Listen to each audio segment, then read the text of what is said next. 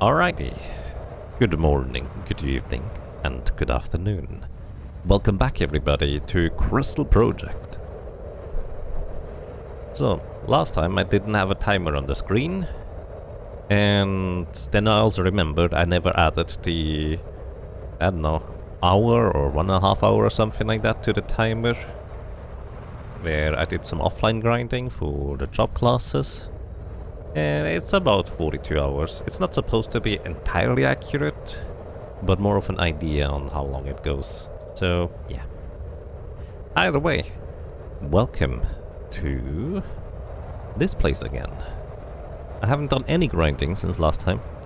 I have been looking into some ideas, and it's been about 9 days since last time I played, so... Let's see, we are at the top of the tree, and we have not managed to figure out how to defeat this thing. Now, CRG Mist actually in Discord had a very interesting suggestion on how we could possibly beat the boss up top here. And basically, I guess it kind of sounded like a hint that, well, we may want to look into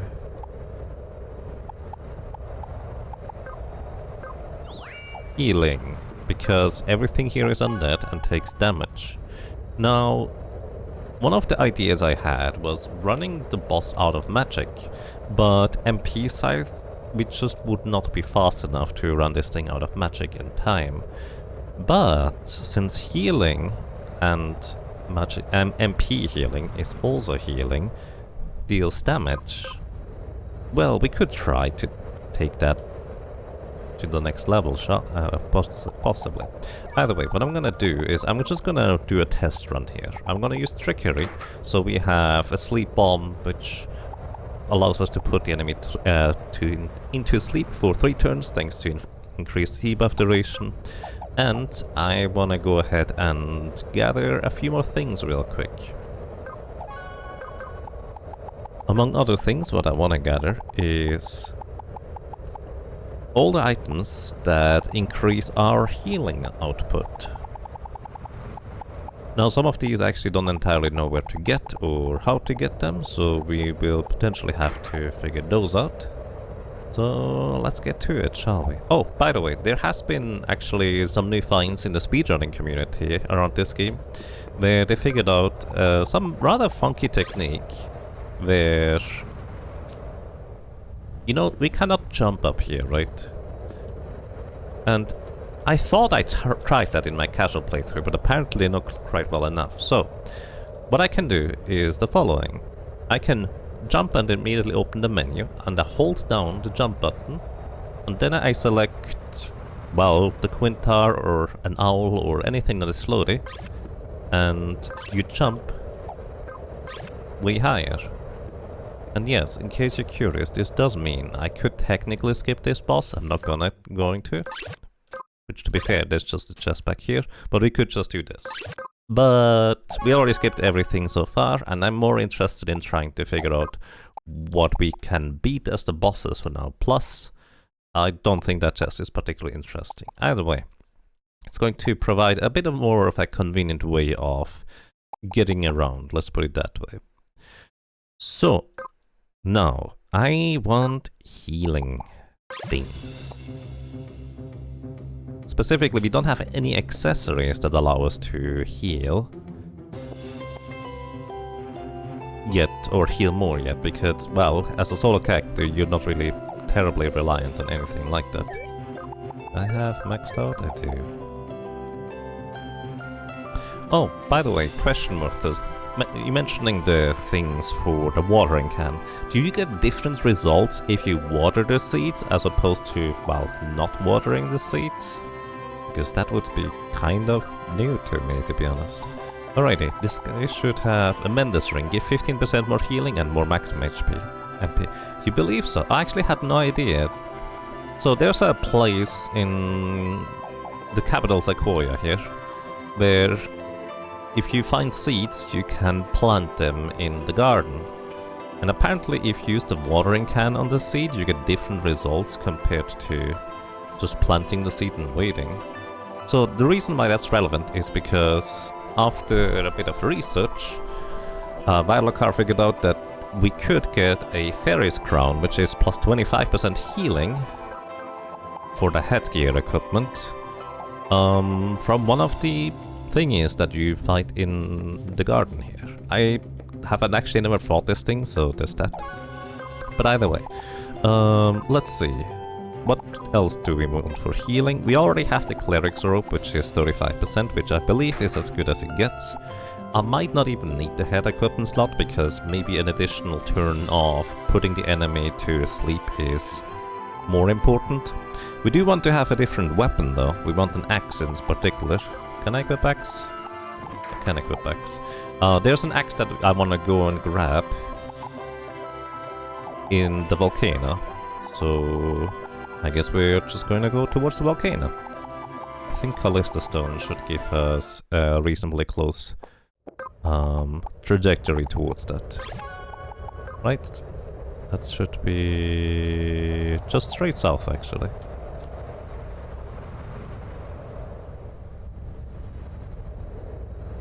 You didn't actually test or do research on it, but you got stronger opponents from seeds when you used the watering can. I see.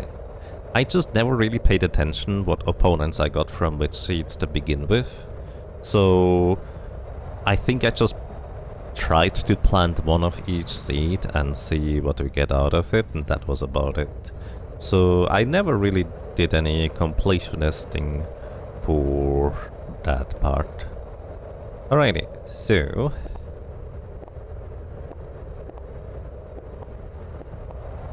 we are on top of the volcano, and what we want to find is we want to get that one entrance on the left side, I think, somewhere in the volcano here. Where... I think it's actually right here. Yes, it is. These enemies here, they will run away from us. But importantly, they give us something, or they have a very particular steel I want to have. I do want to be as fast as possible and have preemptive strike, so I'm gonna equip a first strike mitt. Hello, welcome to you, Lelouch hero. I hope you're doing well. Lelouch? Lelouch? No. Alright, let's try this again without running into a wall this time. There we go, got one. Alrighty. Gonna try and steal. Oh, it's a 10% chance to steal from you, my friend.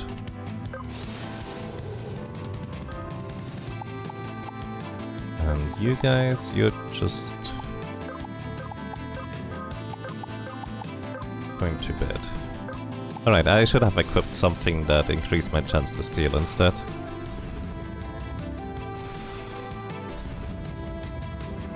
You are! Nice. I'm doing quite fine, thank you. A bit on the sleepy side today, but overall quite fine. Couldn't steal. Nice thing of this enemy is actually that he's going to heal me. Oh, thank you, I got the Axe of Light. And they don't have anything else. I'm just gonna skip my turn and it's gonna run away. Very friendly. Alrighty, we got the Axe of Light, that is 35% more healing. Which means this is actually better than the book that gives like 15% more healing, if I'm not mistaken. I think it's as good as it gets for weapons. Alright. Is he just really messing with your sleep? Oh no. That's no fun. Alright, that's 15%. So we have 35% on the axe for healing, 35% from the rope, 15% from this. This is like 95%, 85% actually right now, more healing. So, I guess just in case I want to get a second axe, I would like to, well, try to get a second axe here actually. We're gonna equip the Mugger's Glove for increased chance to steal. I don't think they can escape from this room.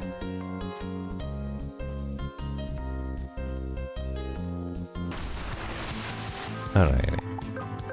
Trying to sleep you first. Then steal. 33% chance to steal. And we got it already. Alright. It's gonna wake you up real quick. Bye. Thank you. Alright, we have to. Just in case I wanna like dual wield as a ninja with 2 axes instead of just one, I wanted to get a second one. The reason why I'm initially not wanting to start as a ninja is because I think I wanna go entrench strategy. Maybe. The biggest problem is going to be survivability, I will think. So, but let's just test on how this is gonna go for us, shall we? Because I don't know. Gonna eat a bunch of random things. We'll see how this is going to go.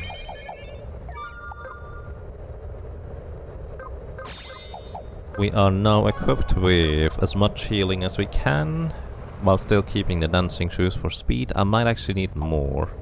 Let's see whether we can scooch over some other passives too. We do kinda need the smoke screen. I'm actually going to ignore the dealing damage part of the deal for now. I'm just going to try and run him out of magic as quick as possible.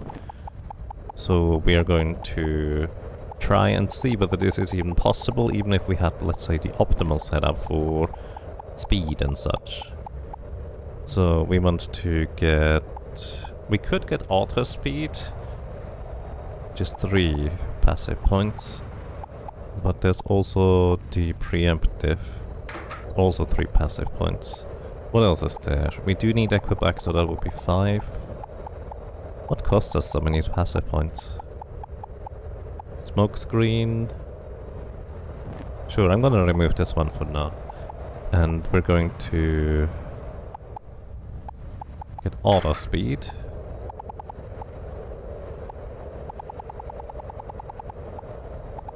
So let's see, we have equip X, which is 2, preemptive, which is 5 total, and auto speed, which is 3 more. Alrighty, so that is 8 points invested just to go as literally fast as possible. That way we don't technically need the dancing shoes. Gonna equip a... well, we may need it, I don't know. Gonna equip a second Mendes ring and... let's see.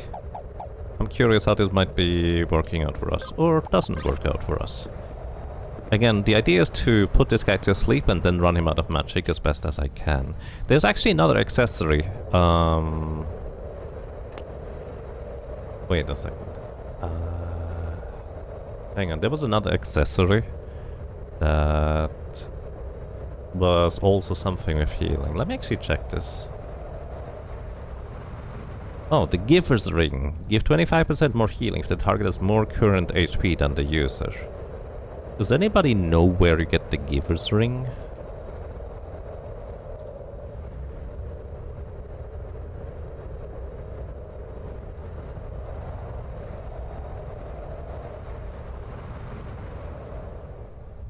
Because I'm not sure where you would get that.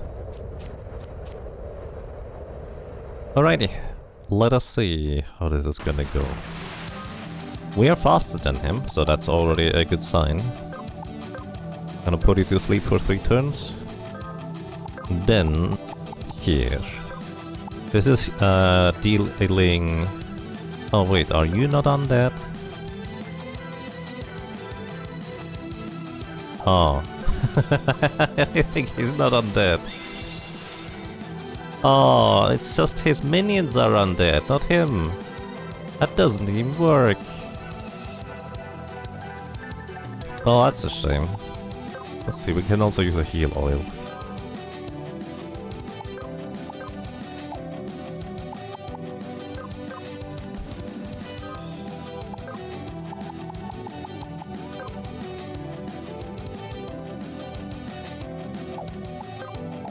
I wanna go just after him, so...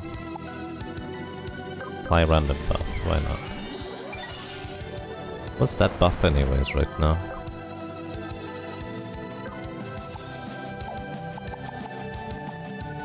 Moth has... Oh, one is recovery up, receive more healing. The other one is healing up, give more healing. Wait, which one do you use if you use the heal oil? Oh, that's receive. I would have to use this on the enemy in order for that to actually apply. I thought it was actually give more healing. I was wrong. That potion is 3240 damage. And we have 1 turn cooldown on this thing. A regular potion is only about half of that. Yeah, undead is what I was going for. But the thing is, as you can see...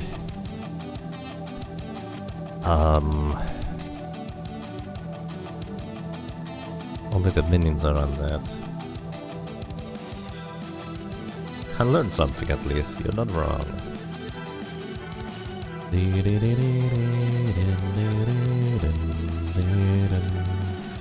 By the way, this is with the 35% boost on top of it. This is actually just barely not half of the HP of this guy. Just barely not half. Funny thing is, I can do something like this and then immediately afterwards do this. Because this also is shortened turns. Wait, what happens if I do this? Can't do that. Shame.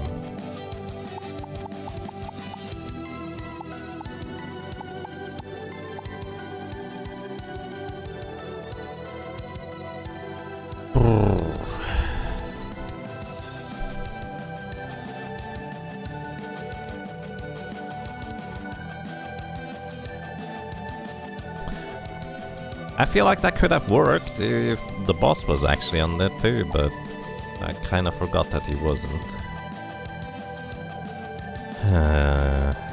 This is not gonna work. Alright. I mean, we could deal damage via healing to it. I was not thinking of healing, which is why I was going... Or well, not the healing damage for Chemist. Which is why I was going for Chemist. We could technically go for another class that does more healing. Cleric is actually not that good for single target healing. Interestingly enough. Pinch heal, give 20% more healing if the target is at critical HP. Wasn't there actually an interesting passive for that? Selfless cure, give 100% more healing if the target has more current HP percent than the user. Wait.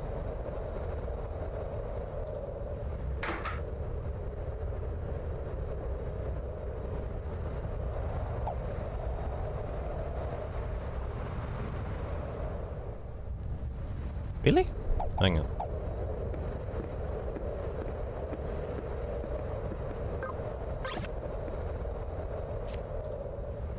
Hello.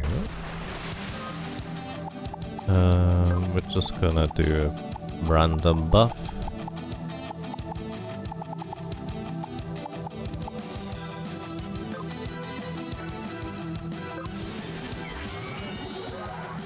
Oh, now you're frenzied. That's lovely, but I should have equipped the... I should have equipped Aegis. Apply a random diva.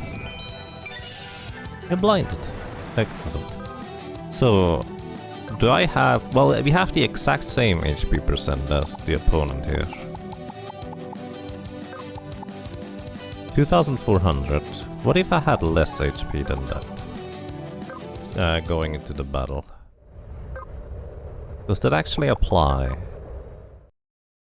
Here.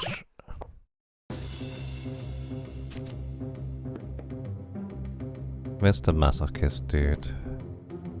Oh yes, he's literally called that. I think he's in here. Hi. Yes, alright.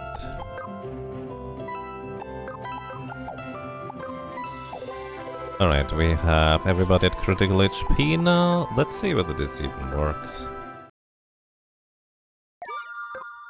Also, I'm going to just go for chivalry, I guess secondary. I mean, I won't have a real way to deal damage to the boss, but I'm just curious whether this even works.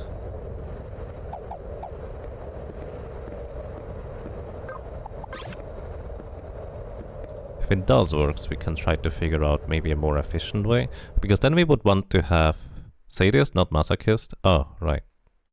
Okay. Alrighty, let's apply a random buff. So we're levitating now. Okay, now...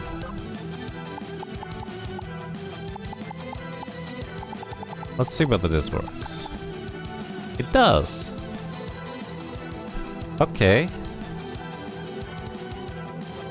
So the interesting thing is, the Z potion normally heals for 1000. Plus 100%, because we're in critical HP.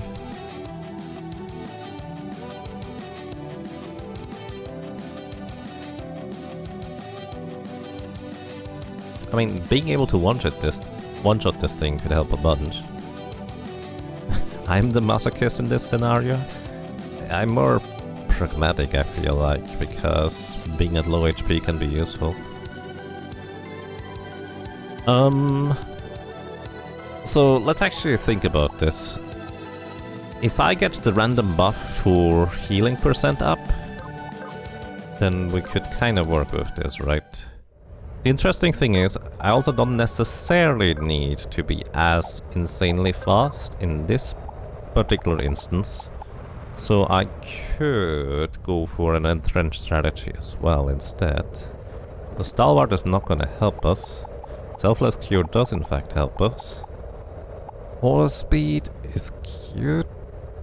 Basically what I'm saying is, how much... So we heal 2400, so we currently have 140% more healing. Now, how do we add up these numbers? Does anybody know? Because we get 15% per ring, that's 30%. If it's additive, and then 35 from the cleric robe and hat. So that's exactly 100% more healing, in theory.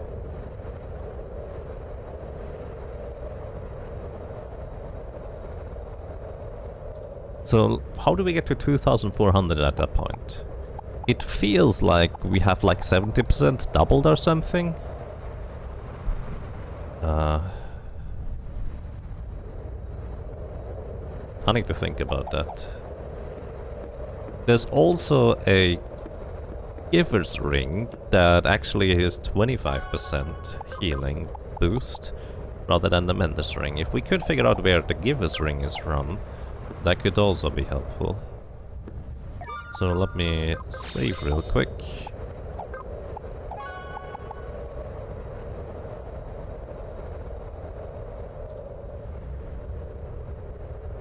Let's see where the Giver's Ring might be. You did get a Giver's Ring. Are his skills even MP based? His revival is MP based, yes.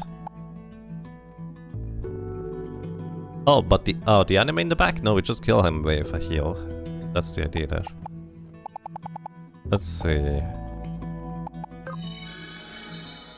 I do believe I did pick up the Giver's Ring at some point. See whether anybody else is equipped first. All stand ring, no. Do we have the Giver's Ring?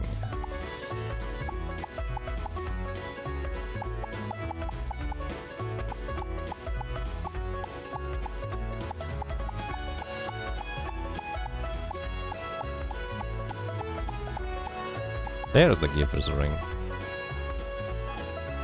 So we did get one in this one. It looks like it is reasonably far down the list. 1.35 times 1.35 times 1.15 times 1.15 equals 2.41. That actually is a good point, Valakar. That is very close to the 240% total that we actually see. And if you assume that it's just rounded down to full percentages, on each like individual multiplication, it's not too hard to see that the routing could lead us there. So we need to deal 6,400 damage. Looks like,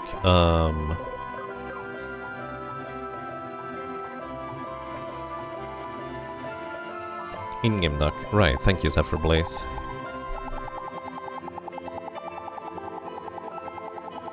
Okay, let's try to find maybe an enemy deck. Actually, here, I have an idea. We're gonna sell the Giver's Ring. And if the Giver's Ring is from a boss or a big enemy, or basically actually anything unique, what I'm trying to say, it should reappear in here. That's probably not gonna even be a particularly good indicator for anything, now I think about it. How much is it worth, though? Giver's Ring. Kind of cheap, actually, even. Alright, we sold it. No, I wanna buy it from Lost and Found again. Can I buy it here? No, I think it's not unique enough, so maybe it is just a random enemy drop. That is, well, just not that important. Let's actually check the accessory shop. Maybe it might be in the accessory shop already here. Is that you?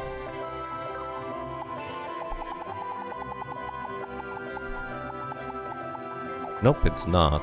Okay. So it's probably a random drop from an enemy. That should be easy enough to get. Let's see. Also, I did get it on this save file, so I don't have to worry about it might be in the question marks. I mean, it could still be in the question marks too, for that matter.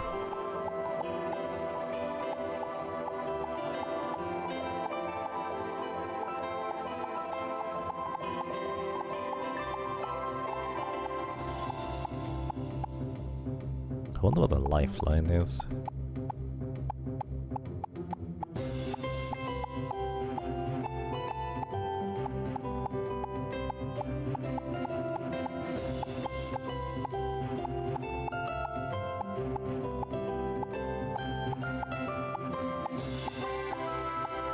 It might just be a random chest. But then it would also be mildly strange if you could just sell it and you wouldn't be able to buy it back. Maybe the guy doesn't have it until you like reload the area, potentially.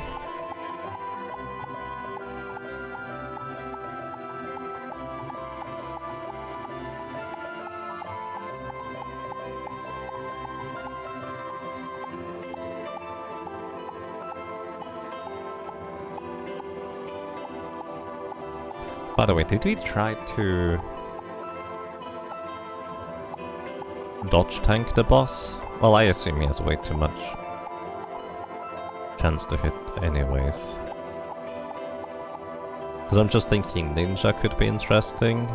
But actually no, we would be using 2 axes, so we wouldn't have enough evasion either way.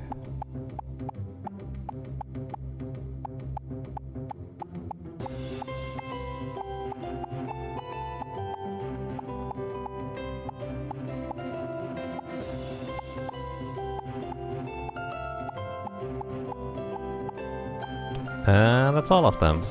I guess it's a random chest somewhere? You don't think you can dodge Rumilier? No, that's always gonna hit. But we do have enough HP to survive it at least once. That is indeed accurate. So, unless I missed it, it's not an enemy that gives the, well, Giver's Ring. But it also seems to be a somewhat early-ish game accessory. So maybe if we just run around a bunch trying to get all the chests, we might find it in the earlier stages of the game.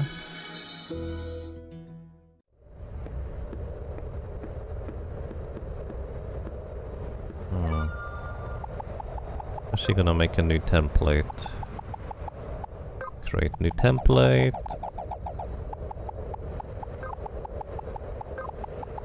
Heal.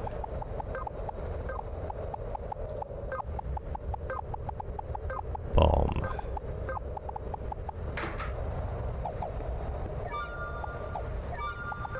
So I'm gonna go ahead and get a runaway. Actually, do we have a template for running away?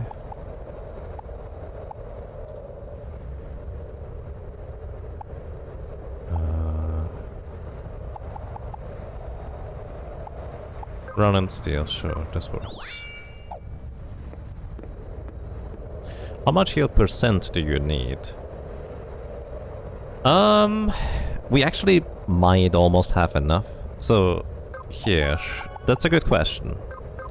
What I think we can possibly do is we can use a quick potion and then a slower potion afterwards. Like, we don't have to one-shot it as long as we go twice before the thing. For example, if you use a tonic, next turn charges in 50% less time. That might be just about quick enough for us to go again before the enemy can move a second time. Or at all, actually, for the first time even. So, basically, we are going to hit him with 1,000 recovery. And we need to multiply the 1,000, let's say 200 times a certain percentage plus 1,000 times a certain percentage needs to result in at least 6,400 damage. So, how would that work? 200 times X plus 1,000 times X needs to result in 6,400.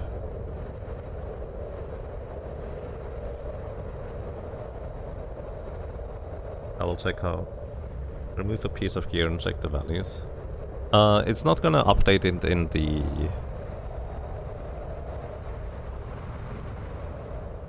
Well, not in the inventory screen. We would have to get into combat to check these things. We need a 5.333 times multiplier total. Oh, we actually only need half of that. Basically, we get it doubled in the end. So actually, we only need to deal 3,300 damage. So... basically we have 1,200x is 3,200. So 3,200 divided by 1,200 should be 2.6. When your old setup was 2.4. Yes. So that would not be quite enough. So we would need a little bit more than this. But assuming that it works the way we expect it to. 1.35 times 1.35 from the armor and the axe. And then times the giver's ring, which would be 1.25. We could actually, if we had... Wait, we can easily get the number actually. Because we can exchange our headgear equipment piece. We don't necessarily need the fairy thing. I think there's other headgear equipment pieces that can work too for that.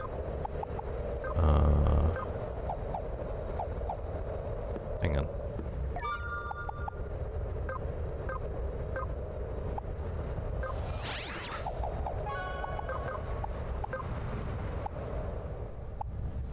Here, the Vita crown would also be 10% more. We could use this one.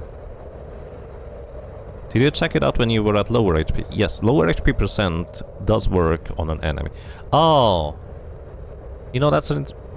Well, no, it's fine. As long as we are at really low HP, we are still going to be at lower HP percent than the opponent, even if we hit him with a regular hit first, right?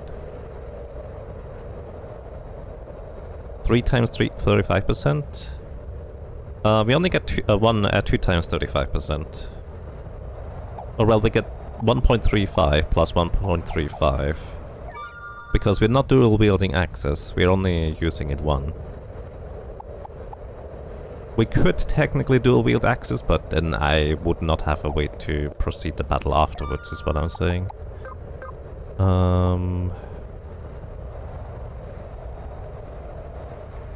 Where was I? Back to Beatsmith. I wanna find the ring. That means I guess we're just gonna look for chests in random places. So we have the axe, which is 35%. We have the cleric's robe, which is another 35%. We have hopefully the giver's ring, which should be 25%.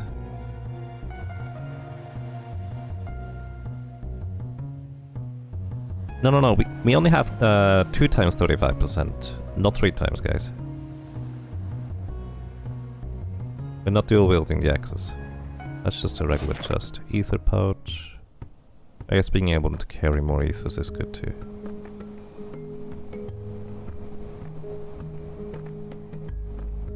Swapping into... We're not swapping a 35 to a 25%. We don't have another 35%. Is there a shield that heals? I don't think there is.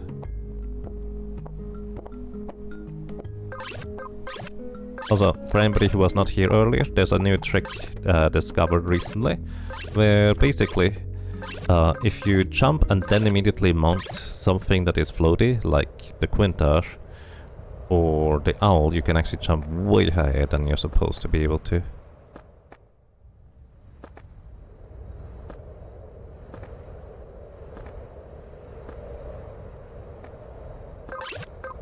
So using a 25% accessory instead of a 35% weapon. Oh, instead of a... Wait, what are you trying to do? I'm sorry, I feel like I'm... maybe kinda missing the point. Probably should be able to read. So I think... what was the number? I wrote it down. What we're looking for is a... Wait, no, I didn't. History.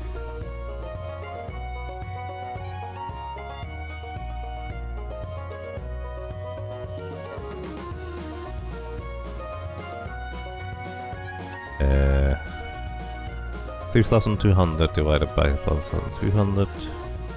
What? What? Here we go. We need basically 270% healing. Assuming all the individual sources are multiplicative. So we have a 35% weapon, we have a 35% armor. Those are a given, those are as good as it gets.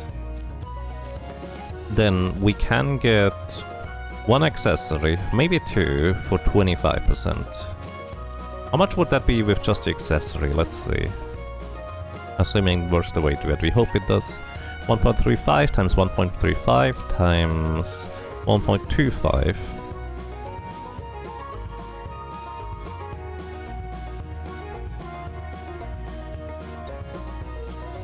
It's not quite enough. I was hoping that we could exchange one of the accessories for something else.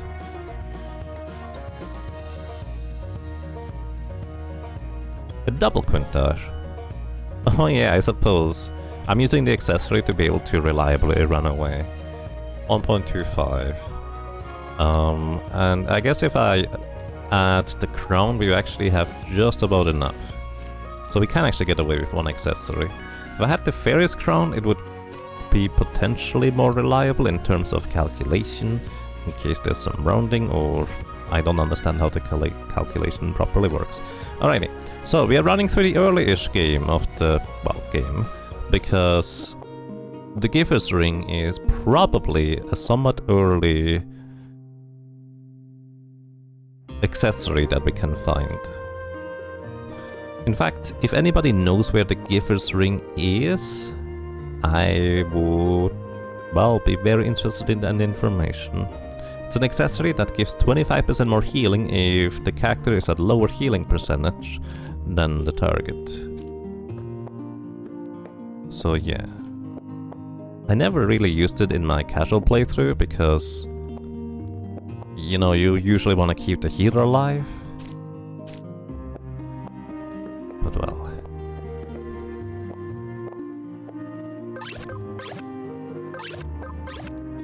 I can't quite jump that high.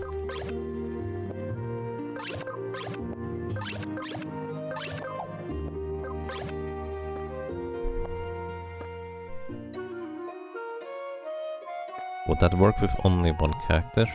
I'm not sure I understand the question. I mean, worst case scenario, we could just try to get the buff.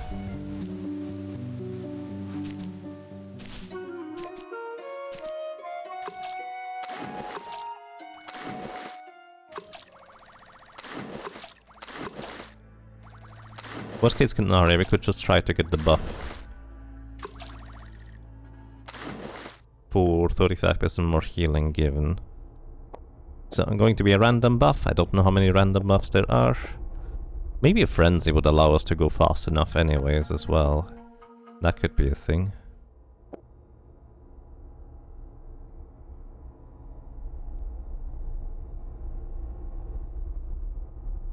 If it has 25... Oh, I'm not healing myself. I'm looking to heal the enemy, who is guaranteed at a higher percent HP, because I'm gonna set it up that way.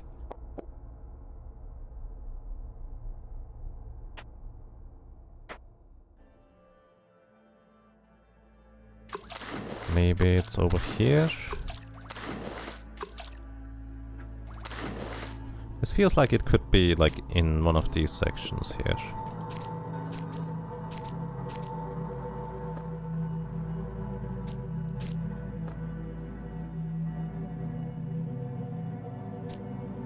If anybody sees a chest on the map that I haven't picked up yet, I would be very interested in that, because I assume that's kind of what we're looking for. Probably a red chest that I haven't picked up yet, somewhere along the way. Maybe it could be underground, but I think the chest should even be indicated even if it is underground and we are above ground. Although I'm not entirely sure about that. We could just keep flying from Callisto and scan the world that way. That's probably the most straightforward way. What am I looking for? I'm looking for the accessory, the Giver's Ring. It's probably a somewhat early-ish game accessory. But I have no... I got it on my casual playthrough, but I have no idea where it was. You wonder if it's in a store? Maybe. Could be. Are all items from stores moved to the capital? I thought they would be, but maybe not. Maybe only specific ones? Okay, we're just gonna keep flying from Callisto. Scan the area. Gonna go upright. Further north.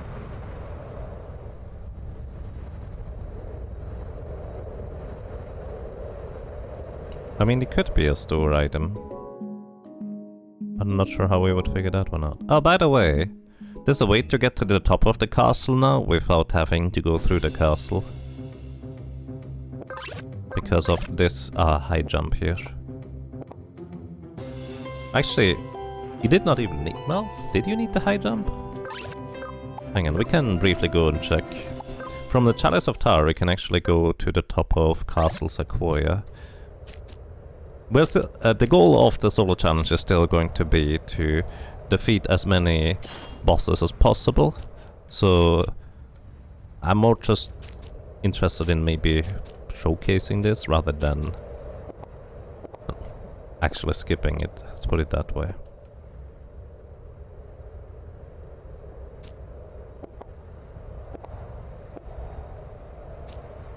I guess a bunch of silver is a bit much for the early game, if it was just that.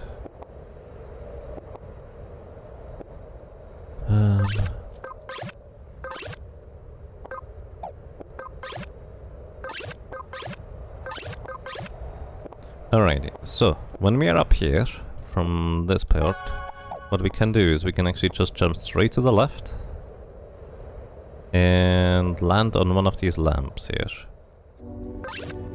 Normally you cannot jump this many tiles, but basically what I'm doing is I'm jumping and immediately opening up the menu. And as soon as I open up the menu, I keep holding the jump button, and then I select either the owl or a floaty quintar, and it jumps me way higher. And this allows me to effectively just jump all the way up the castle, and we can skip it if we really want to. I'm more interested in trying to find the chests. Ooh, the chests are not displayed if they are underground, so I have to go back through the dungeons too. I missed it somewhere. I was kind of hoping that all the way top down the chests would get displayed, but they did not.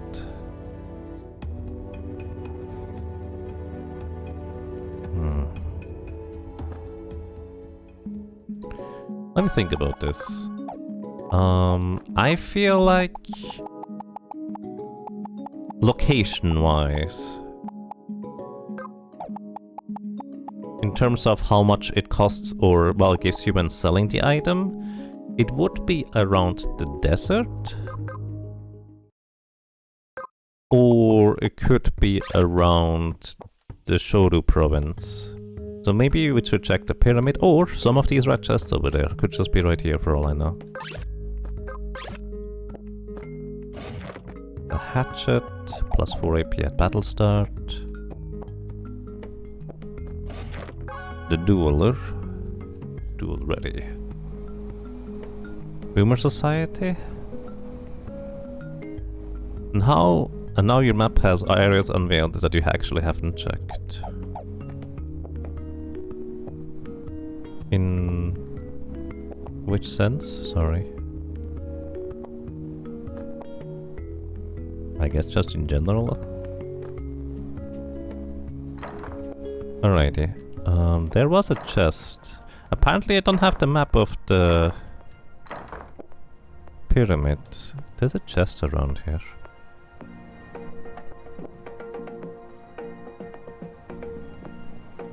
Did I go? I don't remember. Let's try to find the map of the pyramid.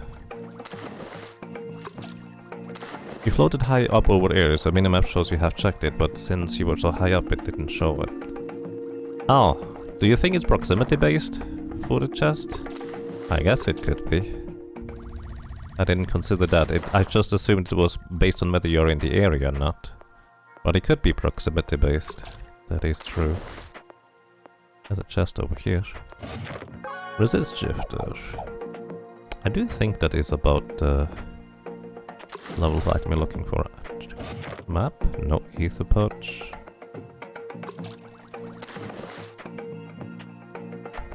Map? That's 5 gold or silver. Again, that is about money we're looking for. What's over here?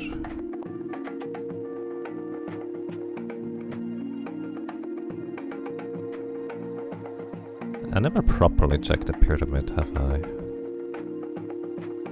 Actually, I think I might not even have been in here to begin with, have I? Did I ever press the switches? Because I didn't go the straightforward way. Oh, ancient reservoir. I didn't go through the straightforward way through the ancient reservoir here. Ain't blaster. I'm gonna run away.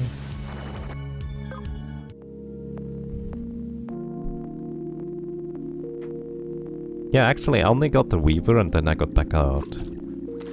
So it's entirely possible it could just be in here.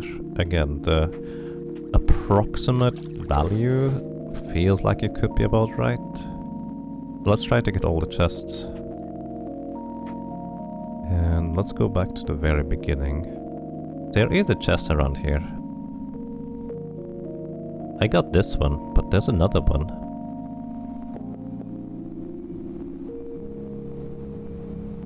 Where would that chest be? That is all the way down. Here. Chest is actually almost precisely in the center. Maybe there's a lower floor or lower level that I need to go to.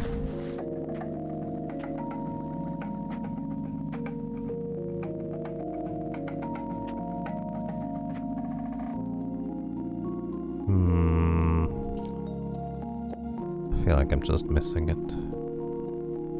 There's no entrance to this side that I can see anyways.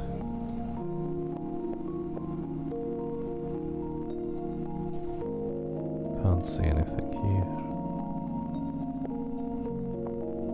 Maybe it's above? Oh.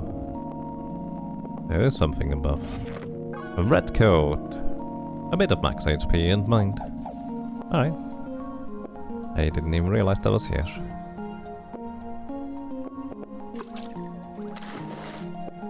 Okie dokie. There's a few more things in here somewhere. There's another chest here. The brown ones are still useful because they could just be pouches for carrying more potions, like this one. Oh, hi. Goodbye.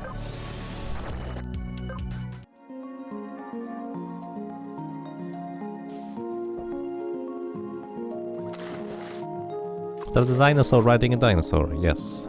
The accessory turns the character model into a Quintar, and that accessory allows me to guaranteed run away from encounters. Both switches must be pressed. Alright, let's do that. And also see whether we might be able to defeat the boss in here. I think this was the gate where I couldn't go through. Is there like a waterway through here? Doesn't look like it.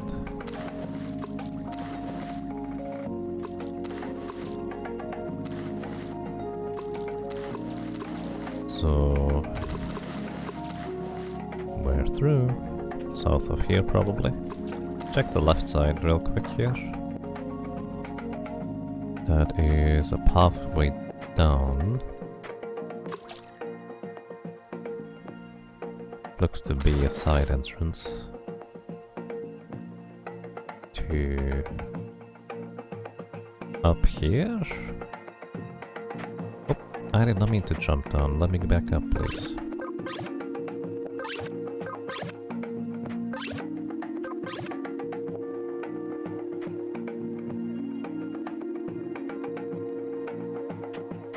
Okay.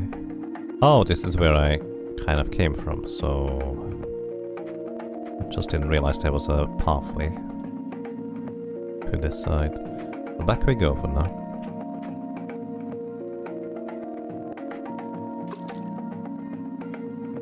This is, I think, where the switch is going to be located. It is. Something has opened in the main chamber.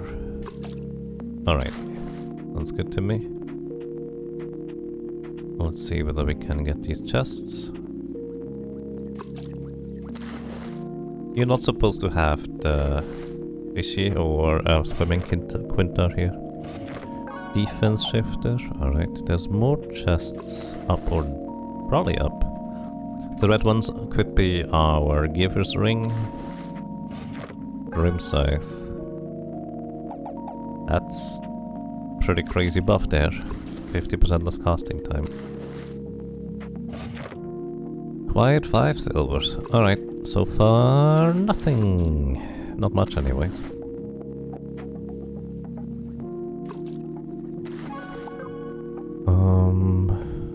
Yeah. So this would be... oh, right, this is to the Ibex place down here. There's a chest apparently that I didn't get yet.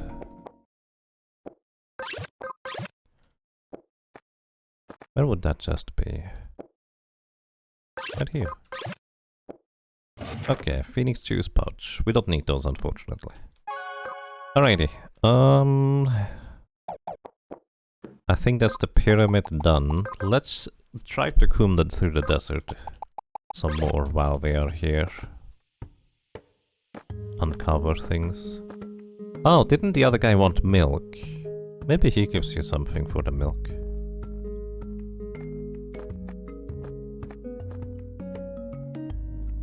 Yeah, it's very much just cubes, but not Minecraft. Hi.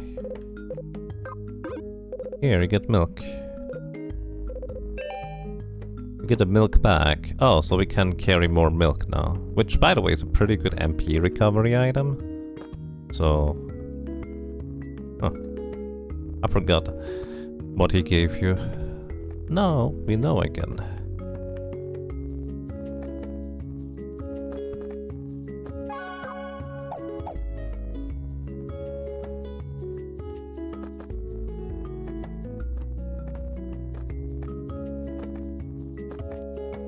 There's another chest over there. It does not appear to be necessarily a... It's not a red chest, so it's not really going to be the accessory we're looking for. But it could be a pouch. All the way down here. It's just a regular ether. Something we could have gotten quite a while ago.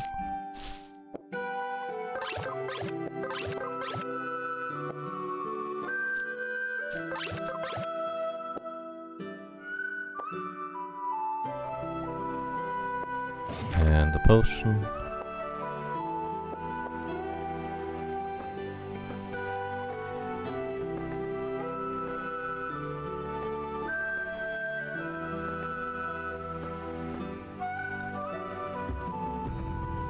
There's another chest here.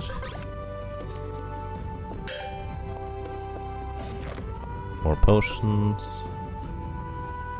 I guess this would be approximately the part where potions are still reasonably valuable, but not excessively so. Hi, what do you sell? Gold, forge. You wanted a Shodu stew. You're the ferry pass guys. Weapons.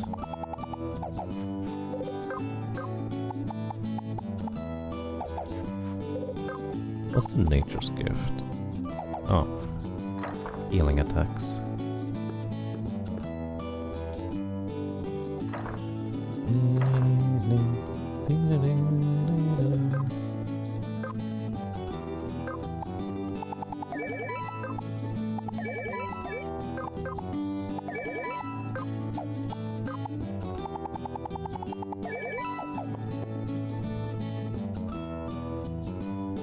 Look at prices, 50 silver, a bit high for 5 gear. Well, we do sell it for half, but that's a fair point. So, probably look a little bit earlier than that then? Maybe it could be in the Salmon River. Salmon River would be the next thing I'm thinking of.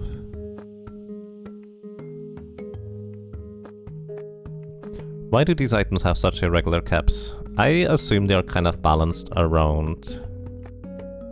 Oh, the irregular caps. Because you get pouches which allow you to carry more of these items. Basically, often little rewards from these chests are these pouches which allow you to carry more of a specific item. So, I don't know how many there are total, but because you can't use these items out inside of battle unless you're specifically using an alchemist, which is why they are actually useful for me. You will probably usually in casual play be encouraged to just use these items outside of battle for healing, and the more you have, the longer you can just keep going without having to go and restock.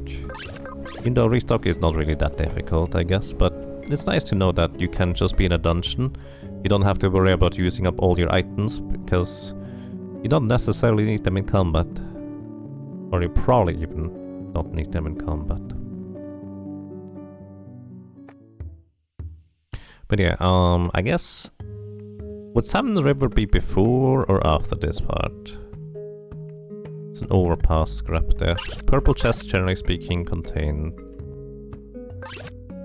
specific key items. And these ones up here are just overpass scraps, which you can combine a bunch of them with a bunch of money in order to get a map of the overpass. The overpass is literally the entire area that is just not part of any particular region, but high up. Like this area here. This is the Salmon Pass.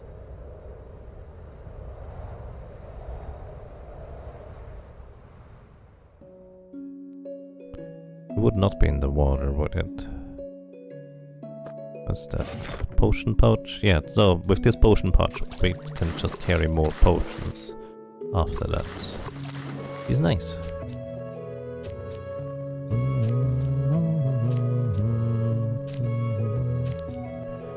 Alright, this is Salmon Day. It actually reminds me, I will probably turn one of my knockout wizards into a summoner to fight the summon bosses and enemies.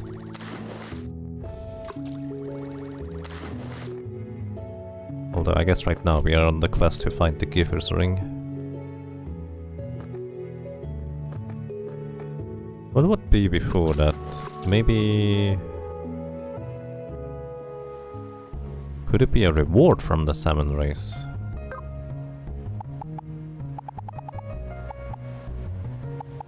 Possibly, maybe. Oh, the jail and the sewers. That's a good point. Those could be interesting places to. Hi. Let's race. Use the salmoncello. Wait, we already got the race rewards actually, because that's how you get the salmoncello to begin with. Oh, I hope I didn't sell it already on this. Oh, shoot. Because you can't buy it back, maybe this one sold it already, this save file. Oh, that's entirely possible that we already sold it, because the Giver's Ring in particular you cannot buy back, it seems like.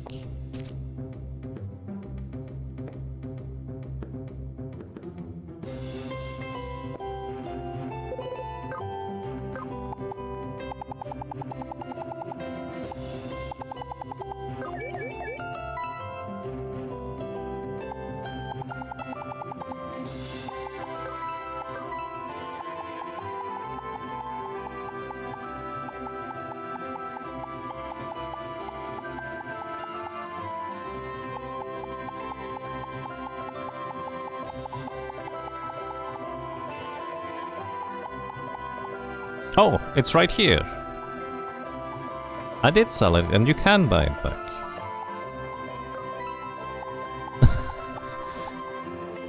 Alright, so, if you sell something to this guy, I think you have to reload the area in order for it to show up here again. Because I did actually sell the Giver's Ring on my other save file to check whether it would appear here, and it didn't appear there. Either way, hey. I feel like that's good news overall. Alrighty, now... we can try. That's really silly though. Before I go, let's get the critical HP. I actually don't even necessarily want critical HP as much as I just want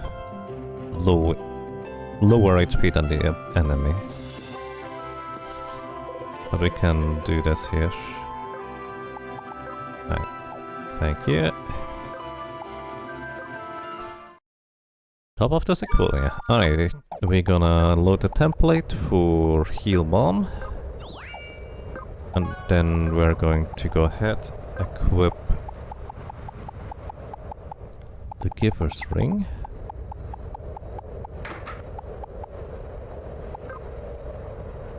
And we don't necessarily need the pointy hat.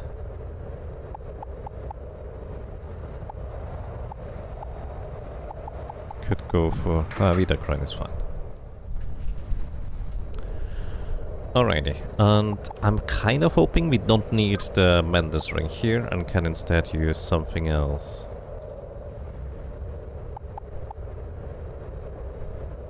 Because otherwise our damage output is going to suffer dramatically.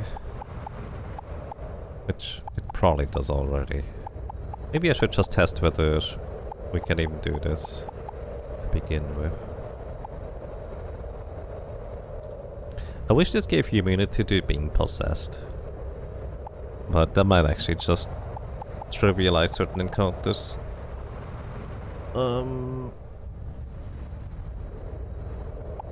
Let's see.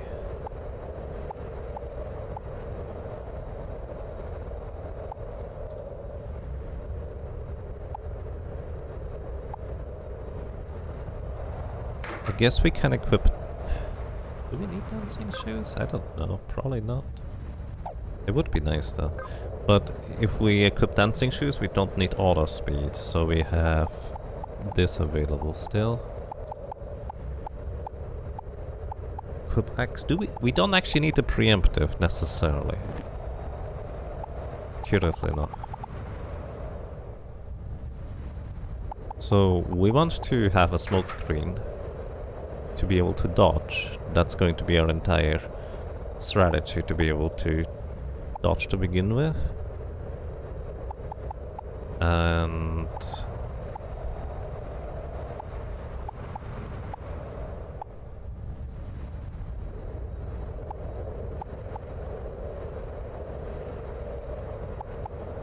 there a shield we would want to equip? I guess technically this could be useful. It's like a secondary shield.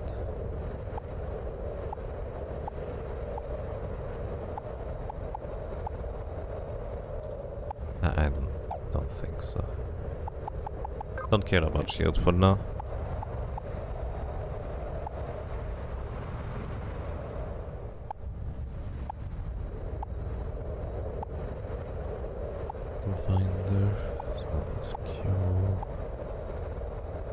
I mean, we don't really have a way to deal damage right now, all things considered, so Blood Spiller and Venom Coat might just be our ways to deal damage.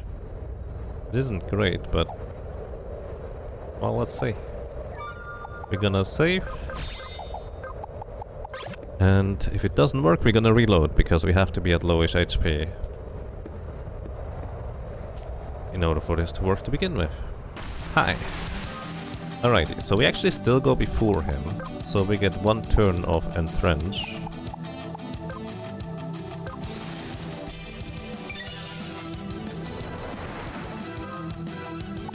You knock yourself out. Oh, the guy in the back actually does not...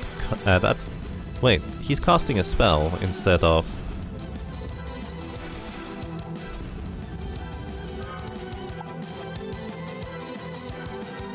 You can cast spells. We could equip shield with this. But Hydrospike will kill us here. Well, if it hits, actually. So this would be almost a one-shot. With a tonic... Oh, it's 6,500, not 400. We go twice before he goes once.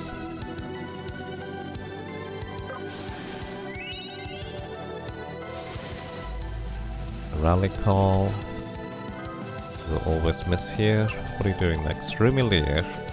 We're gonna get killed by this because we don't have enough HP. But we can kill this guy for once. But we need 500 HP at this point.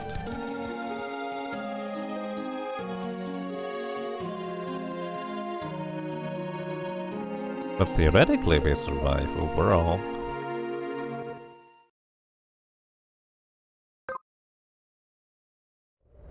So I don't think we need the 15% in this case, actually, curiously enough.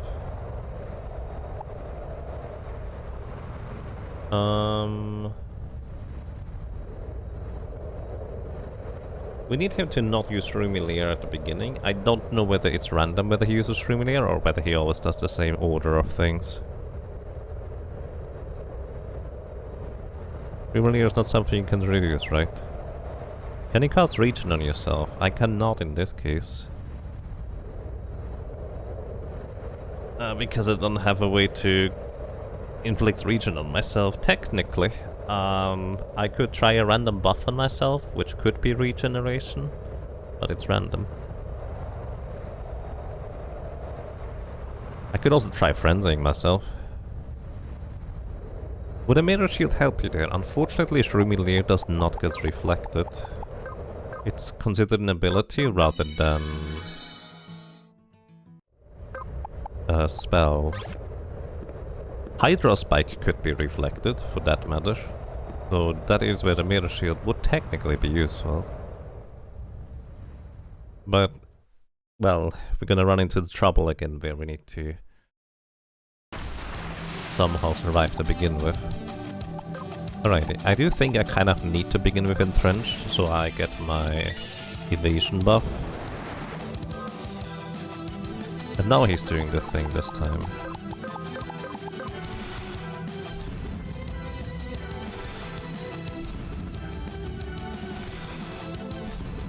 Let's see whether he does the Streamilier next turn again. So potion and then... Oh no, he's too fast. Tonic does not even work. So I actually have to get a Hydro Spike from him.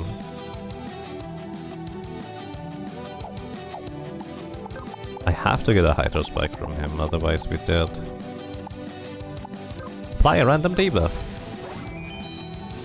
Oh, it stays. But yeah, takeover means we just lose, because this is the problem. Takeover means that we literally can't do anything anymore until that particular enemy dies. Which is a fine mechanic to handle in a gameplay where you have a full team, but we do not have a full team.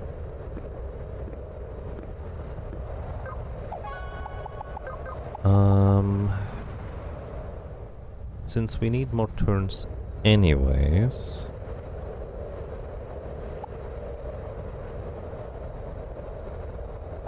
Let's see whether we can do this without a Giver's Ring and instead get a First Strike Mid. I don't know whether the numbers line up, because we did calculate with... What just happened? Did he just go backwards? Can somebody clip that briefly? Would using the undead thing give you enough damage to one-shot? I don't know, actually. But even if we do use the undead thingy, we can't heal ourselves anymore.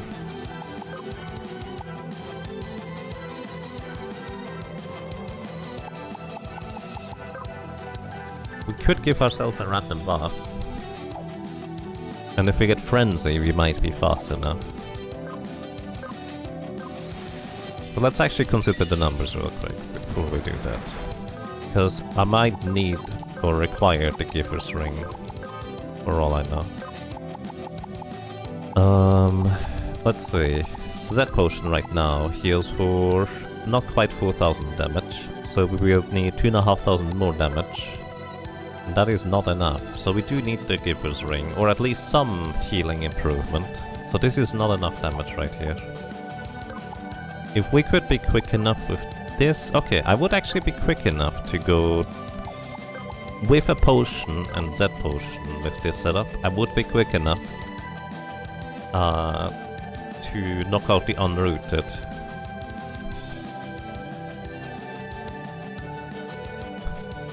Yes, the boss ran and fell back off their plinth. Weird. Thank you, Valakar. So, we do need more healing boost. That's the short version right there. Alternatively, what we could do is we could try to get like a stun or sleep debuff on him. That is a random possibility, so to speak.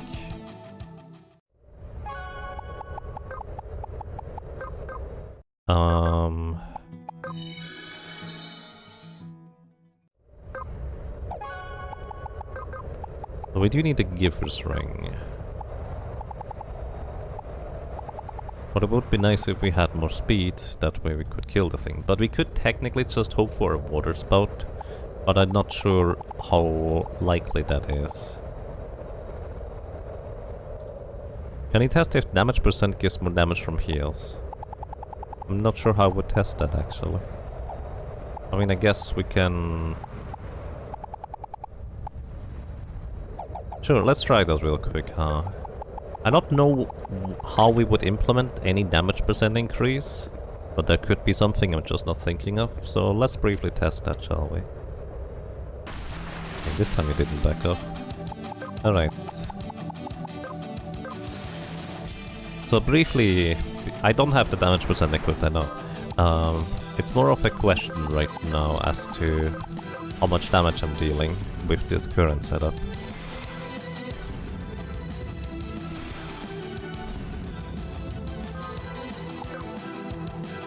Alrighty, potion is 2487 and this one is 4975. Almost enough. So basically just under 5000 damage without damage percentage.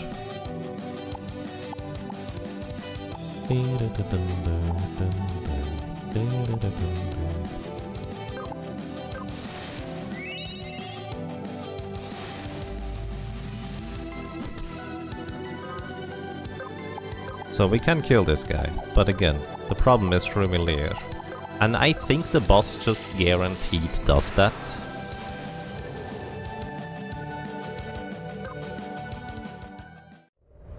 I think the boss just guarantees does that.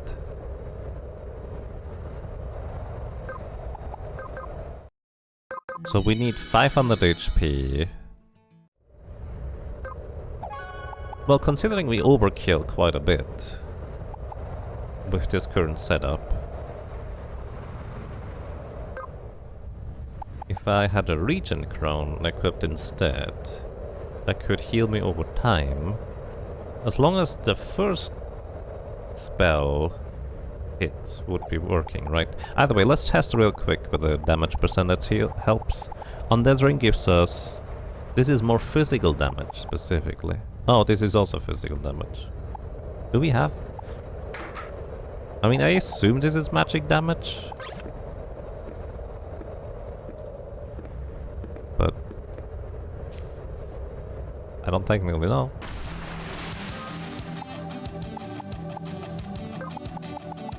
Trench.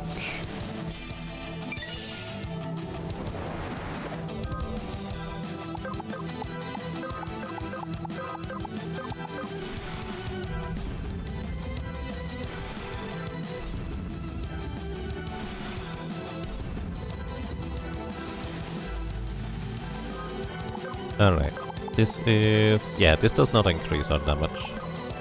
Okay, but getting Hydro Spike is not too uncommon, so we don't necessarily need more speed.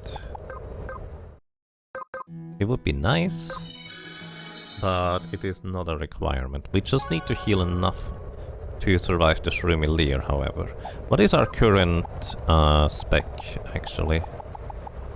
Is it all this way speed?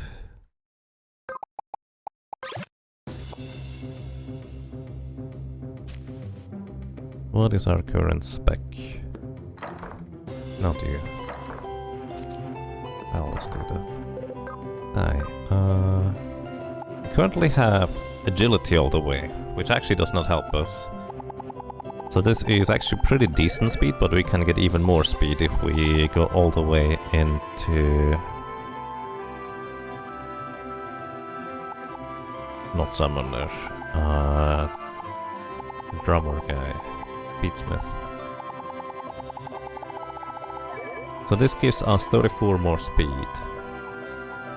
And more maximum HP. Actually, it's not necessarily a bad thing.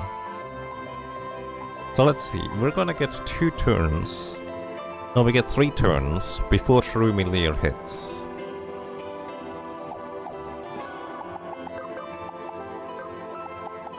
If we go with a regeneration crown, this could in theory work.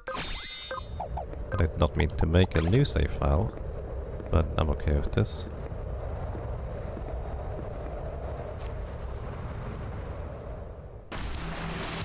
Alrighty, so entrench.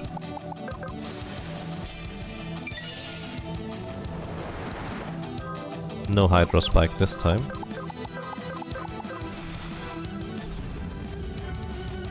Let's see how our speed works out this time around.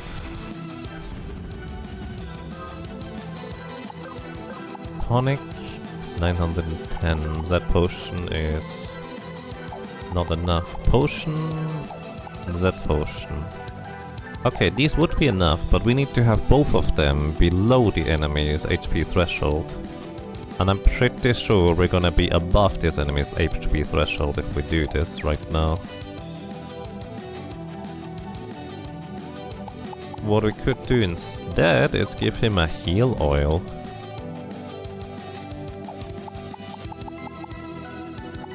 This would actually give us enough speed to go before him. Either way, I think I need less HP probably. So if we do a potion, and then we still want to be below his HP percentage afterwards, how much percentage is that for him? 6,500 or 2,275 of 6,500 is 35% total.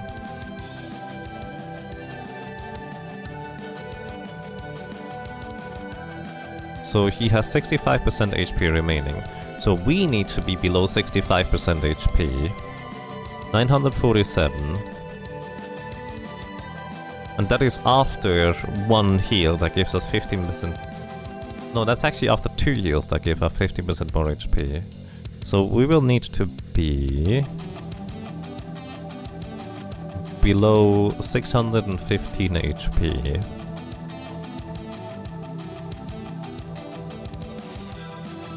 On that turn in particular.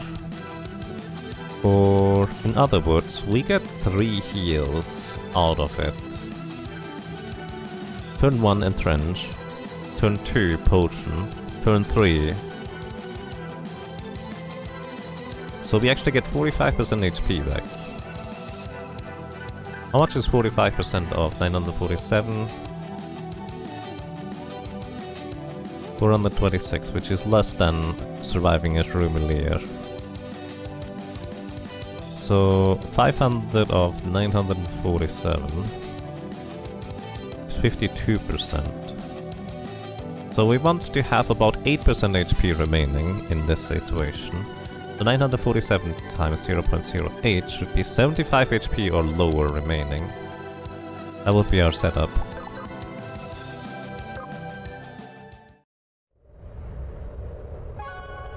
Am I using the Vita Crown? No, I'm using the Regen Crown to get the heal over time to begin with. This one lasts the entire battle. And the hope is that the Shroomy will just automatically get healed out, and I don't have to worry about this anymore. Alright, so we need to get to... what did I just say? 72 HP? 70... we need to get to 75 HP or less. How do we do that?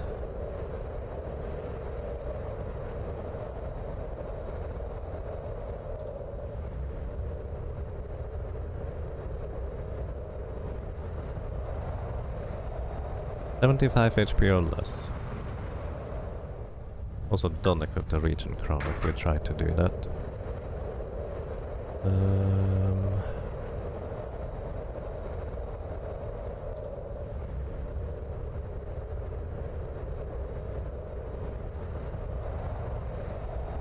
Go to some early area and hit yourself? Yeah, I guess. That's the easiest way around it. Variants.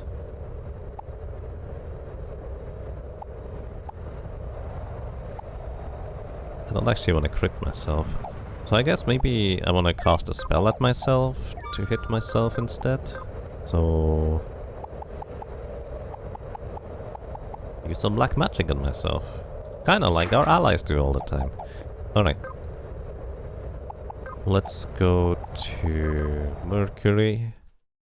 And encounter some random old little enemy that basically can't hit us anyways.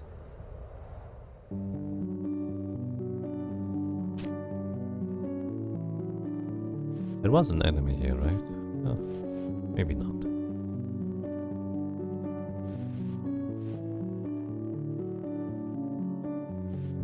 Alright, let's see. I'm just gonna bonk you real quick. You guys go to bed.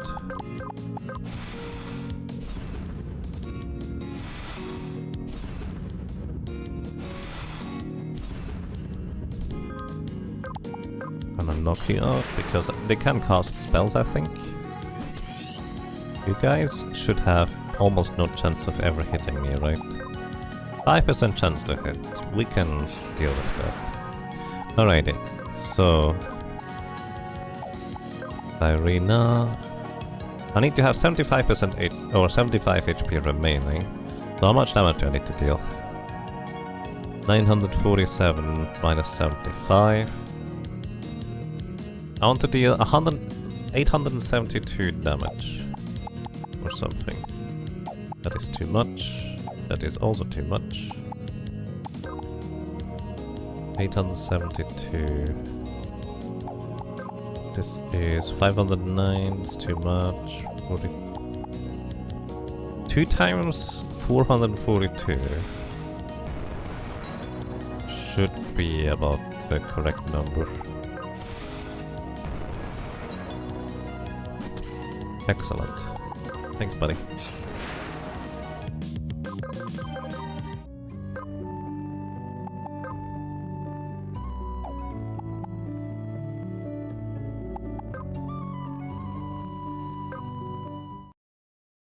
Alrighty, so now we have an even more specific setup. Oh wait, I actually do need to equip the Regent Crown again. And I also need to go and get Chivalry back. Alrighty, we have a very specific setup now. And if we get Water Spout, we should survive to do it once, and we should also survive more afterwards. The biggest question, of course, is going to be whether this is sufficient. Entrench. Nice, we get the Water Spout. Then we potion you.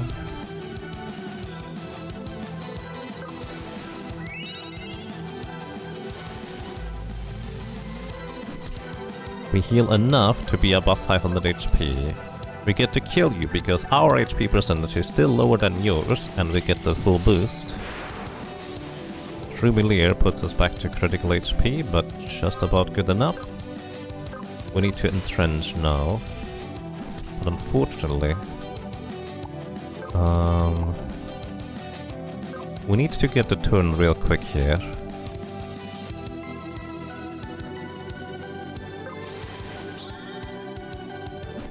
Because we need to keep up with them doing physical attacks here.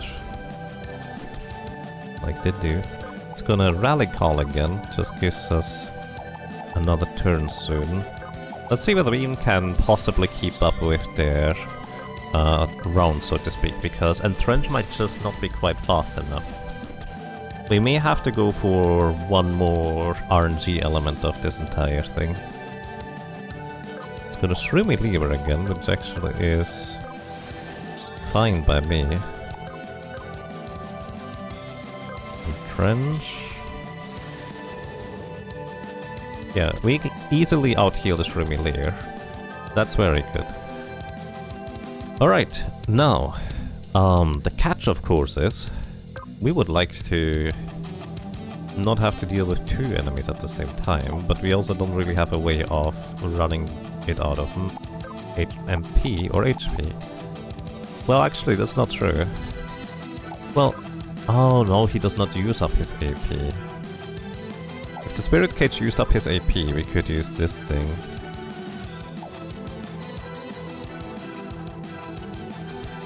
Does this boss resummon the Possessor if the root is alive? No, he does not. That's kind of the battle plan in a sense. Keeping the Shaken Root alive, so he does not resummon. That's kind of the battle plan. Right now we are barely fast enough to keep up with Entrench every other turn to just barely stay alive.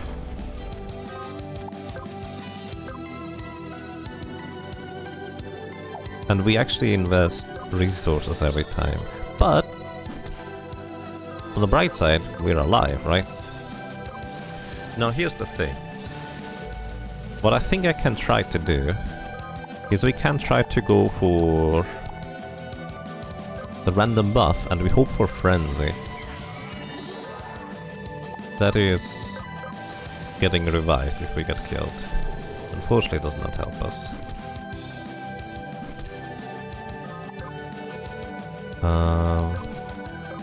Frenzy?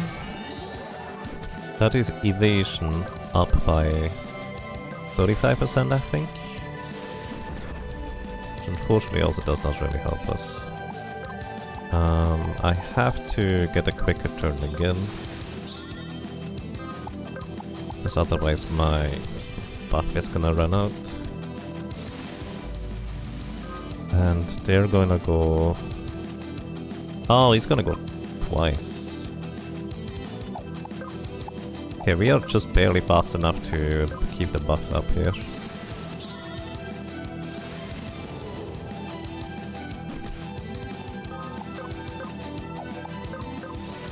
We need the Frenzy. I think we can't really do this without the Frenzy buff. Literally just using Tincture on myself.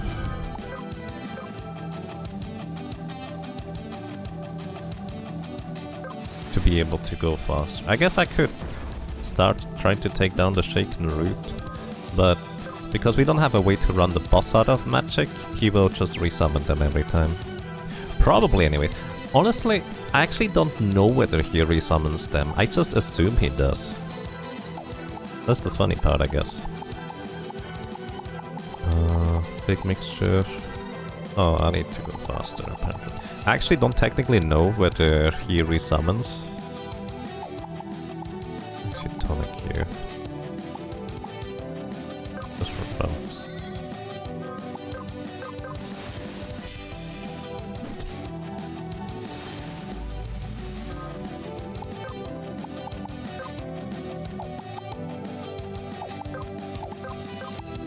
Because I've actually never killed both of them, I just assumed he would resummon.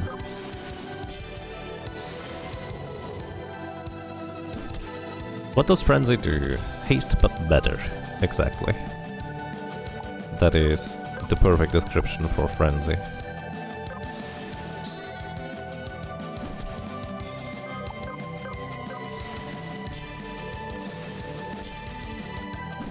In your regular playthrough you killed them both multiple times. I don't think I did. Did I? I'm reasonably certain I did not.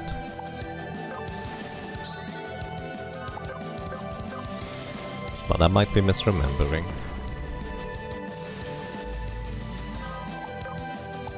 Trying to catch up with the turns now.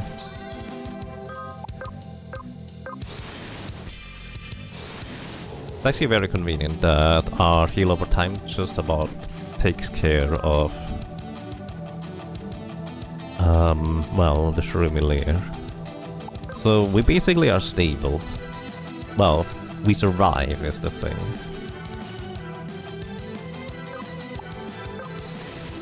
In fact, we gained 1 entrench, but we're not gonna be fast enough here to ever get any attacks in reliably. So I do feel like I want to...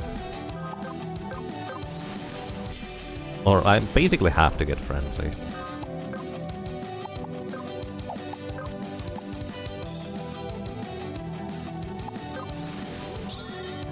Does Rally Call cost the boss MP? Unfortunately no, I'm pretty sure it does not.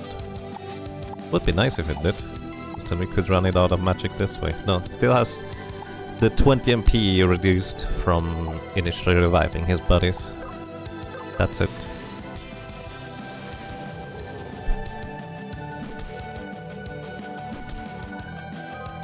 Now, if we had some passive damage, that would be great too.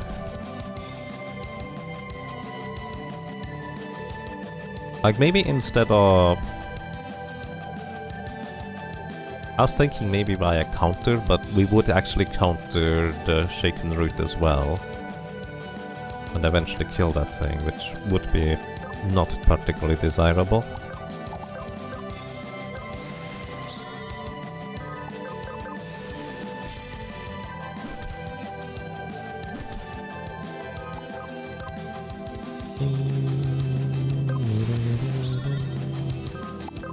We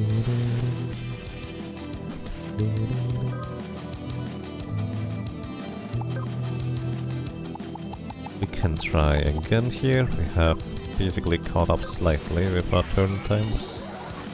This is... what's that buff? Oh, wait, it's not called Frenzy.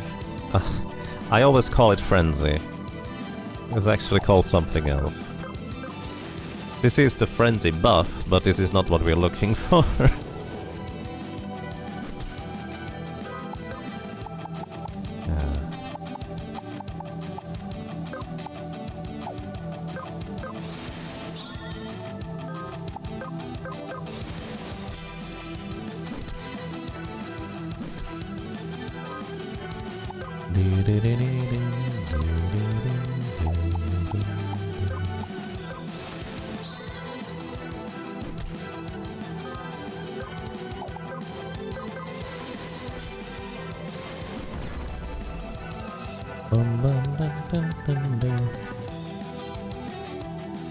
It could also have been potentially via random debuffs. Getting asleep or paralyzed might let you entrench more. Can't recall if there's a debuff that hurts MP. There he is. But it's not that potent, I don't think. Wait, did the Shaken Root actually just skip its turn earlier? Because it's below half HP now?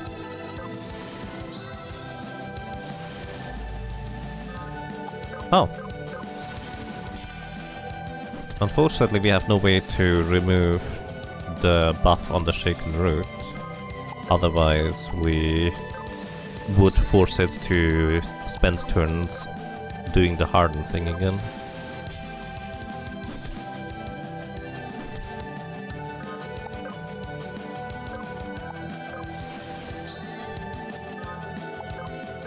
But yeah, there's like a Weeping buff or something. That is like MP leak-ish. Or debuff. Alrighty. We have time to try another random buff. That is more healing. I don't know whether it's more healing given or taken.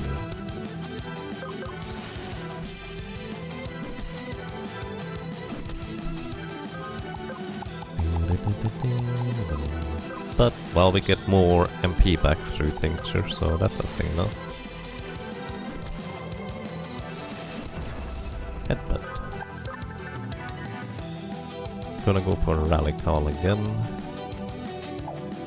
We could go for another random buff here. How many tries do we have? We have 32 more tries for a random buff to work. And we got... presumably something we already had. Because I know I can have more buffs than that. I don't think there's a cap to how many buffs we can possibly have, but... I think there's no limit as to whether it possibly can give me the same buff a second time, if we already have it.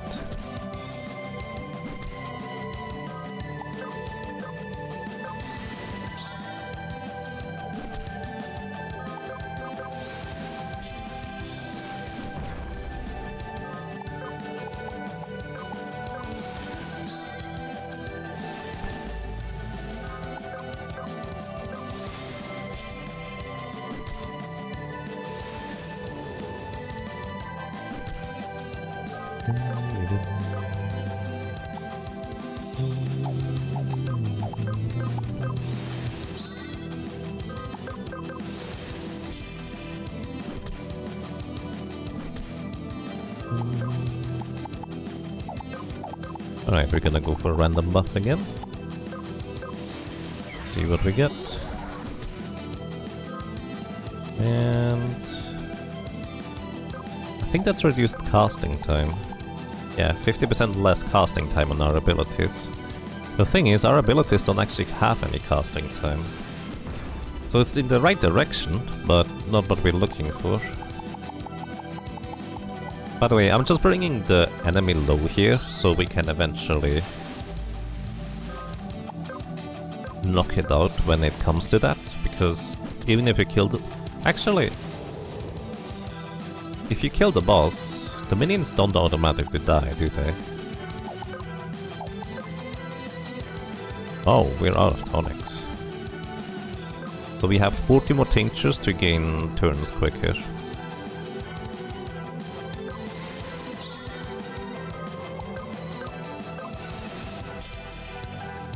So we might run out of resources here. Big mixture. And we got... what's that? Expertise. Ability cooldowns -1.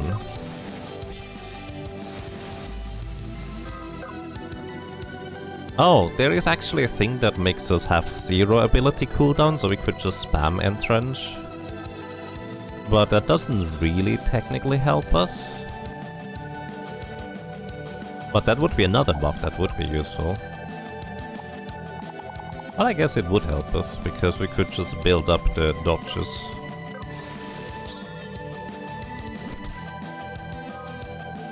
What? Oh. Wait, how did you not even kill me with that attack? I'm actually... So okay, we actually ran out of the dodge buff apparently. I must have missed it. I'm actually mostly surprised that he didn't kill me with an actual hit. Alrighty. Oh yeah, we had re-raise. Okay, but the strategy can work. That's actually promising. Now we really need to think about how to deal damage.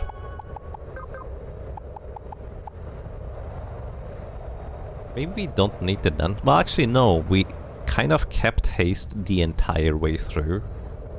So haste is really important. Maybe we can switch up passives a little. We have to have equip X for equipping, well, the X. Venom coat. Which, if we do attack, that's probably as good as a damage buff as we can get.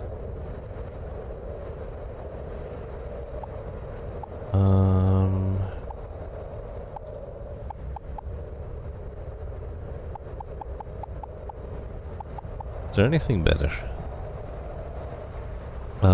I don't think there's a buff cap, but you can just get the same buff again if you already had it. Can you swap the cleric armor? No, cleric armor I think we need for the 35%. Because even if we were quick enough to use the thing twice in a row... Not you. Even if we were quick enough to use the Z potion twice in a row, it has at least 1 turn of cooldown.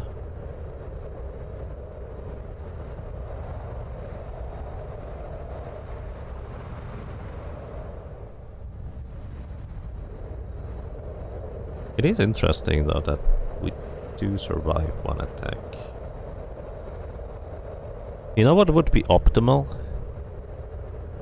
If we had less maximum HP, Shroomilir put us into critical HP, and which would trigger like a critical HP thing. Actually, there's only really like 2 things that you can trigger in critical HP. One is Safeguard and one is Blind, which it's not gonna do that much. Because even if an enemy is blinded, it still takes away one of the smokescreen stacks. I'm pretty sure. If you're going for entrench plus dodging, wouldn't your speed be the absolutely most important thing? You simply want to outpace the enemies with entrenches. Right, that's why we want the crazy buff to go really fast.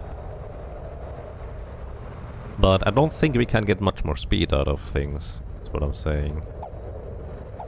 And we need to kill that enemy in 2 turns. Plus, I think somebody mentioned there is some diminishing returns once you get to really high speed levels, and we have spec'd into the highest possible speed character, so to speak.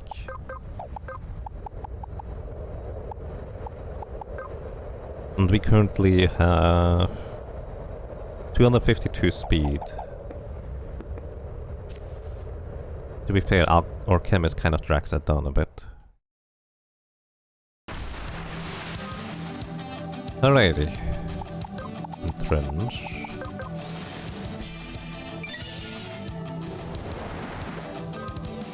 And we did. Yeah, we need the other guy to do not that. Apply random debuff! Defense done.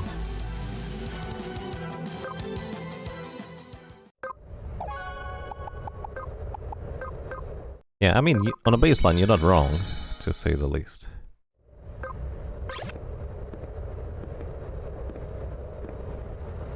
Wonder whether we can actually just jump in here from here.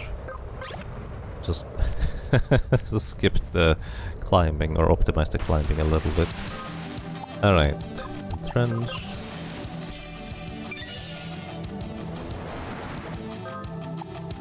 Alright, that's a good start here.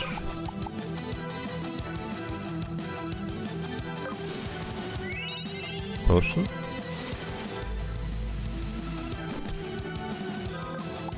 That potion.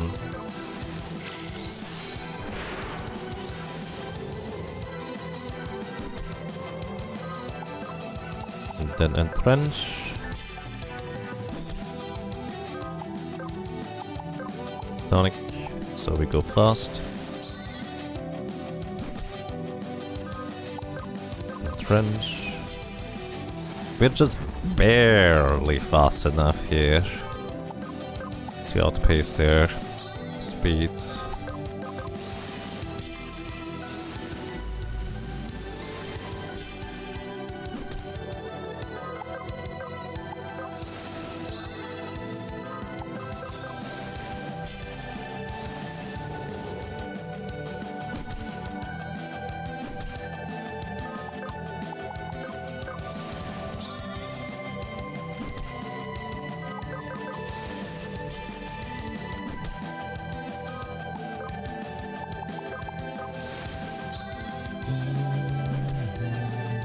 Oh, the other guy already did the Harden thing.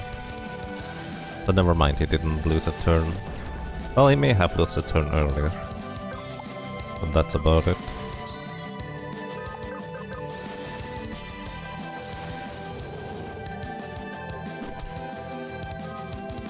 So we can try one random buff.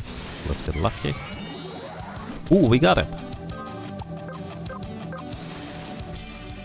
What is it called? Let's actually check real quick here. Crazed is what we're looking for.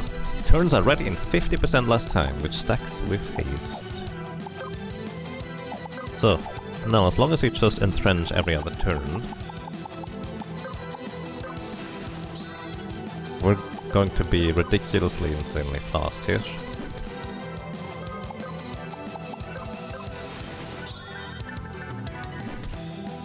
I think I might want to go for the no cooldown buff on top of it.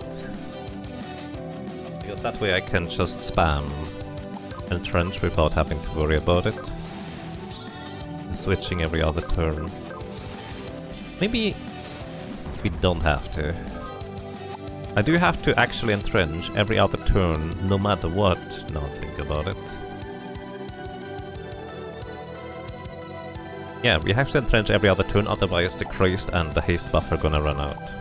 But we can start attacking. We don't have a good chance to hit, but it's also not terrible.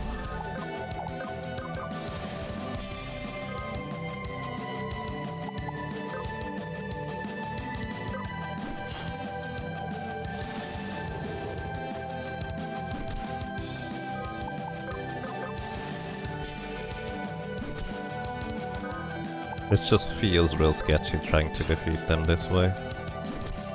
But hey, 537 damage through debuffs feels like this is almost about as good as it gets. Recover my MP here.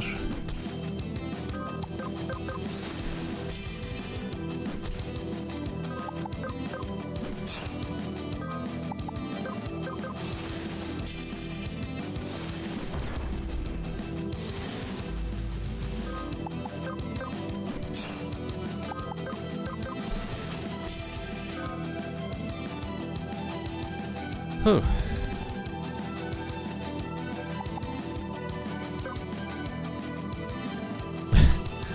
Our cactus is super wiggly right now. Alrighty, let's see. If we deal about, let's say 600 damage per hit, and we only have a 73% chance to hit. How many turns do we need in order to deplete 38,000 HP? It's a lot of it, isn't it? Yeah, that's kind of wiggly.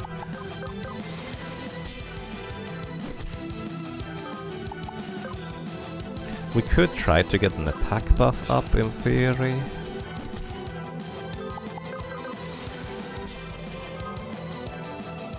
Does Chivalry have any attack that would work?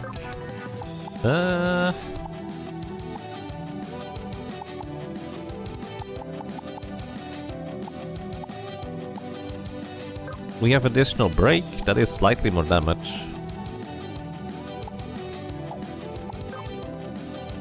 So kind of, sort of, not really.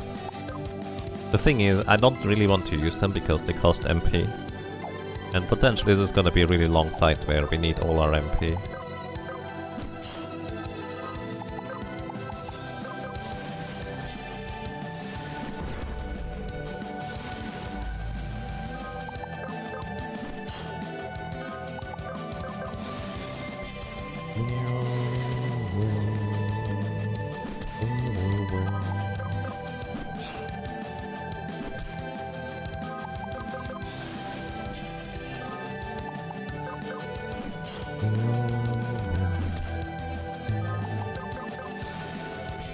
I guess I should try to heal my MP while he hasn't gotten a turn yet with his debuffs.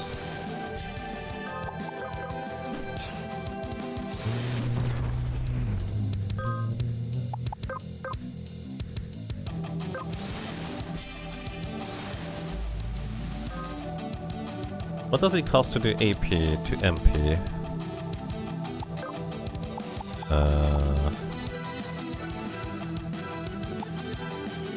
2 tinctures, which is less than we would get from individual tinctures. Assuming that's what you're asking.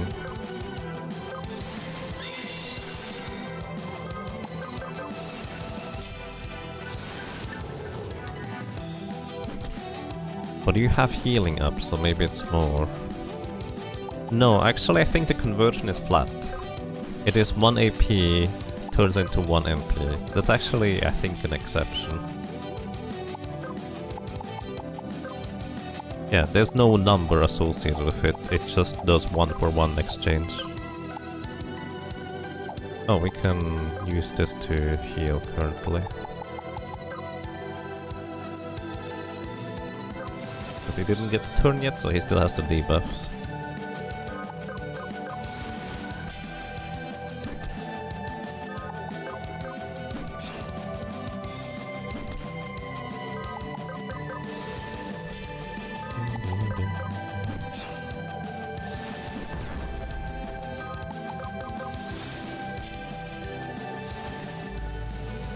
Kind of want to try for random buffs, because even attack up would in theory help a bunch too.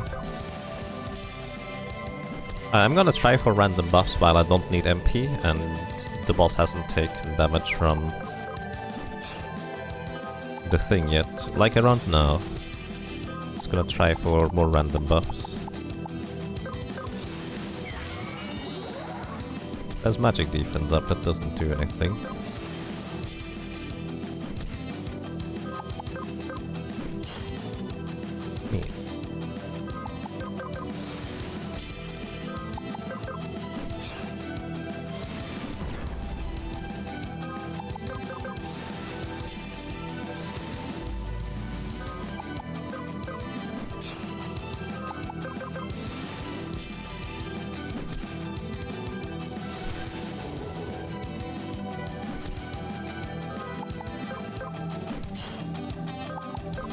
Alright, here's the debuffs. I'm gonna get a turn, and I probably should actually heal up my MP.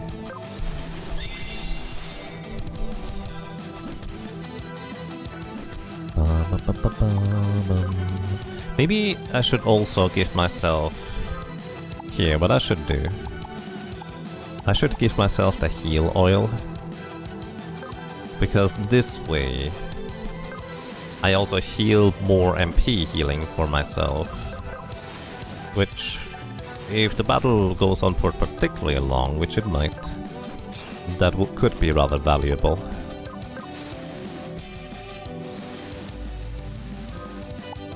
Trench.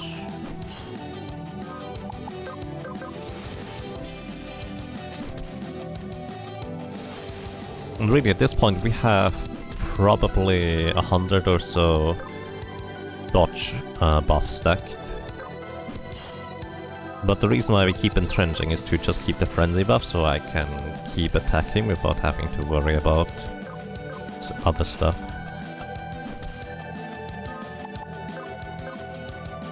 You know what? Actually, let me check something.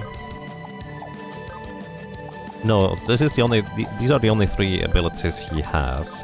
I was wondering whether Spirit Cage might have, like, other abilities he could use once he drops below half HP, because a lot of bosses and enemies have phase changes, but this one does not. Alrighty, buff time. What do we get? We get... Oh, I think... Wait. Debuffer, inflicted debuff duration +1. That's actually really good. Because now we hit him for 2 turns of debuffs. So even if I have to heal in between, or he does the streamy leer thing, he will keep having those debuffs on him. That's really lovely.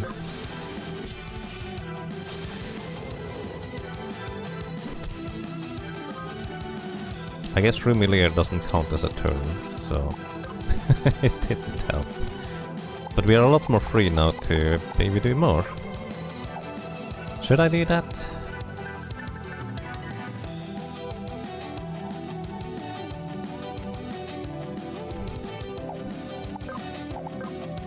Sure, let's see what more buffs we could get. We got a dodge buff, doesn't help us.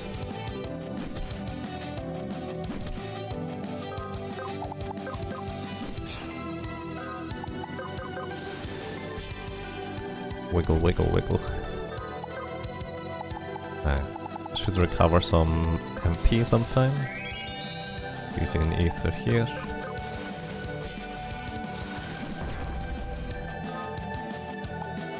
And because you still have to debuff... I'm just gonna hit you again. I think I'm just gonna alternate hitting and going for it.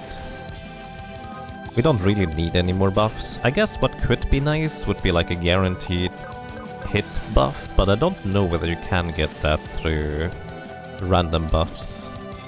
Maybe we should make like a long session where we notate all the random buffs we get. Trying to see how many we can possibly get out of it, or which ones. Yeah, 35% more damage would be nice, but I feel like the chance to get any one individual buff is not that great.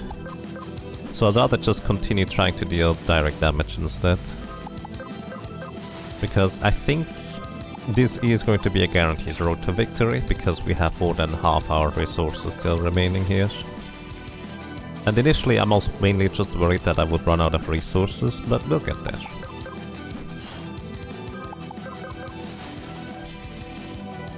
There's a bunch of damage up ones too.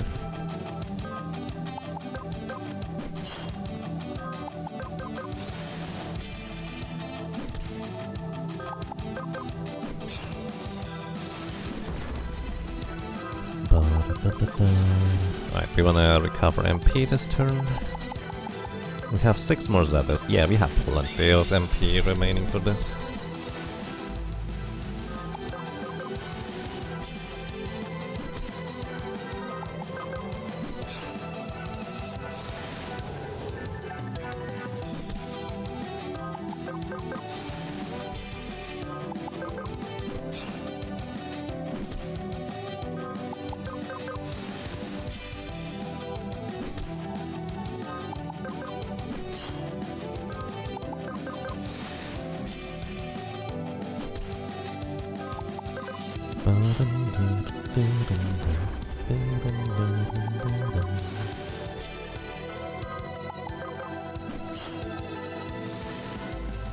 What's the buff called that helps me so much? Crazed. I always think it's Frenzy, but for some reason I just never remembered Crazed as a name.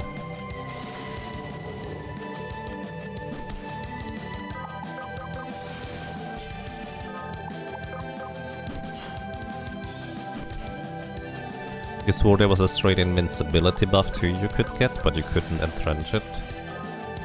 I don't know of an invincibility buff actually. I know there is a bunch of buffs that give you perfect evasion like the one we have.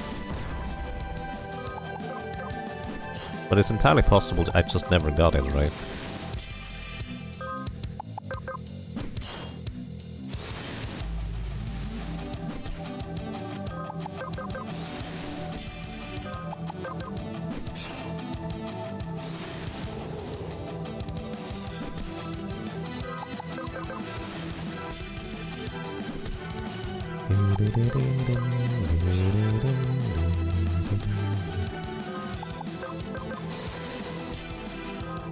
If you ever run out of resources, you still survive for quite a bit with this strategy. True. Even though there's basically the buff stops counting with the purple dots below the buffs, it actually keeps counting up. I don't know whether there is a cap to how many buff ticks you can have, but we have way more than purple. Way more than purple at this point. You have some free time so you can start a Google Doc on something test buffs. I would be really interested. I would also be really interested if there's like a bias towards getting certain buffs or debuffs versus others.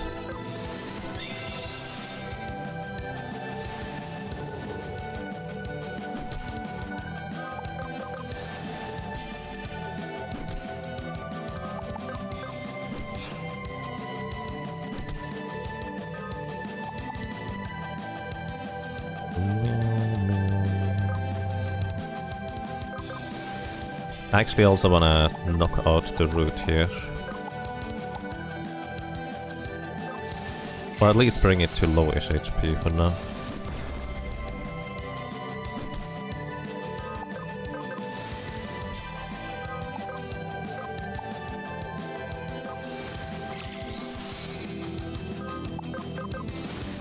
I hope that's not gonna come back to bite me. By the way, we can knock out the root with one more potion.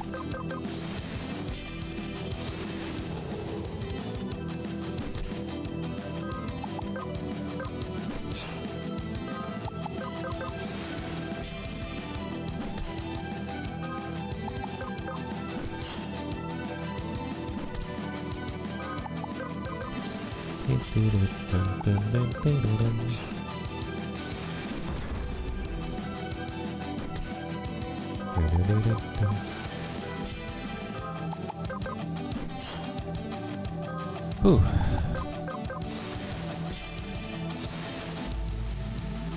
So basically the strat was to kill the unrooted before it possessed us and then trench being untouchable until we wear him down.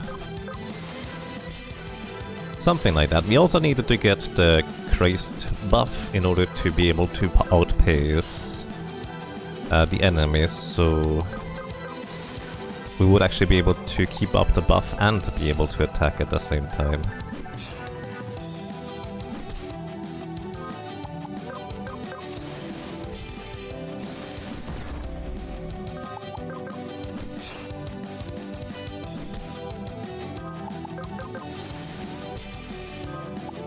Also, we needed to get lucky enough that in the first turn, the ghost undead tree thing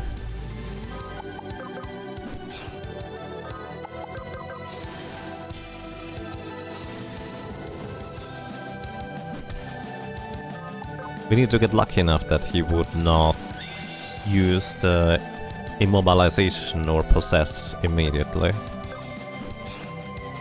Instead he needed to use water spout at least once. Without that one turn of water spout, this would have been a much more difficult setup. we probably could have done it, but we would have to likely have a stronger setup and couldn't have these passive points invested for other things. Alright.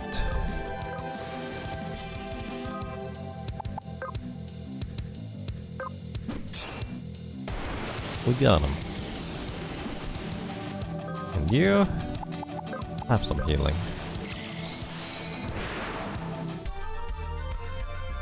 Victory! Solo character Sequoia tree complete.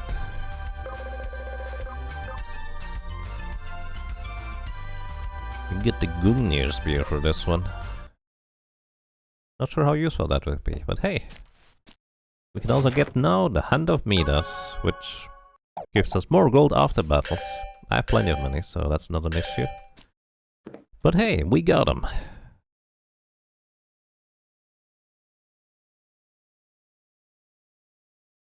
Well, that's nice.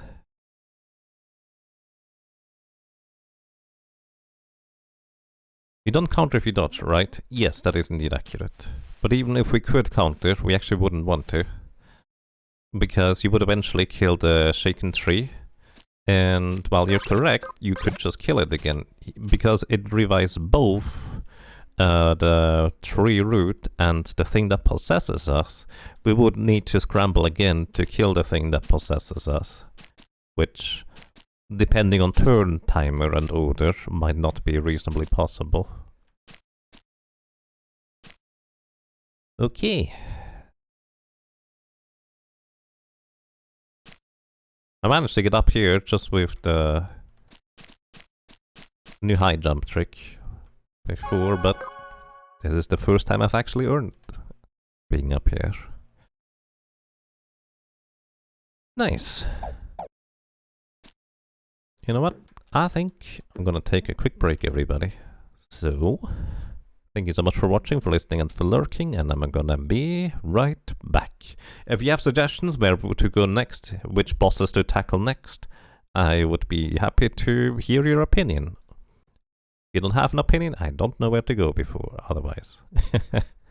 Be right back.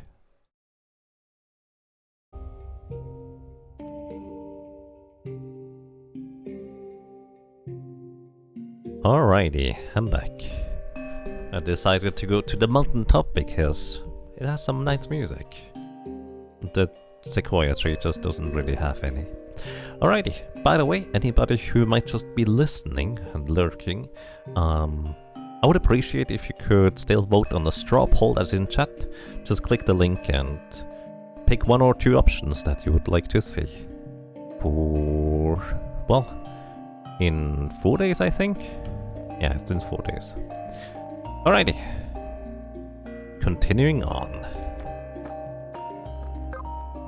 And I'm actually gonna save this as our heal bomb template. And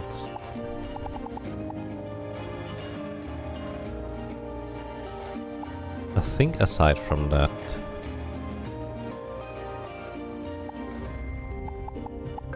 we're gonna load the run and steal to go ahead and explore.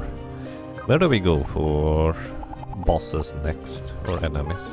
What could we do? Sorry, Agate won't let me vote again.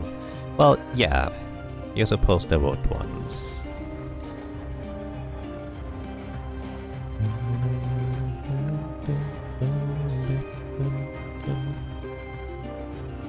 So we could actually start cleaning up with the bosses and dodge a bunch of things and such. How's the deep sea looking and the transcontinental boss? Oh, the tram boss.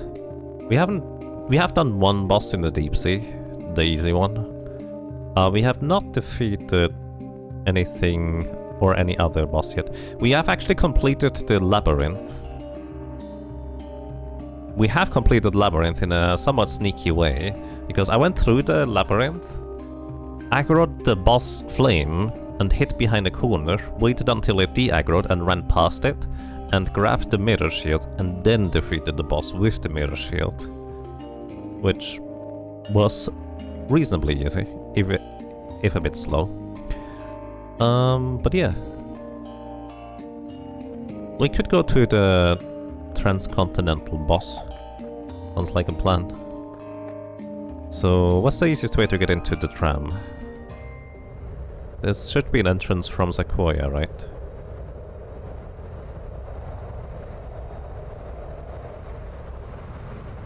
I actually don't remember where the entrance is from Sequoia. Was this over here? No wait, that was in the prison, wasn't it? That was in the prison. How do you get into the prison again? I forget everything.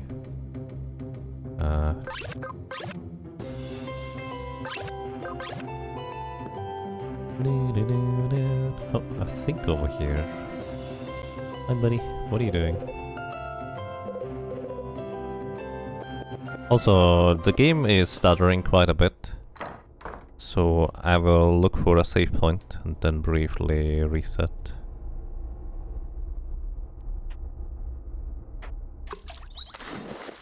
I think that's an underpass scrap there. But in here, it is here, but either a layer lower or higher. Probably lower because we just went up.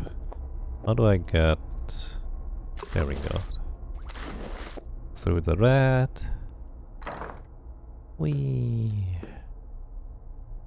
Okay, we're gonna save briefly. Sure, set it as a home point.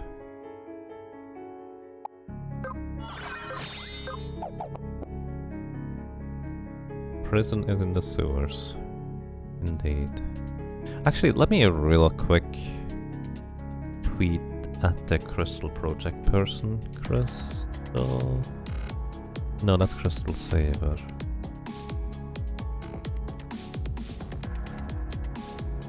Ah, River Run Games it is.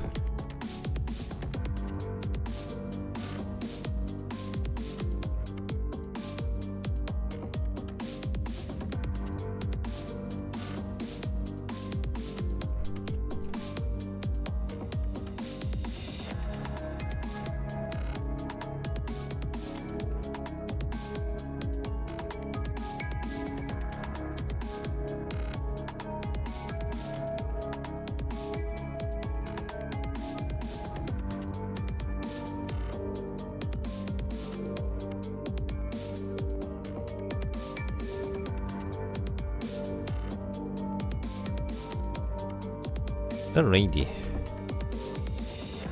Let's see. There is a chest on the right side. I think those are just jail keys, if I'm not mistaken. We also have skeleton keys, so it's easy enough for us to just replace them at this point. What's through the water on the right side? It's just more chests. Okay. Get through, please.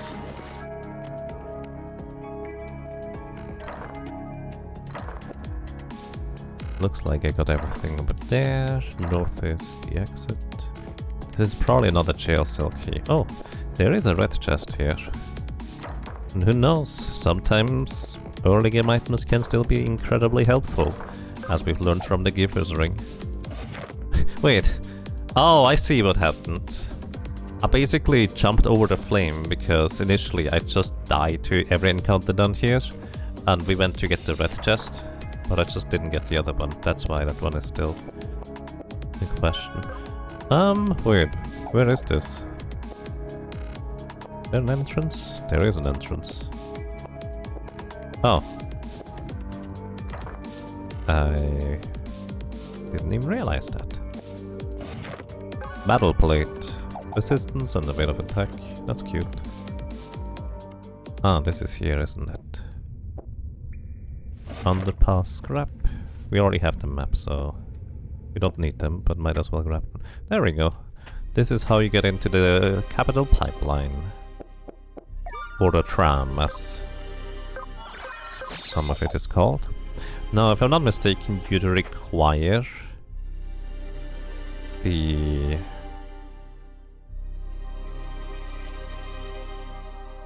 Ibeck normally in order to get through here. Because this jump you could not normally make without an Ibeck. Unless you do a high jump, I guess. Wonder whether you can do a high jump with a fishy. Hang on. I'm curious now. Can I do a high jump with a fishy? Pools. Jello.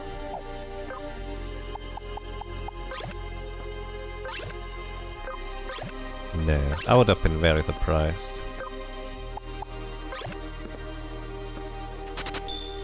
Ghost of Gutfunk, thank you! Thank you so much for 14 months of support. Welcome back. And I'm glad you enjoy your stay. I hope you're doing well. Thank you so much. Wait, are you actually aggro on me? I thought all the flames in here would be grey by now, but clearly they're not. Also, I don't know where the map is. It's probably in the desert, isn't it? The desert would be... oh. Right here. This is locked, but we can open it. The elevator has been powered on.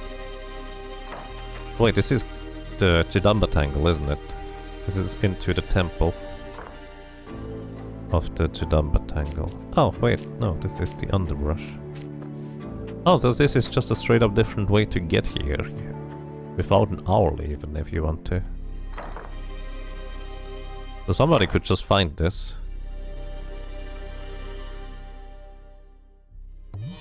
There, this is what I was thinking of. Get the diamond dust out of here.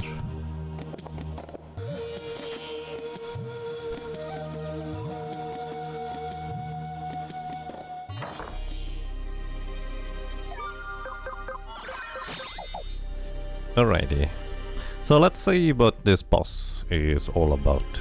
Because this is one of the extra bosses that you need to defeat in order to get to true ending. So if we can't defeat this guy, there's no true ending in sight. Will we defeat this guy? I don't know, we'll see. The map, by the way, paints a much better picture than... whoops, excuse me. Let me run away. The map paints a much better picture than in-game is visible. All of these things are deep red. It's what I like to call the corruption of the world. All has that yucky, flashy color. Then, this is the source of it. Okay.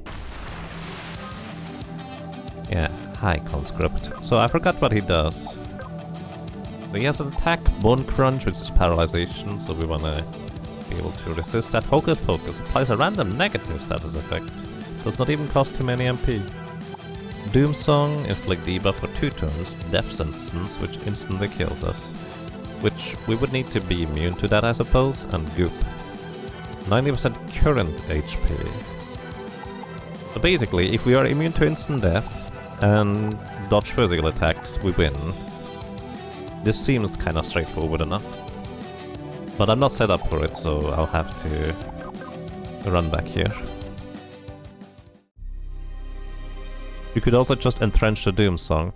True! I didn't actually think about that.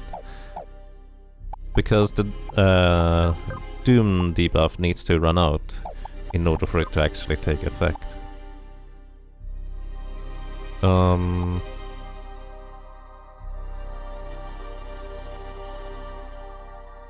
It's current. Oh wait, I actually wanted to see whether we can dodge tank him. Because dodge tanking is usually more fun. Oh well. Also it's faster. I needed to check how much accuracy he has.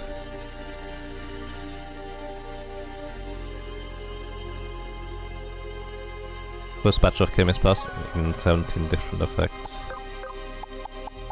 Something like that. Agility. Only a slightly less agility. So here I actually kind of require... Oh! Wait, We never defeated the boss that gives us the thingy magic. Hang on.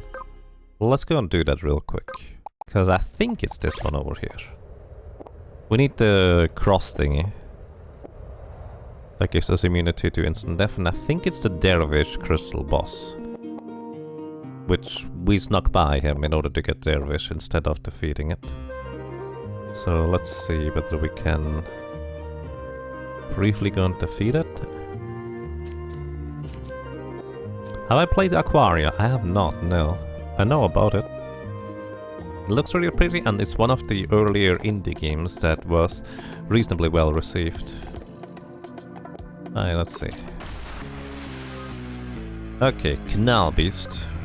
You have 44 accuracy. We literally just dodged you without any trouble. As long as you don't have anything... You do water-based damage, so...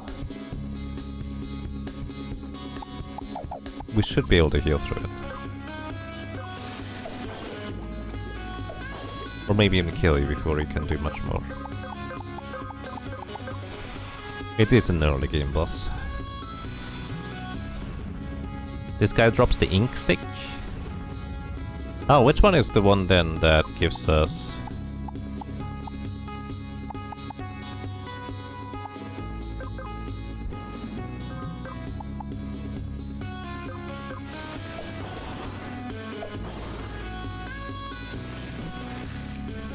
the other thing?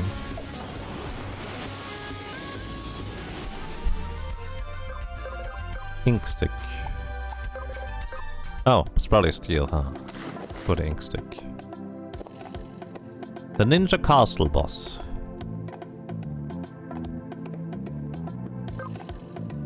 Which...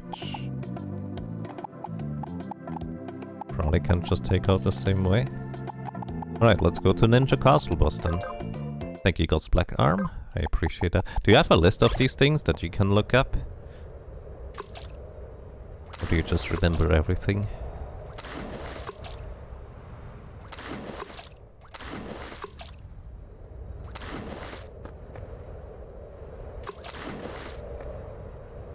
Whee! Where was the Ninja Castle? Was that in here?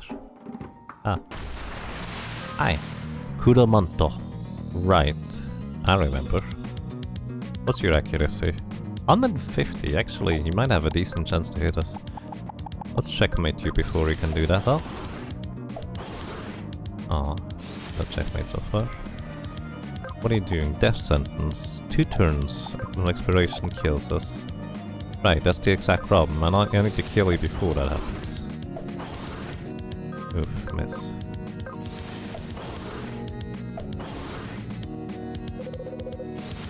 The countdown to your demise begins. Ah, we got him. Checkmate.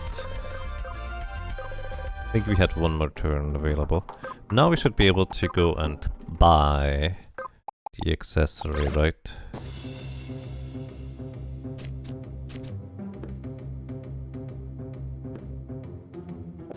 Because it's a steal from the boss, and anything you don't steal from bosses you can then subsequently buy from this guy. A dress.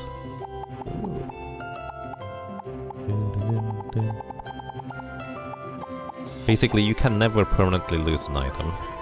Alright, we got the thing now. Assassin is such a power horse. I agree. I know you mean powerhouse, but I like the power horse actually better.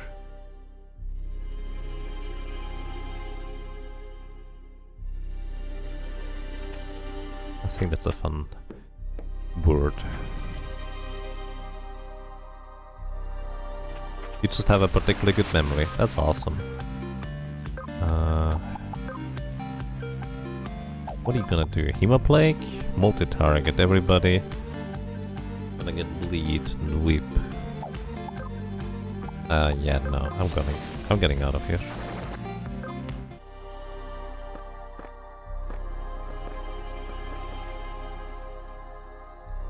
Alrighty, let's see how that's gonna go.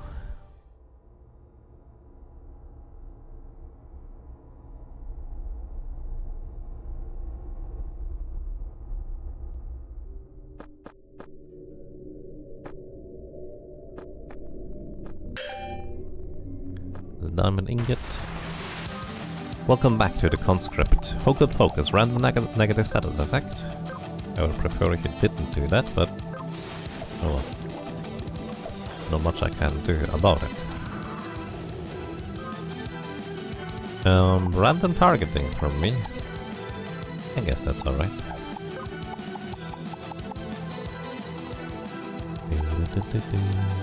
Let's go eagle stance.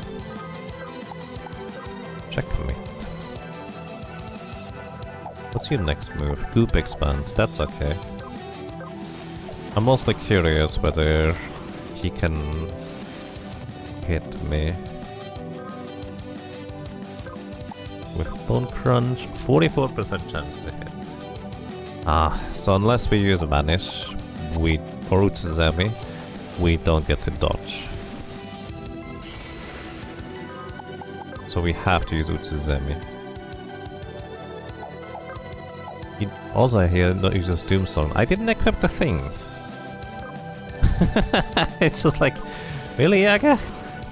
You know why you just kind of made a little detour? So you wouldn't get killed by the Doomstone. Sheesh.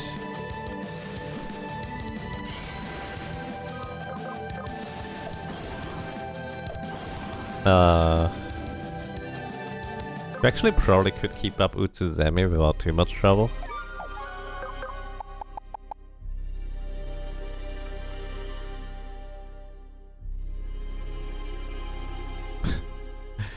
Haircut? I'm not sure that's much hair there. Honestly, this thing just looks very uncomfortable to me. Let's see, what if we equip 2 legend spikes or something?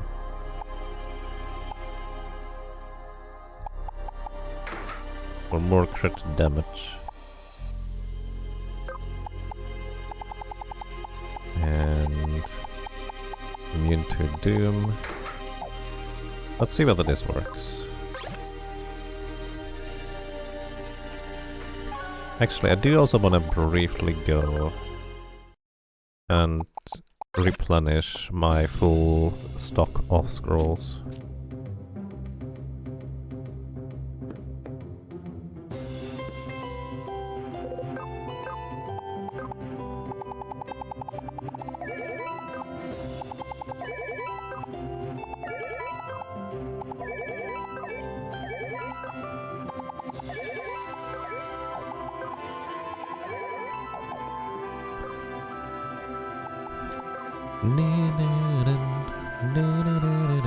Actually, while we're here, let's find information about this thing, because then at least we can see its HP.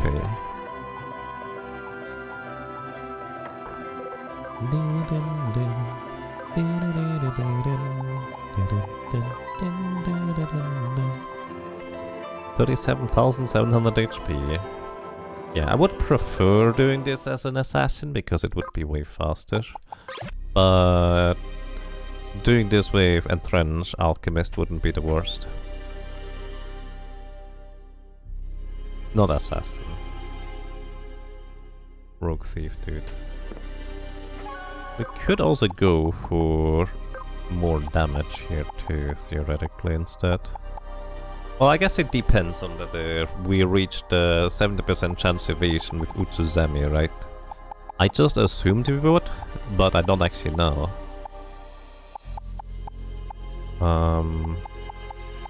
Yeah, let's use the Undead Ring. I assume... Actually, no, Bone Trophy. This is fine.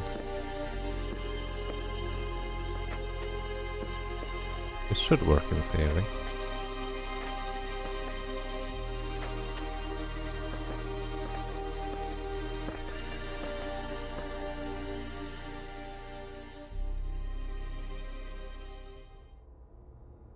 So we should hit decently hard now.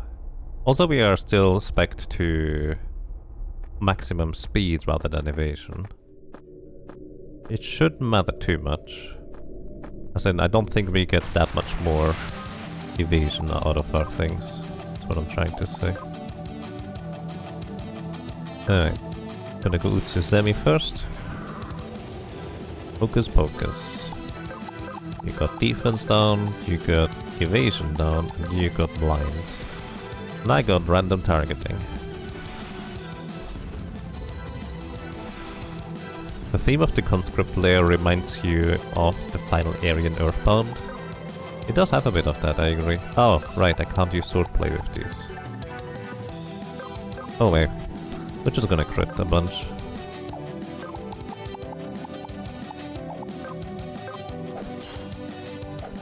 Maybe. It's actually not much damage whatsoever. Oh, and he does hit us. Okay, so I would have to keep the dodge thingies up. Alright. I tried. But let's go entrench Alchemist. Because with entrench Alchemist we should be able to just survive forever. As long as we remain to death.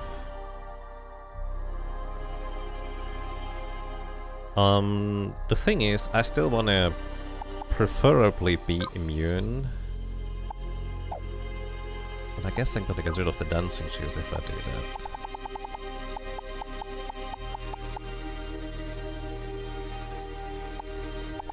Smoke screen, blood spiller. Wait, you don't need a clip sword. You can have something else instead. So we can actually give you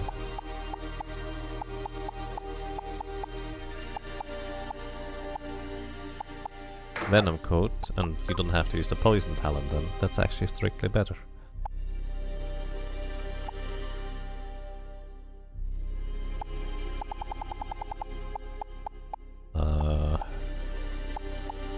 What's the thing again I wanted to do? Hope Cross, there we go. Immune to instant kill. This is a better template, so we're gonna overwrite this one. We won't need a Hope Cross in most cases. Probably. But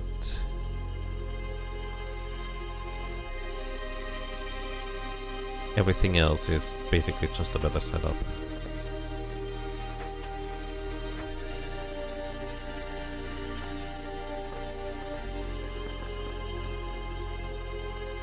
I do wonder whether it would be more efficient to enter from the left side. Probably not.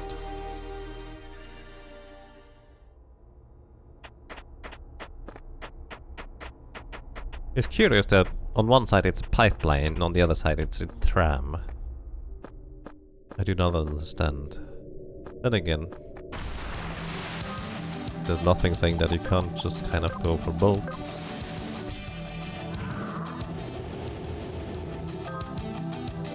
Okay, magic power down. Oh, and you're asleep, that's not an idea. Oh. Only attack me, please. Group expand is fine.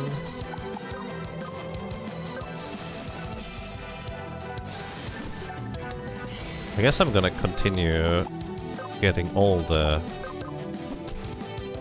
thingies, debuffs over and over again, huh?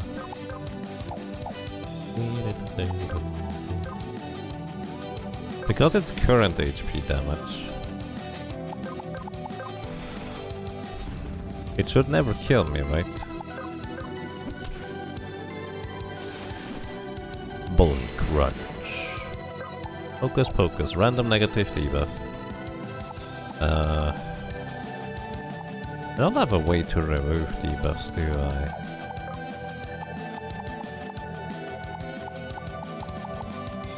Nope, nope, I do not.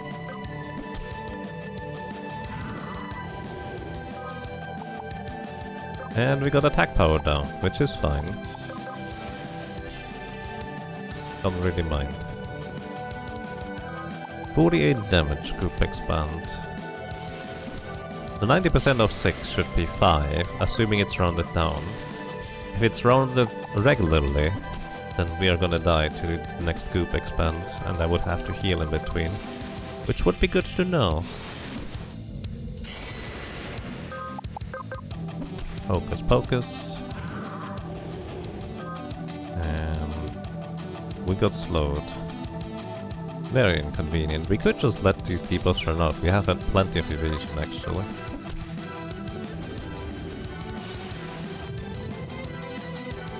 Alright, let's see whether a Loop Expand can deal 0 damage. I bet it will deal 1 damage to us. Should I try it? I've never seen anything hit for 0. For science. For science, everybody. We're just trying it. Focus, focus, dodge or evasion down. Group expand. 0! Okay! Attacks can hit for 0. That is interesting. I had no idea.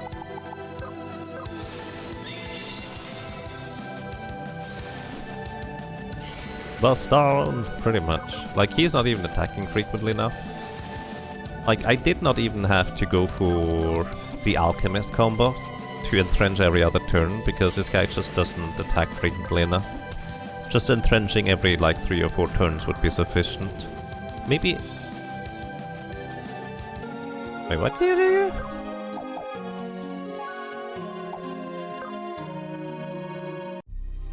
Did I get poisoned? Oh, I didn't pay attention to that. Of course that can happen. Makes sense.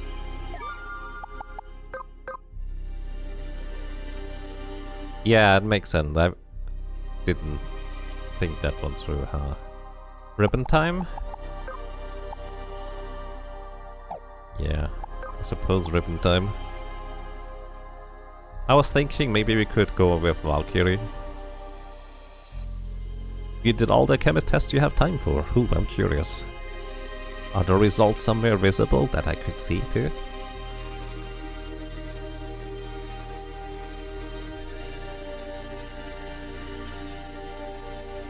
Wouldn't put too much stock into how frequent they come up. Nice.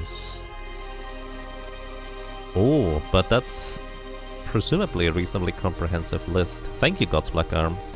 So you got 9 armor up, 7 resists, 5 region, 6 float, 5 magic up, 6 frenzy, 5 refresh, 8 re-raise, 3 haste, 3 debuffer, 6 evasion up, expertise, crazed, no cooldowns, recovery up, healing, clarity, power up. Yeah, for frequency we probably would have to do like 1,000 or so attempts, but that is probably, unless you got kind of unlucky, the complete list. It could be like 1 or 2 buffs that are not on the list, but thank you very much, God's Black Arm, that is nice. Alright, I guess we go Ribbon over here. Also, I guess what we could do, instead of Alchemist, we could go for... well, basically anything else, really. Something that deals a good chunk of damage and then just entrench occasionally. What does deal good damage?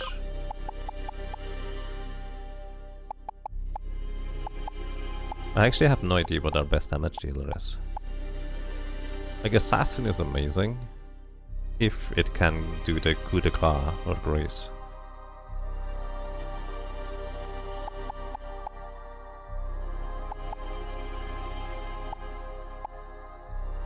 Hunter is also pretty good, but I don't know whether I have a particularly good bow. Can you mimic enemy abilities? I wish, but no. Mimic Group Expand would be good? Yes, that would be amazing actually. That would be fantastic.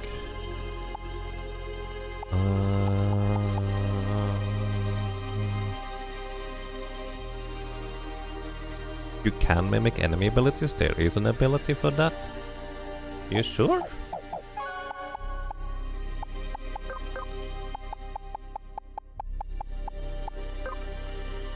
Imitate. Single ally ability.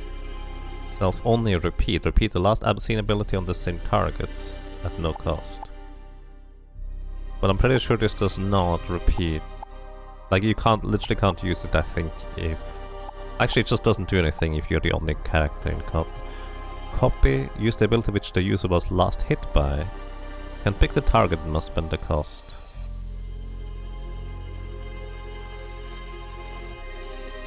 Wait. Really? Hang on.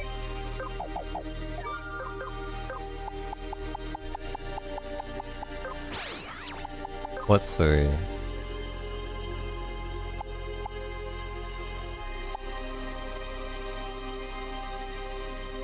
Whatever. Let's see if the goop expand works that way. Equip the ribbon here. Pointy hat for extra debuff turns. We don't need the blue cape anymore, thinking about it. What else could we equip instead? Let's see. Warrior, double cast, use multiple turns. AP. Power up for 3 turns at the beginning of battle. Oh, this is just permanent regen. Which probably would help us in this situation. Mimic, deal more damage, resistances, get monk appearance, rogue appearance, high speed.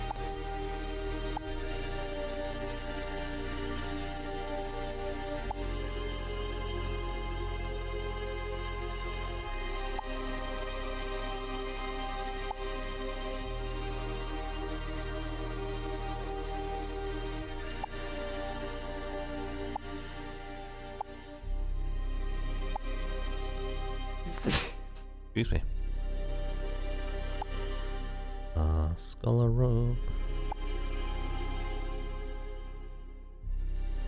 Can you entrench the ninja vest? Probably. Would need to get critically hit damage to begin with, huh?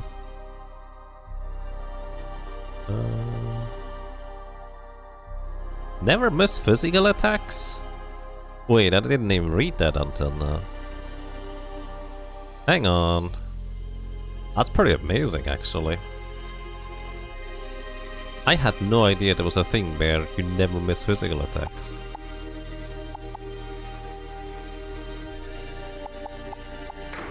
Yeah. Alright, let's try, shall we? But yeah, Ninja Vest only procs when you get sent to critical HP, which to be fair, from Goop Expanded we would get sent to critical HP. So theoretically that should work, right?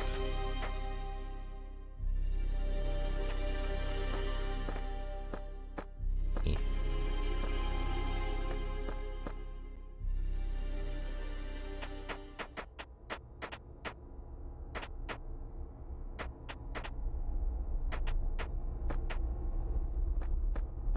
Alrighty, let's see whether we can mimic the thing. Okay, first entrench. Hocus pocus. She's confused. I don't want to accidentally kill myself here, so... You're not supposed to help the enemy. I'm just gonna let her skip turns until she's no longer confused. Goop expand. So now... Wait, you're still confused. Ah, but he won't crunch immediately. You're too slow. Repeat the last seen ability on the same target at no cost. Oh, yeah, I just can't bond crunch myself, huh? That's fine.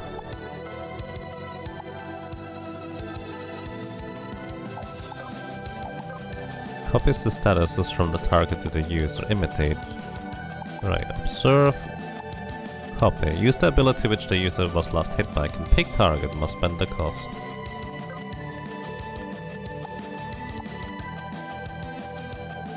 I didn't think I could copy enemy abilities, but clearly I can.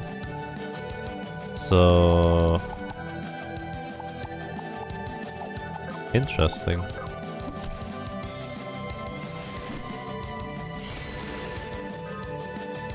You're gonna hocus pocus. Oh, but I needed to get hit by it. That's I think what it is. Which the user was last hit by, so if I get hit by the thing, but Goop Expand should technically work then. Alright, we're gonna...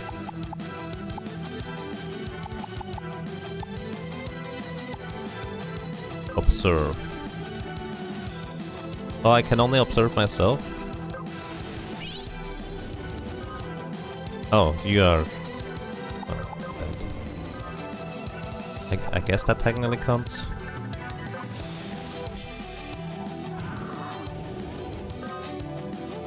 Gonna Goop Expand again.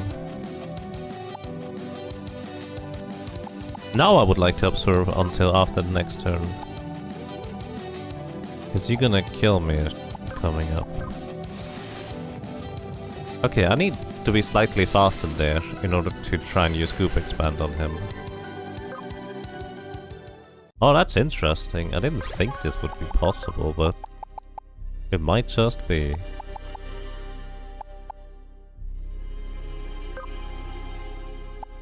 Let's give you something that gives you slightly more speed, like the Rogue Vest, I guess.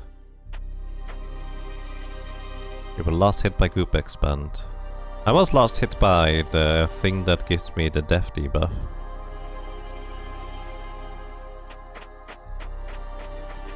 I actually didn't dodge to the physical anymore, Valokar. I had no more smokescreen stacks. Because I can't entrench every other turn. It actually, the entrench does actually normally have quite a long cooldown. But now maybe with me being a bit faster I can go after it Goop Expands. When he first used Goop Expand. No, he used the thing where... well, actually, maybe the very first time. But at that point I used the wrong ability. So that is possible. Hocus pocus. You're paralyzed, that's fine. You're silenced, that's annoying. You have defense down, that's okay. Maybe I should use you to kill the others. Alright. I wanna get hit by Goop Expand. Please with me. But here, once again, we kinda run into the problem that Bone Crunch, like, sure, I dodged the attack, but Copy is going to copy Bone Crunch. Which, to be fair, does technically... wait, no, I did get hit by Goop Expand. You're correct. I thought it was Bone Crunch. Okay. But, yeah, I guess 94% less HP percentage damage does apply to this. Yeah, I kind of forgot about this part. But, actually, this... I didn't realize that this is how mime worked. So this does open up some potential new avenues. Crunch missed, so it didn't copy. Right, I thought it was Crunch because it doesn't tell you what it copies. It just shows you the damage, like it doesn't show you the name of the ability. And so I thought the Crunch would be what I copy, even though I dodged it. But I was wrong. Okay. That is very interesting. Not useful for this boss, I don't think, but... we can potentially use that in the future. Either way, let's just... load the Alchemist Entrench. Like, I would like to deal more damage with this thing, but... I... don't feel like that's happening. Because we are just a bit too slow to be able to do the other thing. Need the ribbon here. Do we need the pointy hat for this? Well, I guess we don't need it, but what else are we gonna use? Alrighty, let's go and knock him out. Should be easy enough. Actually, still didn't check whether it has any abilities that it uses below half HP.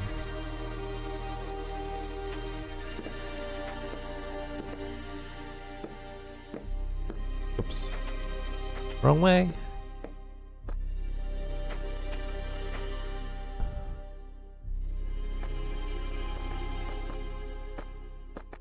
This is so awkward to navigate. Okay, but this could be very fascinating for some abilities. I can't think of anything immediately that would make this particularly useful, but probably something. Alrighty, Trench. Let's just knock him out.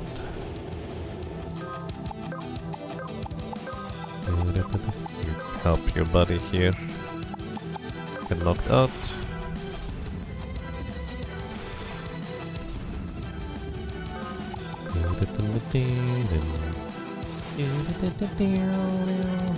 Wait, I needed to Weaver armor. The Weaver armor would actually have been way nicer. Because you never miss physical attacks. I'm just killing my own alchemist right here. Oh, it didn't. Redirect? Accidentally targeted the wrong one. At this point you might as well just skip 2 turns.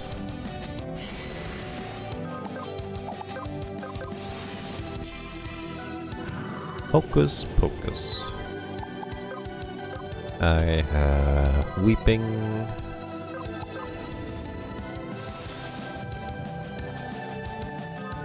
Group Expand.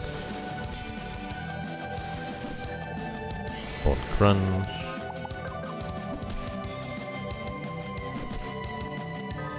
I will say this boss looks very uncomfortable.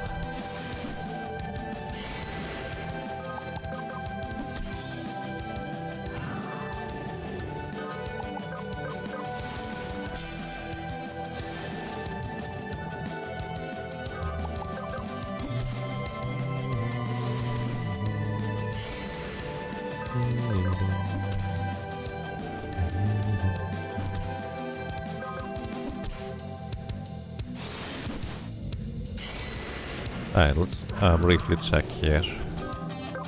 What can you do? Nope, he doesn't have anything new after half HP. It's just I need to be immune to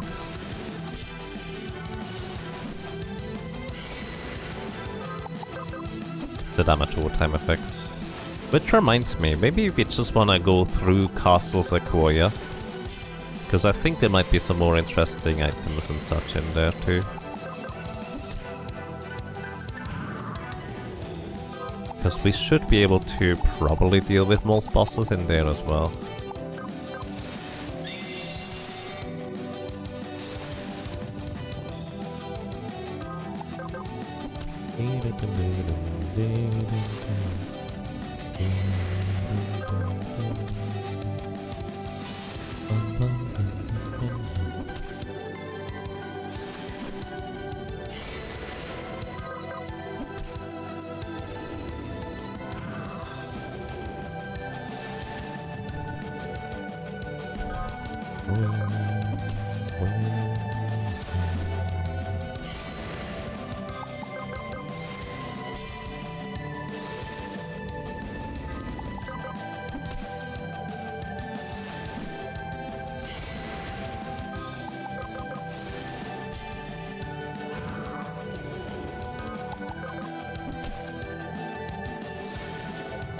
Alrighty, 10 more turns and we win. 1, 2, 3, 4. Oh, maybe 4. maybe 5? No, actually doesn't hit. No, it's not 5 anymore. 5. 6. Miss again. 7. Alright, literally can't kill me anymore even if he tried. Oh, I mean, I guess he's trying. But you know what I mean. Alrighty. Construct. Defeated. And we get the stem ward. Hurrah! Wait, it's conscript, not construct. That's okay. What are the first 2 buffs? One was Stalwart. Stalwart basically meaning that you survive 1 attack with 1 HP if you had maximum HP beforehand.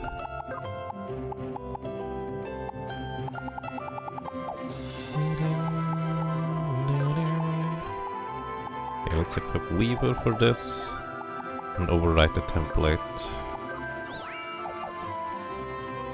Actually, I should probably by default not have the Hope Cross equipped. And instead go with Dancing Shoes. This is probably better. Default state for the template.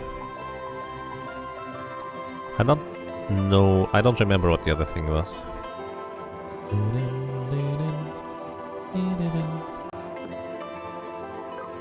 Alright, we're gonna briefly heal up.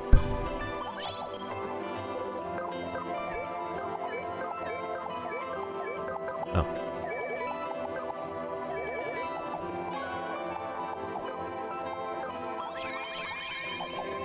And save.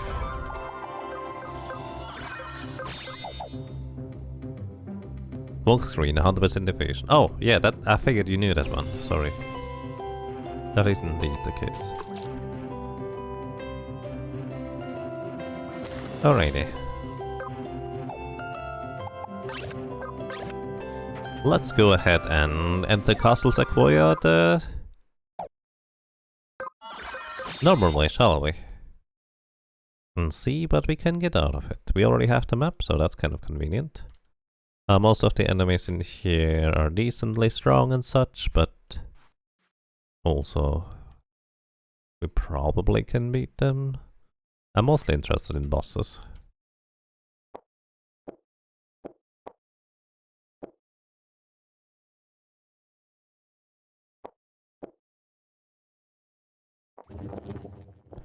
Welcome to this place. Uh-oh. Actually, there was a chest down there. In the south. Is that a pouch? Okay. So the entire concept of this room here is if you go in or out through one side, you are going to get out through the other side.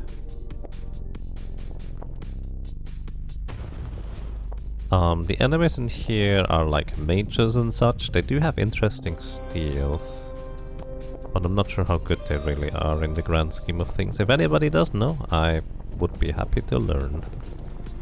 I don't think that's where I needed to go. I think I need to go south of here.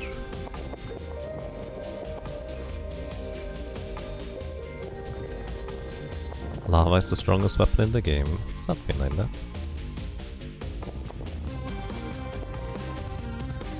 We can go through here. I think this is the first boss. I don't know whether that chest over there is on this floor or whether it is further below. I don't remember what this boss does, but Entrenched Alchemist usually should have a decent way of dealing with enemies. Parasite X. Shroomy Leer, 500 damage. Cooldown 2 turns. Absorb. Single target ability, 420 damage with 100% lifesteal based on mind. Spore, which puts us to sleep, which we should be immune to thanks to the ribbon.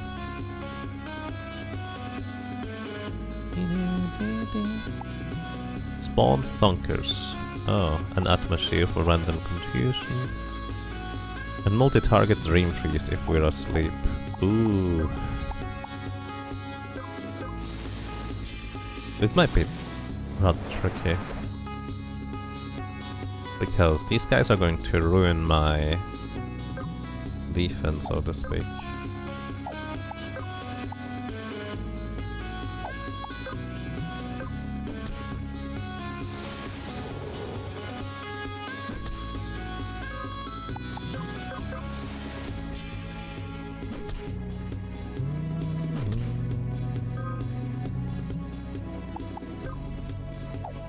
You're also gonna use Remilier, aren't you? 500 damage too. I have to heal.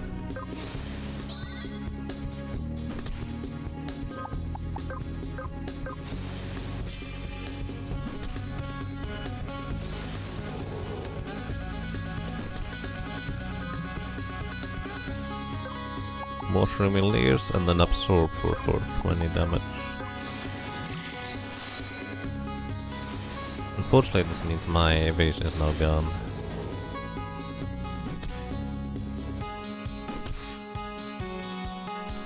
Oh boy. Oh yeah, that's 100% accuracy from the Fencer passive. That is indeed accurate. I forgot about that, to be honest. We don't technically need it if I use the Weaver armor, so I could change my passives around. It's like called Eagle Eye or something. Yeah.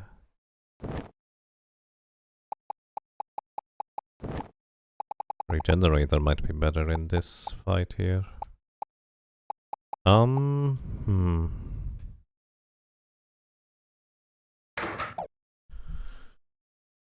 Huh. Let's go to the library real quick and see the stats of these enemies, shall we? Maybe we learn something from them. If we could dodge tank them, that would be quite pleasant, because we might be able to kill them before they can do too much with a more offensive approach. Although that could be a stretch. Alright, Parasite X and Funker.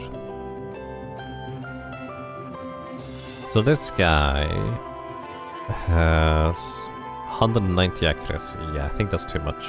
I think we need triple the accuracy in evasion in order to be able to dodge. And this guy has 180. Yeah, the beat stick. It's an interesting weapon, probably intended for the beatsmith, but I actually don't know. Okay, I guess we could cheese this guy with a red mage setup. Just infinitely burn him.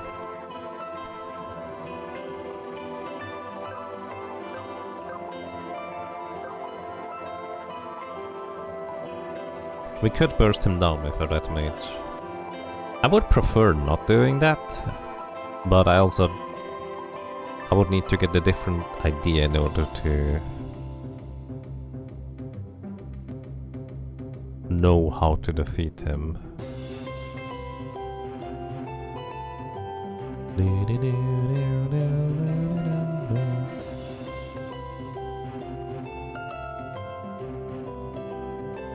Possibly he doesn't deal too much damage, so we could technically tank and heal through the physical attacks. You know, actually that's a thing I haven't even considered. Like, my assumption just always has been that everything does way too much damage and I cannot tank through it anyways, if I ever get hit. But maybe it's fine to get hit as long as we have like passive healing over time going on.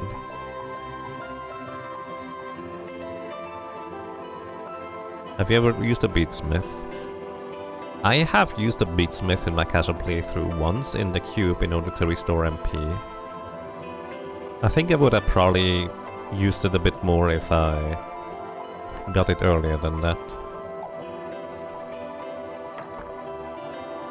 In this playthrough here, I'm mainly using Beatsmith in order to get speed, as in the Beatsmith level. So, let's see.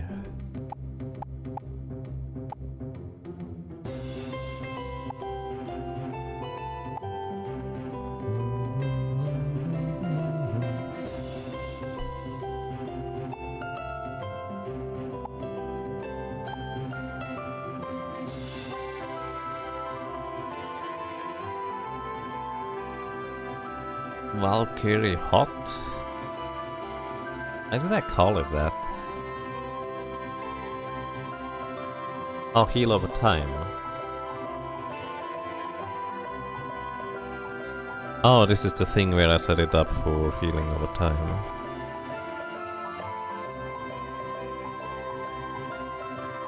Should have capitalized the H and the T.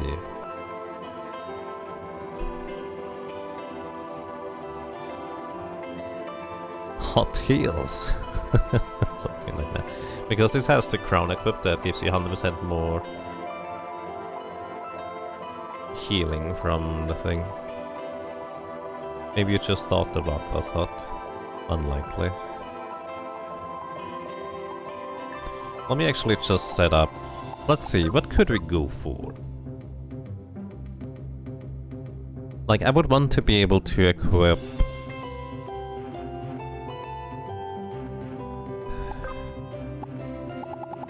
Martial arts would allow me to use chakra. Actually, hang on, one thing real quick, sorry. I just realized, how much HP do these things have? 4,620.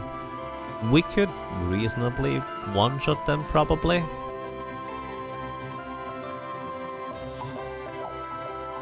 Probably. I'm actually really not sure about that. Like, if we go for the burst template, that will not have enough HP to survive a Shroomy. Oh wait, actually we do have enough HP so to survive a Shroomy Leer.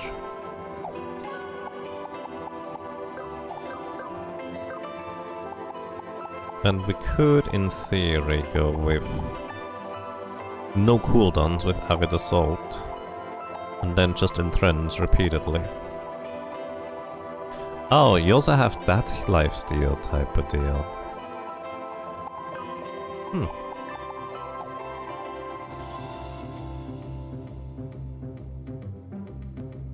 Did you kill the boss in the Quinto track for a slime vest? I did, yes. We do have a slime vest. Do you think it's time to try and get a Reaper setup going with HP and such? And a slimy vest? Lifesteal. Yippee.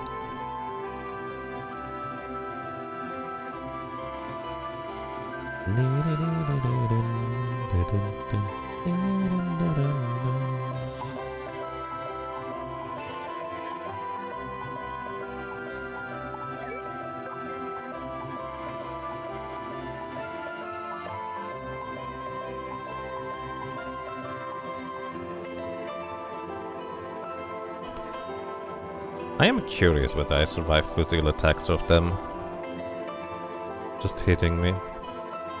Because this is a lot of like defenses, because I take 35% and 35% less physical damage.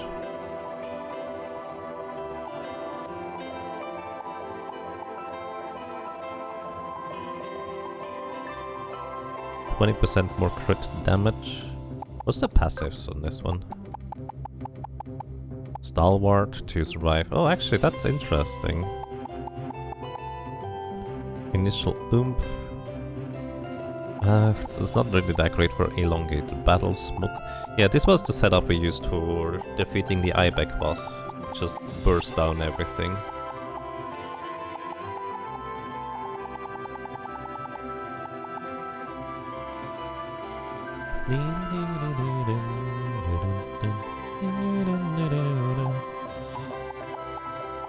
So...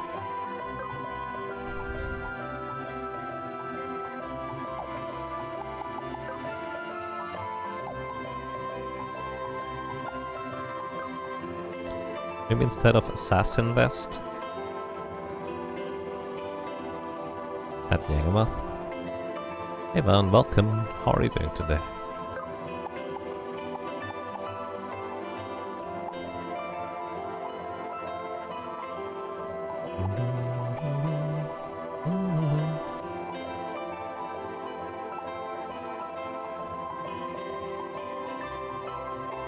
You asked something? Oh, sorry, I missed that. I don't know why, I just read over your thing, sorry about that. What is left in this challenge? a bunch of bosses. Actually, most of the later game bosses at this point. We just defeated the boss at the top of the Sequoia tree. And now we're just kind of running around trying to beat up other bosses, and we are running into the first boss in the castle right now. So I'm trying to think on how to handle. Trying to brain that one.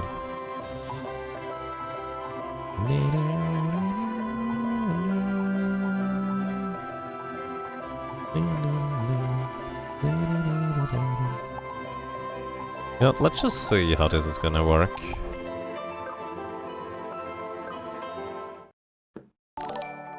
What strat did you use? For the boss at the top of the Sequoia tree, we used Alchemist or Chemist as a main character. Al the Chemist. And in order to get 1 turn cooldowns, and we used a secondary Aegis in order to be able to entrench. Then we got the smokescreen buff to guarantee a dodge, and we used entrench in order to elongate that every other turn. Then, what we needed to have happen is 2 things. One, we actually completely equipped ourselves for more healing percentage. Because the enemy that we needed to kill up there was undead, so we could actually just kill it in 2 potion throws with enough plus heal. We also had our character start at really low HP, but not too low in order to be able to heal up via the heal over time effect of a regeneration passive, because otherwise we would not have been able to do that. And then we needed to, 1, have the minion that normally possesses you, and, well, you can't do anything anymore. In the first turn, use Water Spout instead of possessing, because otherwise we would just be straight up dead and couldn't kill it in time. And the second thing that needed to happen, we needed to get the Crazed buff from the random buff table from the Chemist in order to be able to outpace the boss and the minion, and keep up the smokescreen buff. Hey Nodwick, thank you for the raid and the host. Woo, raid by Nodwick. Welcome everybody, I hope you're doing well. Good morning, good evening, good afternoon. And welcome to...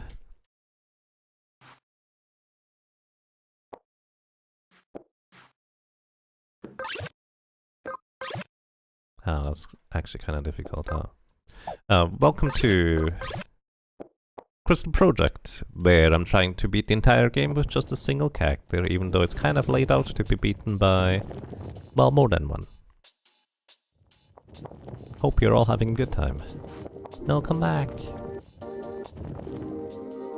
Oh yeah, most of my damage was damage over time effects from passives. Because I basically invested everything, equipment and such, into...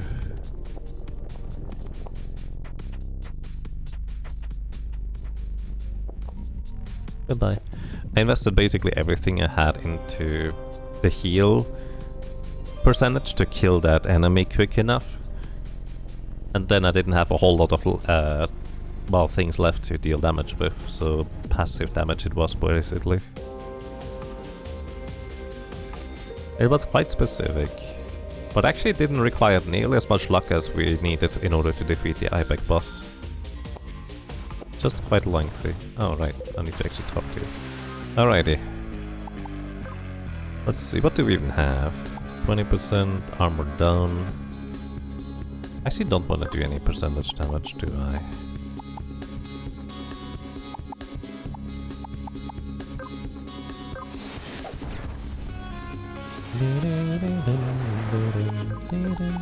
No, ah, you're not supposed to help me. Let's actually see how the strategy works, but we'll have to give up, because I accidentally attacked the enemy. You guys are supposed to just be asleep. The solo challenge. Alrighty. Let's see. I only have a 95% chance to hit. If I crit 45% of the time, I will one-shot it. It's not actually good enough, is it? Bloody Slice, also not guaranteed one-shot. Yeah. Like, we can one-shot them, but... Unfortunately, this is not nearly guaranteed enough. Let's try to get lucky here. Oh, we didn't get lucky.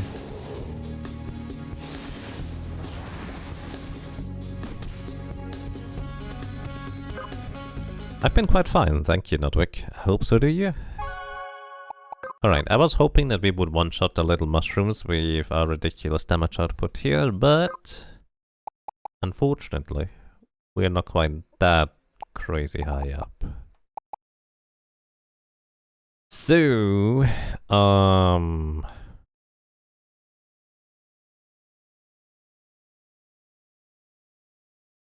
sure what to do. Let me actually check real quick. Template. Get dodge tank in. How much evasion do we have as a dodge tank? Status.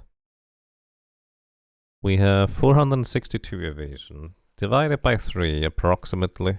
Actually, more like... No.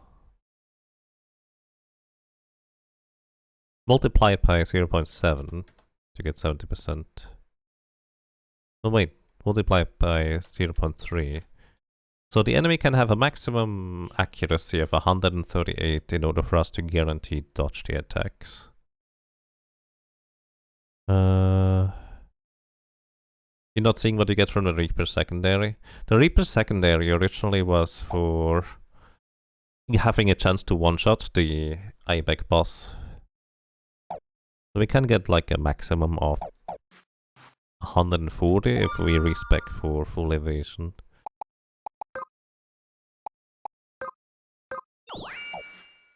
But yeah, originally the reaping was to just regain HP because we needed to get lucky anyways, and reaping was the strongest attacks we could have to begin with.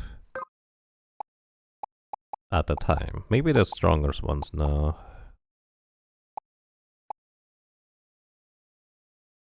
Enjoy your lurk.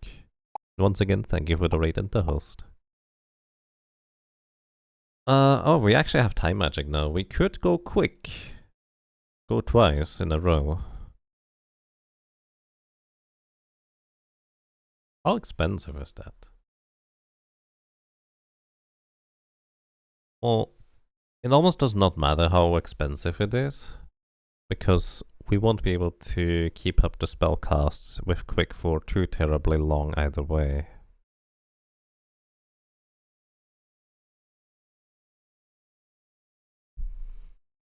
Can we copy anything from the boss? I don't see it.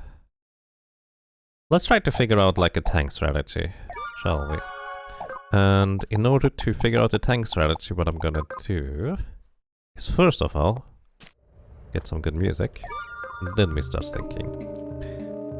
Let's try to figure out the tank strategy, shall we?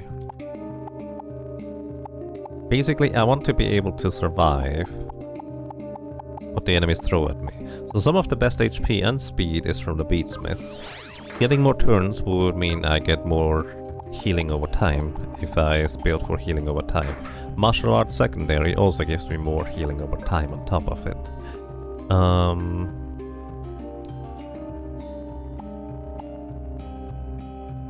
We could go for brawl passive. Let me actually see real quick. Beatsmith can use sticks or spears for its abilities. We can also go for a tank, which hits all enemies at the same time. Can we get to the Salmon Shack for music? I mean... maybe...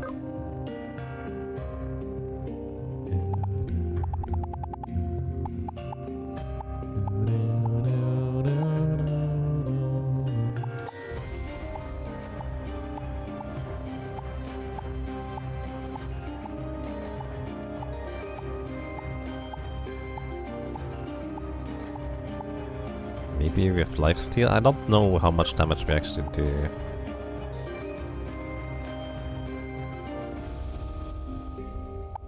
Are there any maximum HP thingies? Gain 25% more defense when at maximum HP. Could be useful, theoretically. Don't know what else to do for now.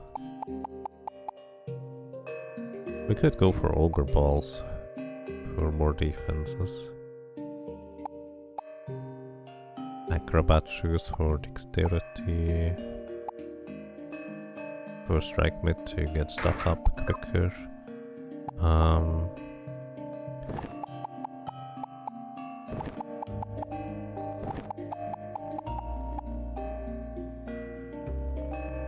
Guess stalwart could be cute. Let's start from the top and go to the bottom.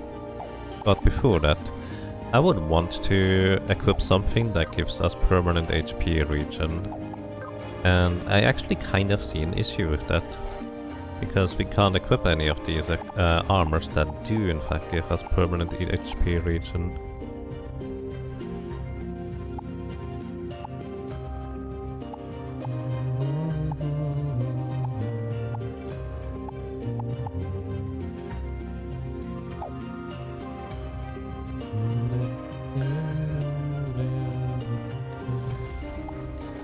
I only know of a hat and an armor that gives permanent HP regen. We can't equip either. We could go for a mime instead that can equip everything or anything else. What is a thing that can equip heavy armor and has good HP? Instead of beatsmith we could go... Well, actually I kind of want to try out beatsmith. Defensive stance and hit all enemies at the same time could be really good. And it's really fast on top of it. Okay, does anybody know whether there's like a good staff available somewhere?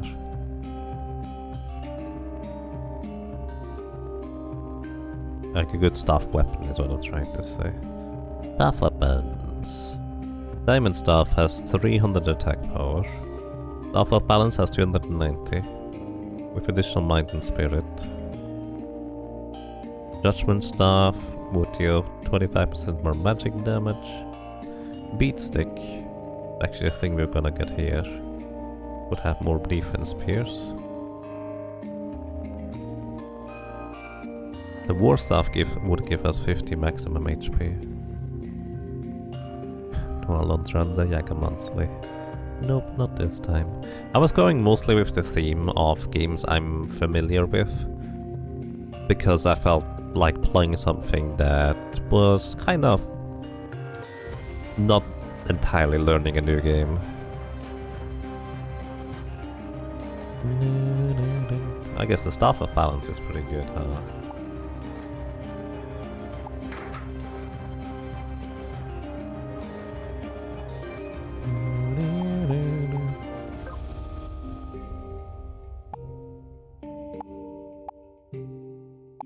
More speed, guaranteed crit.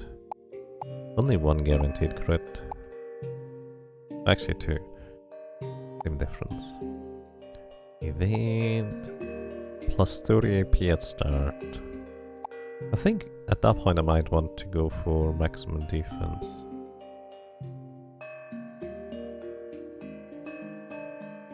$170 defense on you. This is not gonna do anything, is it? Shadow Gi.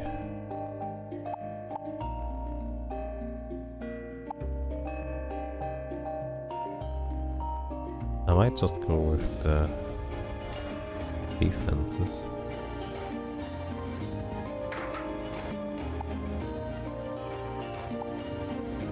First strike mid is not really gonna do anything.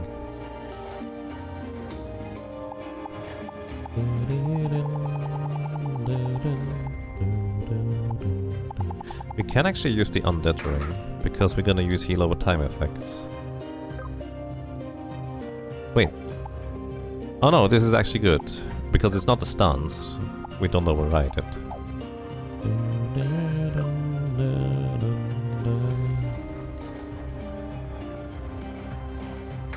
Probably want adrenaline. Maximum HP boost too.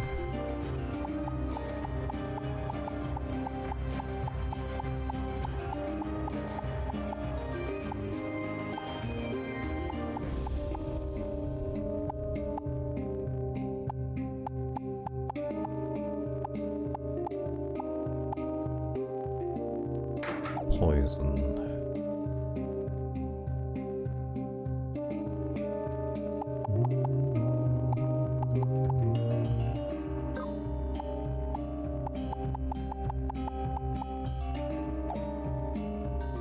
Also, we don't get the 100% more healing of the thing. Maybe... Maybe...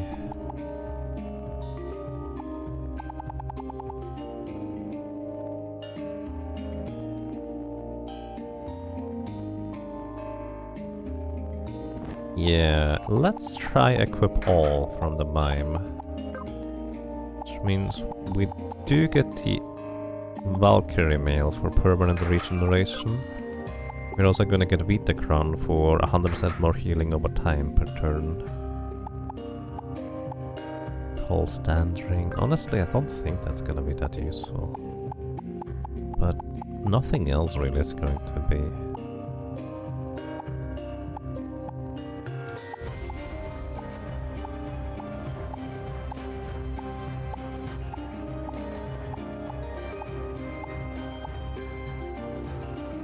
Ring actually could be the most useful one in this situation.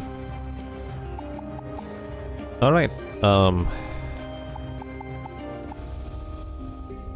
let's see how that's gonna work for us.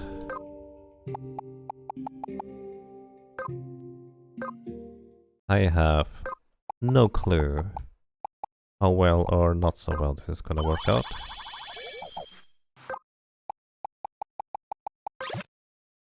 But we shall see.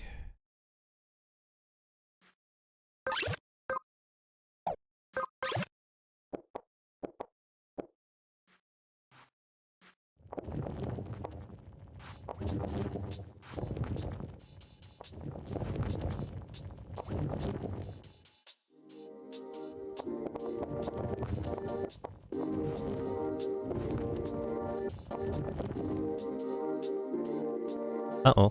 Ooh. Hi. The high jump tech is so good. It is really nice. Alright. You're gonna do all of these for 3 turns, aren't you? Okay, we're gonna go defense style. Maybe I should go offense style. Nah, this is fine. Focus energy. Wait. Oh.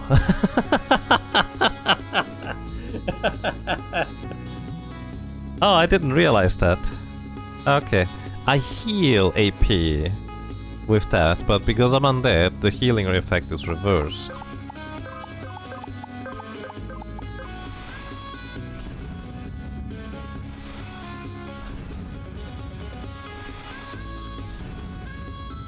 This is not what I was looking for.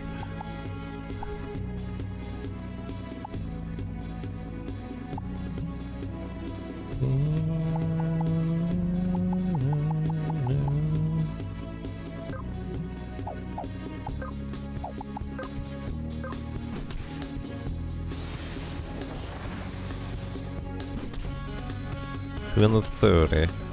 We do survive.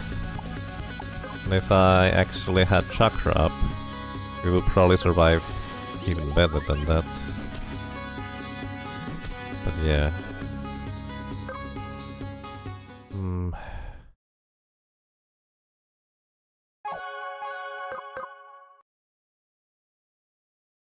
So as much as I like Beatsmith,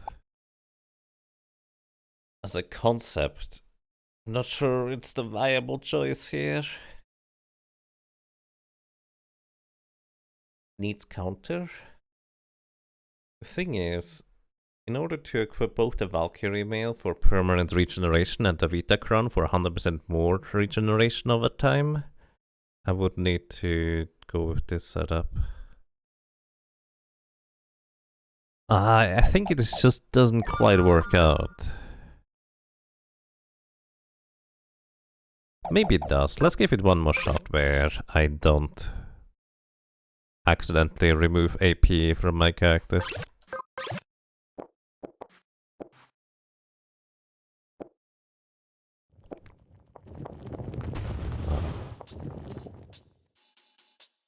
Did he jump this? No, probably not. Not if you're in the wrong pile anyways.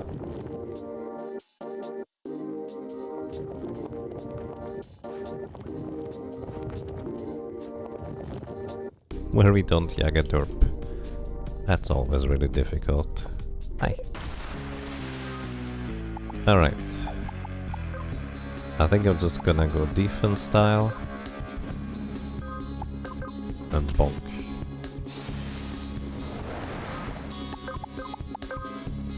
Ah, I did not mean to attack them by accident. It's fine, this is just a test. I don't expect this to work out too well anyways. I mean it might, but... Chakra.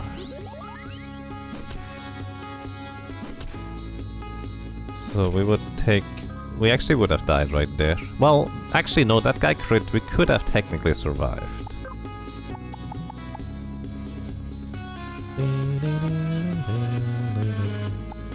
Third act deals more damage if we are the top threat. Deals bonus damage per buff applied to the user. 943. 866. It's actually better. Rhythm break. Repeated actions deal less damage healing strikes. Try to hit all of them, I guess. This also hits all of them.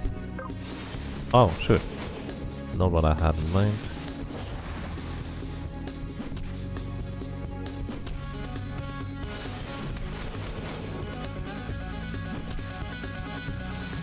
Emo ring feels very unnecessary here.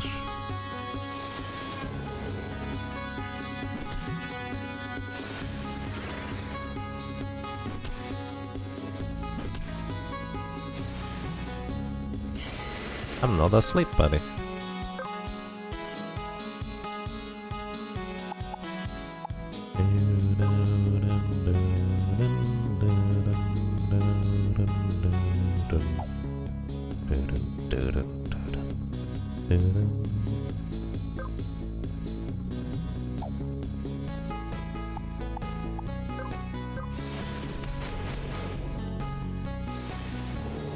Oh. If it wasn't for Shrimmy Lear, we actually would have a decent chance to survive these. One of the Funkers is almost dead. Actually, I think that was the one we accidentally hit, isn't it? It's definitely interesting, but I feel like the flat 500 damage from the Shrimmy Lear is just our demise right there.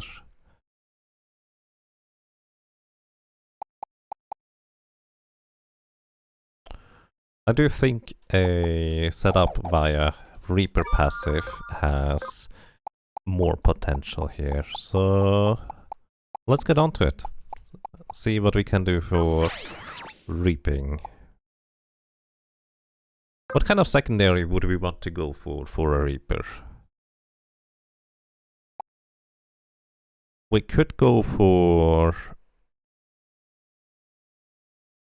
battle skills, because battle skills would allow us to go into a defensive stance. We will deal less physical damage, be able to take less physical damage. Or take more physical damage and deal more. You know, interestingly enough, Beatsmith secondary might just be the way to go in this situation. But the problem is, Beatsmith secondary only works with sticks and...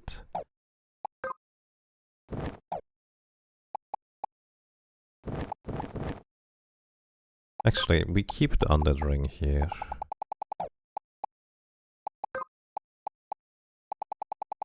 Undead Ring...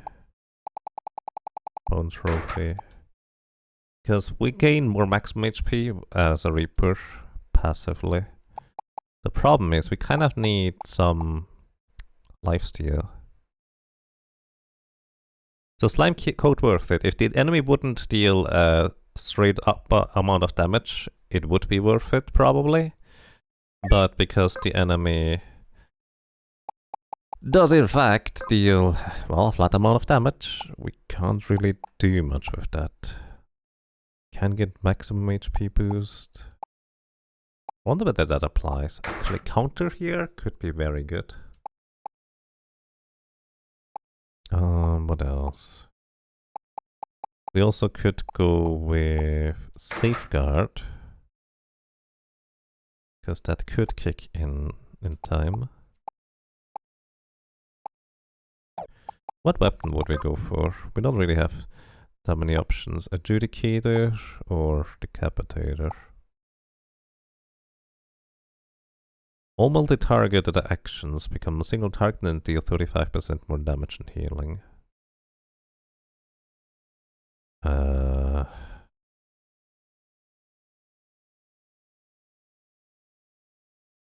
would like to have the other way around. Reaper without scythe plus Hema rings makes counter mandatory. Yeah, that's kind of the catch, isn't it?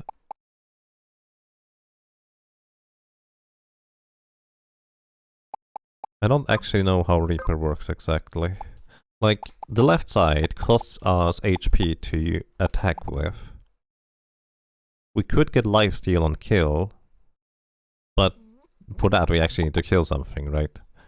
Life Drink does have a 3-turn cooldown, and you specifically need a scythe in order to be able to use it.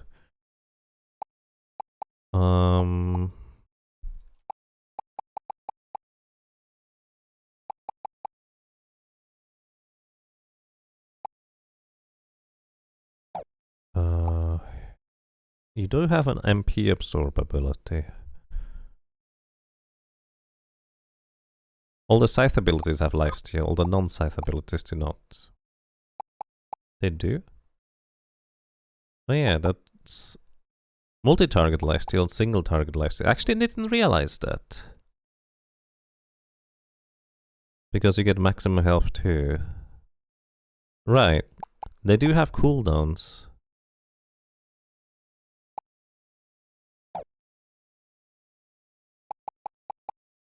What weapon do you need to use for an assassin?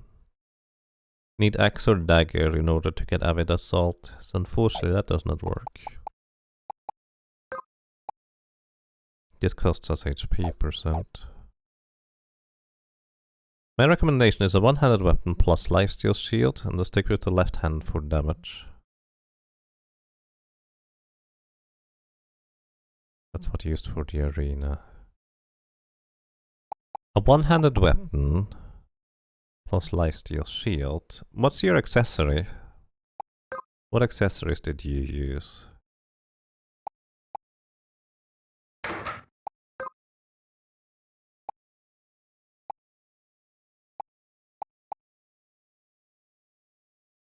Do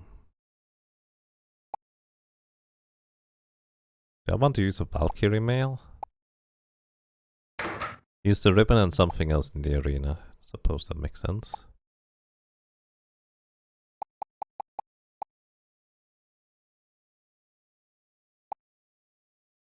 Huh.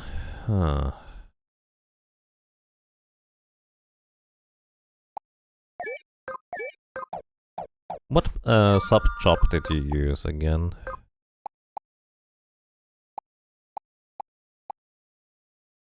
Can't use any of these if I use a scythe.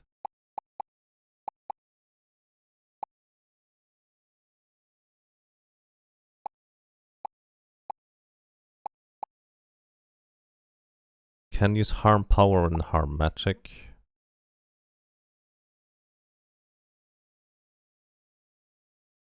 Could technically change stance with this.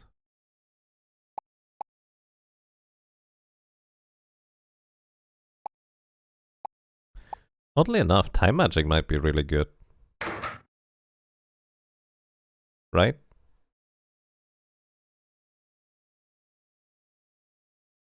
Use battle skill defender stance. You were going to take a bunch of hits, berserk stance if you had enough speed. Makes sense. The thing is, the bone trophy is a stance by itself, so if I remove it, well, if I change stance, I wouldn't have the thing anymore. But theoretically,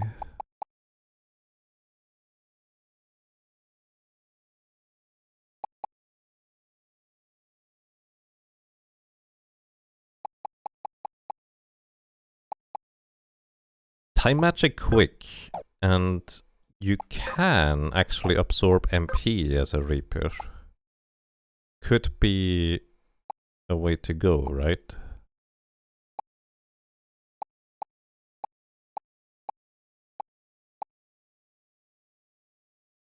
I do think I want to have perfect vision to hit guaranteed.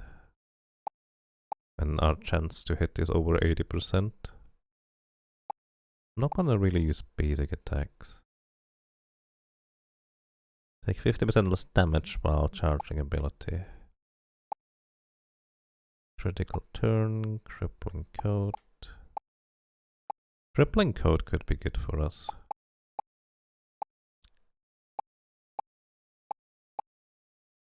Or fast cast for casting quick faster.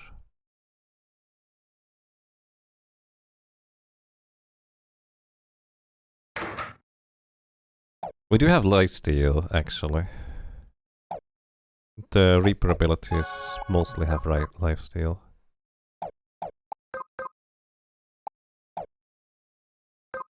So Moonslash would absorb MP for us.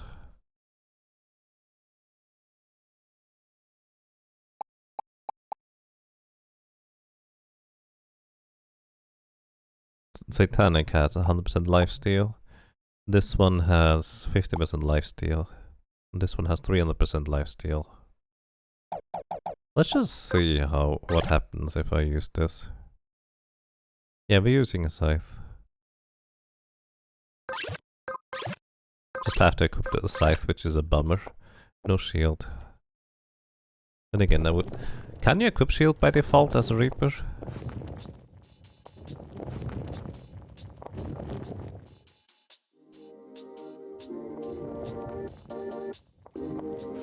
No! Come back. Oh no.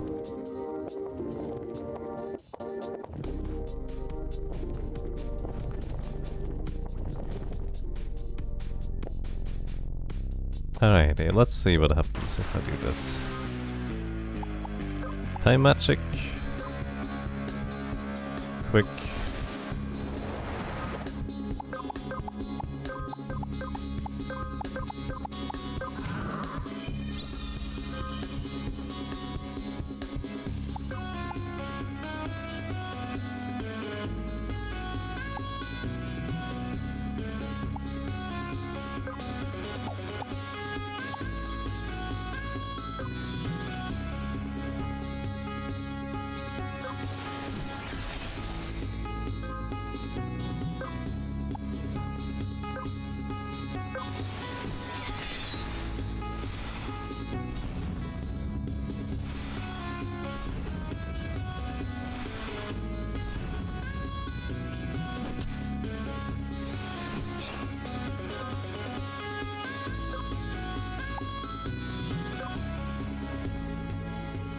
The crit this will kill.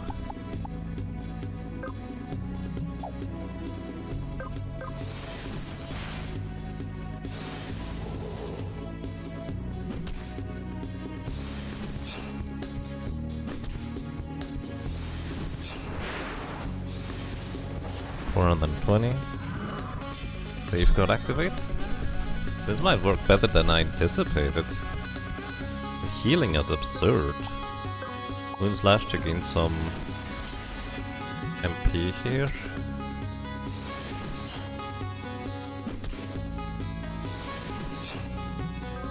And the heal over time from the Valkyrie armor. This is pretty insane actually. We could cast quick even.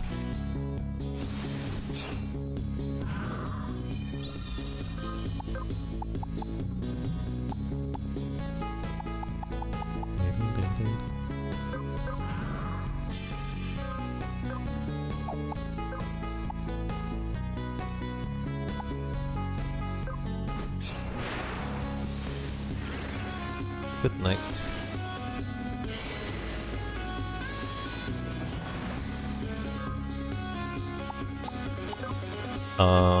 Yeah, this kinda works. He's gonna do the fungal budding again, isn't he?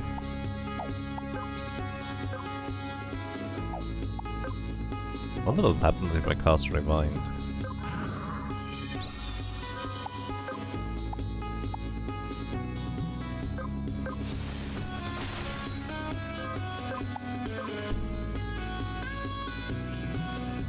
Region is scaling for your temporary max HP, which is pretty nutty.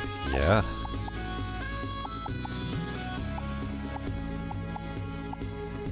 Armor down on you.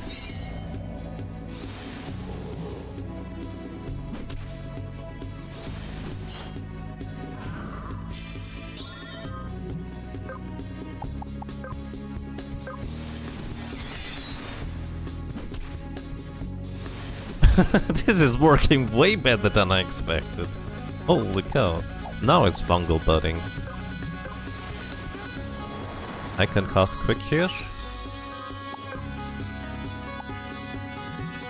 This is a multi-target skill, but because of the specific scythe we're using, well, it's not in this situation. Guillotine would not kill.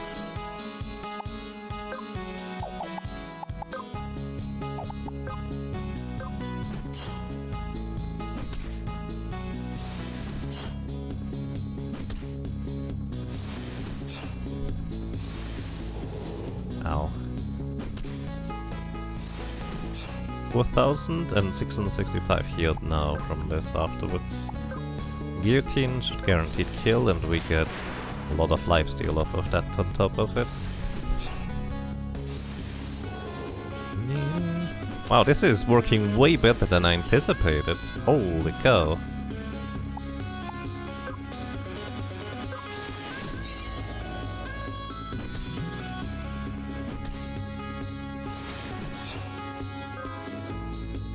I can heal up a tremendous amount with Guillotine right there. I wanted to.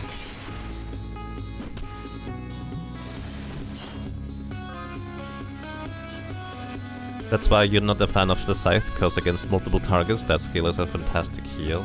Yeah, it makes sense, I understand.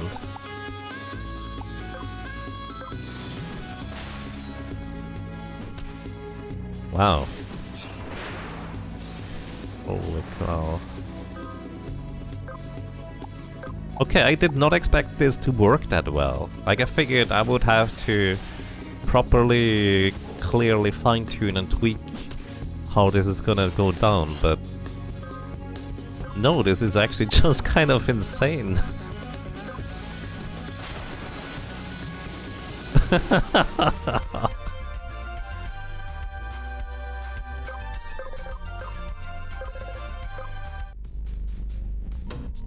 Wow.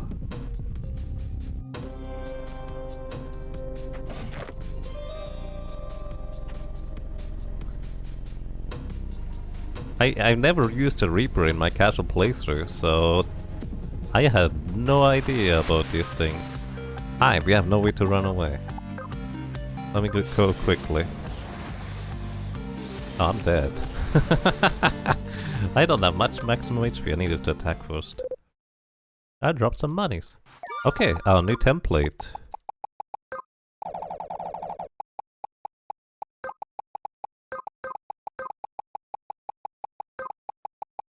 Reaper. I'm just gonna call it Reaper.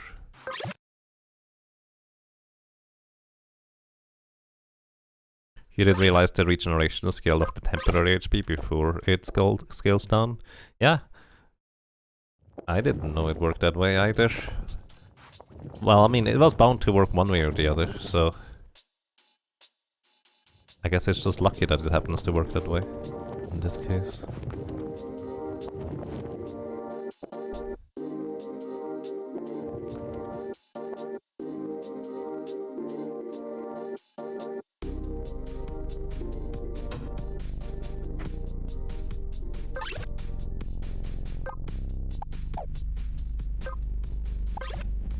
Oops. It's just do a regular jump sometime. Protector! Wait, didn't we already have that somewhere from? Oh well. What's in here? Oh, the other side, of course. What's south then?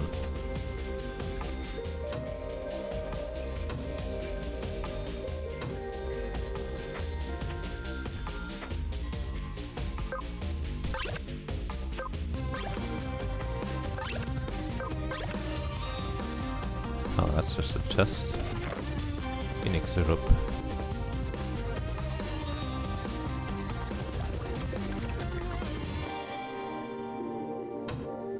What's on this side then? Whoops. Aside from accidentally keep falling.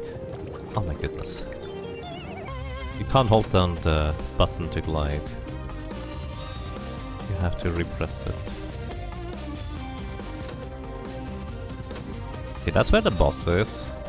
I guess the other side must just be chests. I'm gonna die a few more times anyway, so we can grab the chest afterwards. Alrighty, I have no recollection of what this is going to be. The Neo Warden.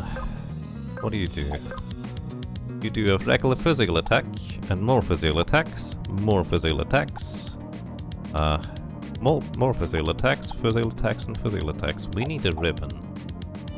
That's the short version. But besides that...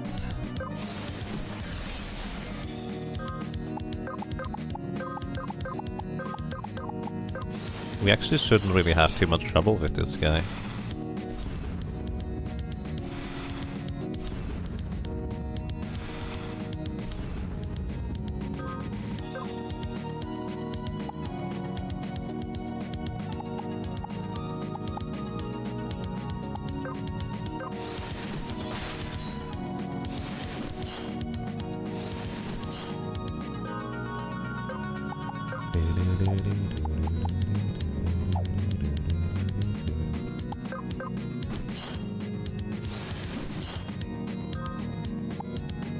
Oh, you don't counterattack the MP arrest. That's neat. I don't need to heal right now. I guess we can just straight up kill this guy? Maybe... actually, he's going to do the mean things once he's below half HP, doesn't he? I think I remember.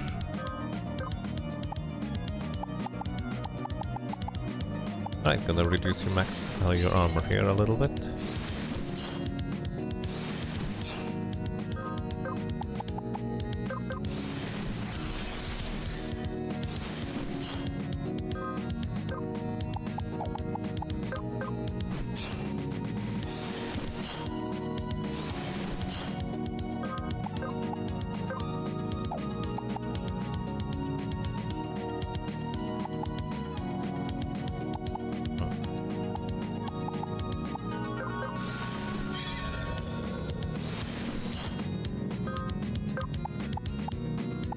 He's halfway, now he's gonna start using the other stuff, which inflicts damage over time effects. Which, if I just had Valkyrie secondary or a ribbon equipped, we would win this without any trouble, more or less immediately.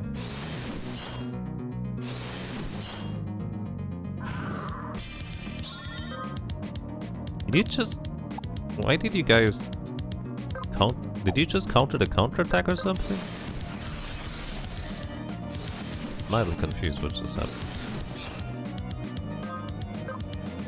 Do you think we can kill him with a guillotine? I don't know how much HP he has. Gonna go cast quick.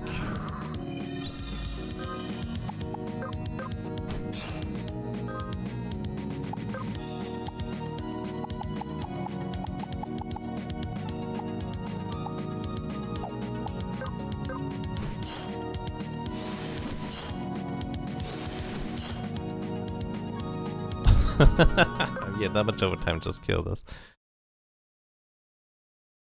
Well, yeah, actually, this should be... if I remember what this guy did, just put on a ribbon and we win, basically. It's the short version. Could even change up our defense thing too, if we wanted to.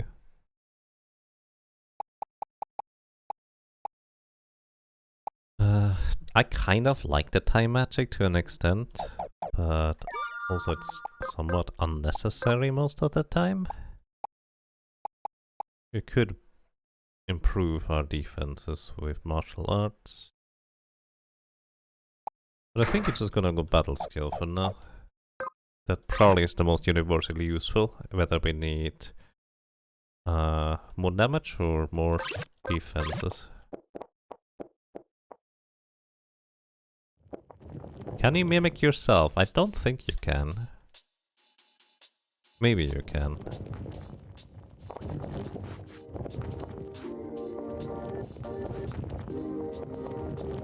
Who else has skills that is worth with scythes?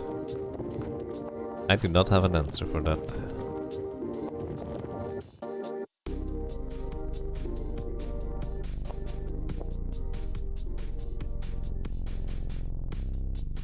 Oh shit. Indeed, probably.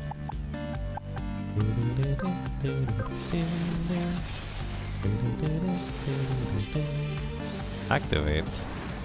Absorb. Okay. Let's assume we would be in critical HP, but we have Safeguard instead. Because that would be what normally should happen here.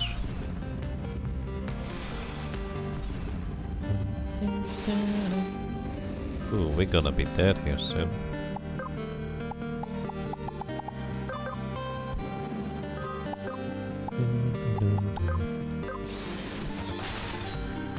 That did not kill it, unfortunately.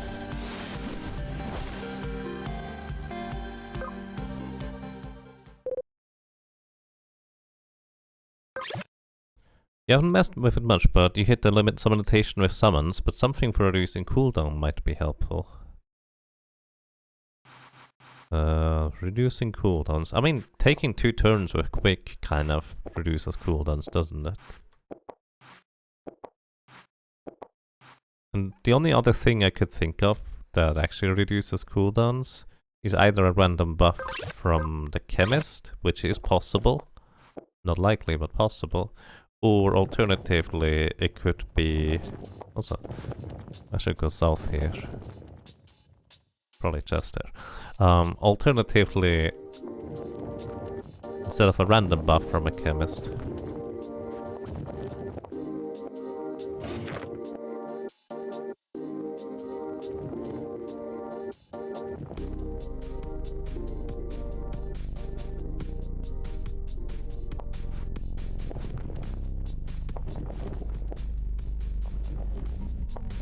From the assassin has a guaranteed cooldown reduction buff. The problem is, I can only use it via dagger and axes if I'm not mistaken.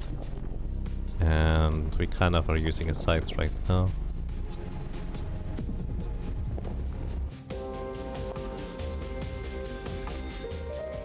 Just don't land on the mushrooms where enemies are flying around and we're good to go.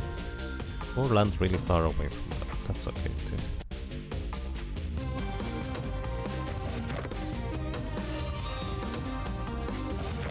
Beats of defense. We already have a bunch.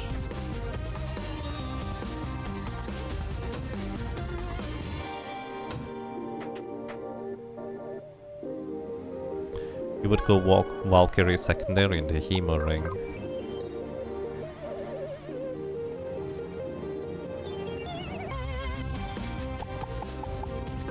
Yeah, I think that actually would probably be a better idea, honestly.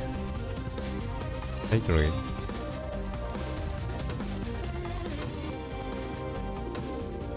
Also, I need to actually get a lifesteal shield sometime. I know where to get it, but I don't have one yet. Alrighty, I'm just gonna go berserker stance. Just hit him like a truck.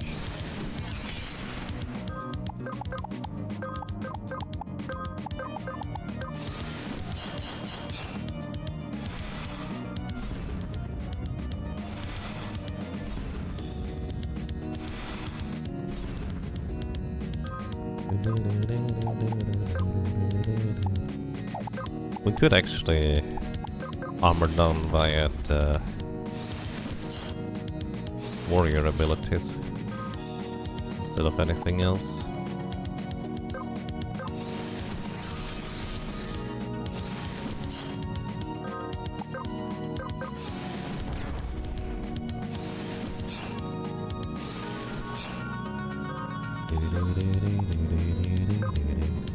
I actually really like warrior abilities for this. Because I can actually use my AP for something.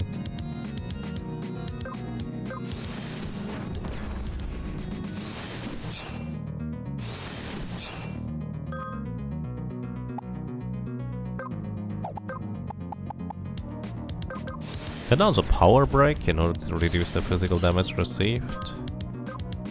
It also could help.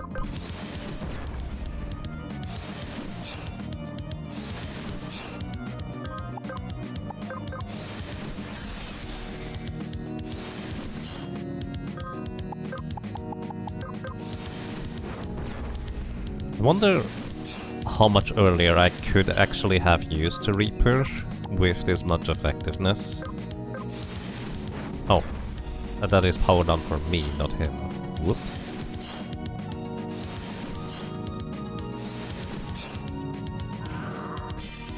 Because for all I know, the Reaper might only have come online somewhat recently with this much power. After we get a bunch of like various equipment piece upgrades and such. Or it could have been really this strong the entire time and I just never used it myself.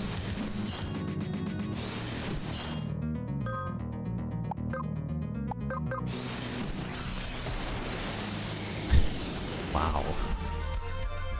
Well, at least we didn't have to use Red Mage. Smooth slab of diamond.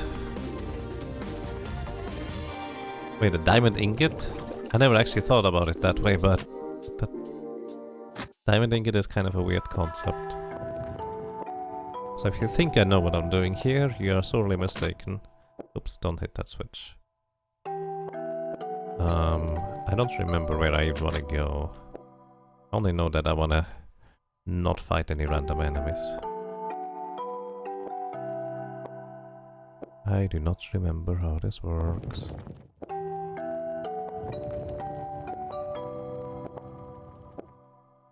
Oh, that's not necessary, I guess.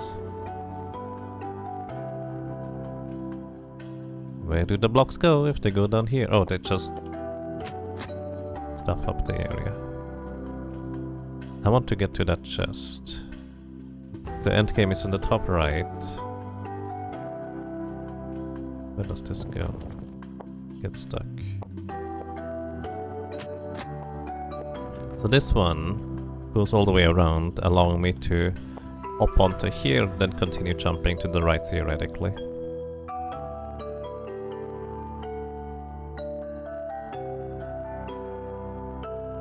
Honestly, it takes a little bit of get going because of accessories and size and levels.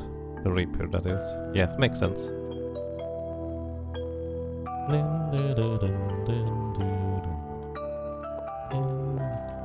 Like, we can easily get through, but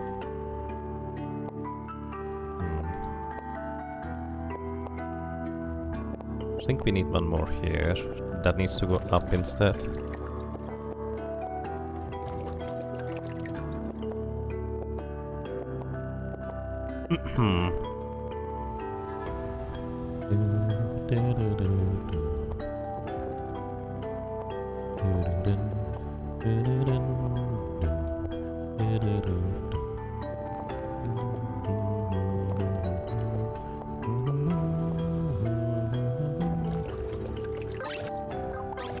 Oops.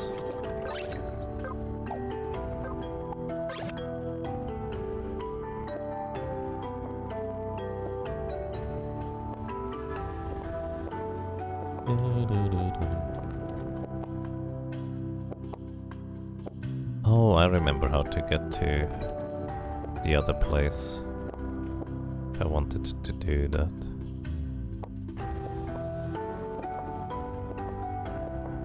But we could just continue here. Or try to.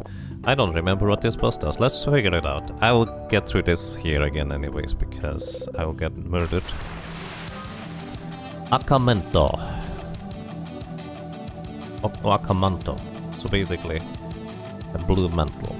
Alright, what do? You do physical attack, single target magic, death sentence, and evasion. We can replace repel these. We need to get immunity to instant death.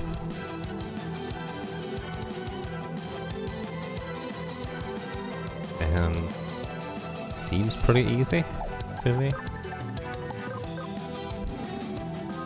Of course, the issue right now is that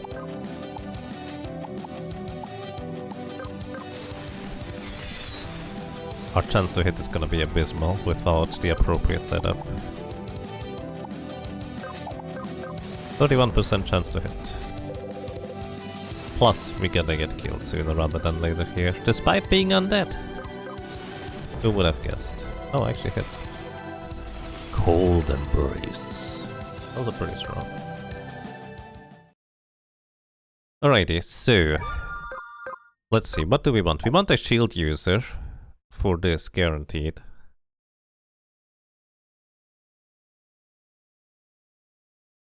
A shield user for the reflect shield. What else? Something to guaranteed hit, and maybe repeat being able to guarantee hit. Actually, let me go and learn about this guy real quick in the library. Just buy information. Because I didn't check his physical chance to hit. Then again, I would only be able to use... Actually, no, you can't dodge with a mirror shield, can you? He has 200 accuracy. I think 110 would be the limit.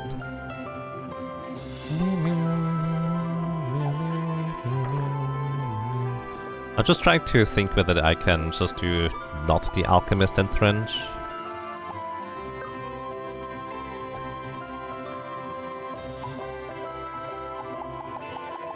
Because Alchemist Entrench is going to work.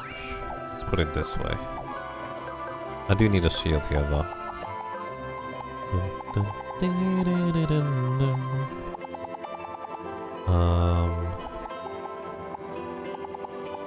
Do we want a smoke screen? Yeah, probably.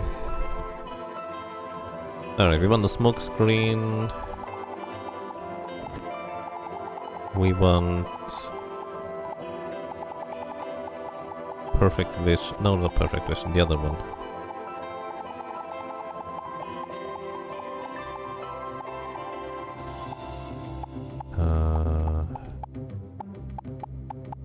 I don't see where it is, but we do also want...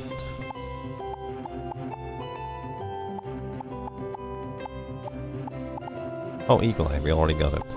We do want to equip... shield.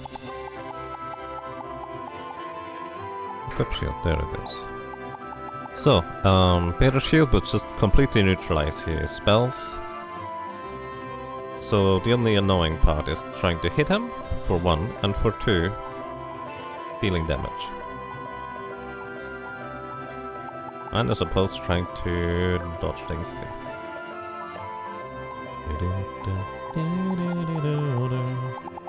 Alright, we're gonna go with... Oh yeah, instant death thing. Kinda wanna get immune to that.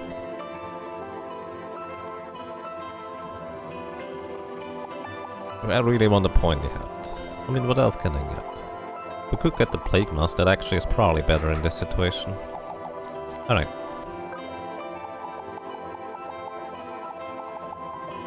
This should be a setup that works, I think.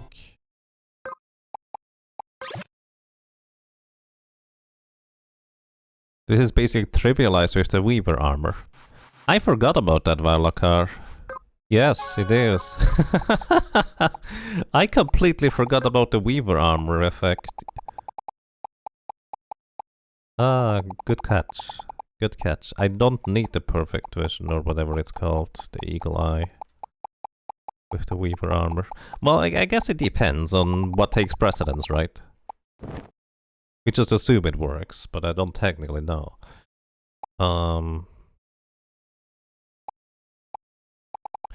Yeah, that's a very, very good point. In this case, we're gonna go with bloody thing. Where is it? Blood Spiller. So we have all 3 debuffs.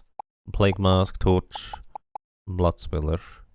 We're immune against instant death, and yeah, this should do the trick.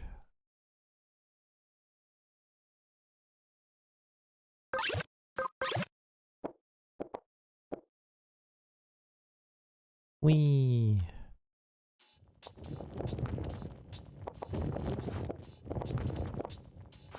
Of course, this entire place would be much more lovely if I remembered what the bosses do. That way I didn't have to die every time before preparing. Then again, I would need to go back to the crystal or the save point to prepare anyways, generally speaking. Because... well, I guess I could change equipment. I was about to say I likely won't be able to defeat it with the same setup anyways, but that's not necessarily true. Alright, so this time we're actually gonna go ahead and want to push an ice block here and the other place. So in order to push one here, we want to push this one. But we also want to push one from the left side over there. Normally you're supposed to put that ice block over there first, so you can actually go back and forth. But we're fine. I don't think we need that ice block. That ice block is mainly to... well, for convenience, really. So let me get that thing out of the way before I forget about it. This one goes to the right. Oh. Oh, it doesn't go to the right. Oh no.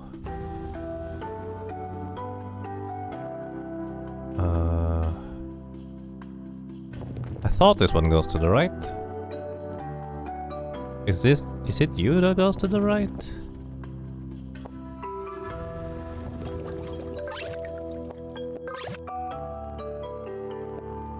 No. Ah, I'm forgetting what I need to do.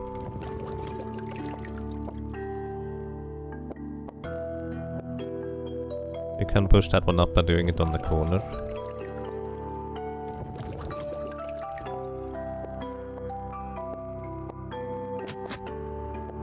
Oh, that's what I need to do. There. No, this one is in position. Derp. Oops. Now this one is gonna go into position. Now we can go across. No! Ah! They're gonna murder me. I don't even know what these guys can do.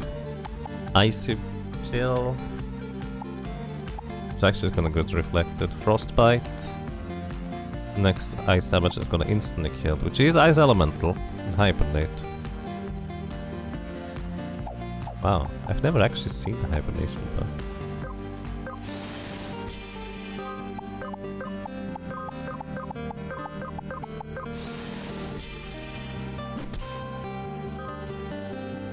Actually, wait, I can run away 95% of the time. For some reason I forgot about that for a second.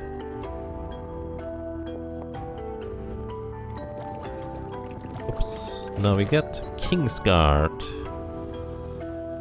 Oh, inflict power down debuff just when attacking, that's actually really good. And Royal Guard, two-handed spear, gain 50% more defense when at maximum HP. Did I just forget about these weapons? Probably. Because these are really good. Fine. No.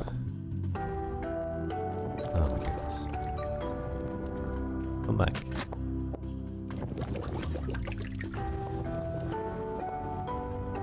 Alrighty, now push this one up. We need to push this one up. Do you need to push any others up? Or was this all? No, there was one more on the right side that I needed to push. Hang on. That's not where I meant to push that.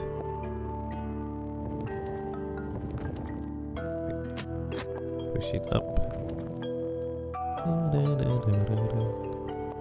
This is, by the way, how you're supposed to get here.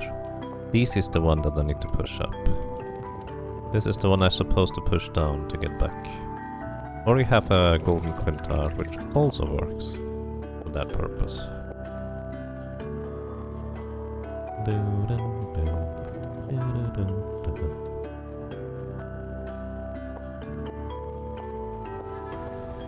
King's Guard might be a great Reaper weapon for physical bosses. I was thinking that too, yes.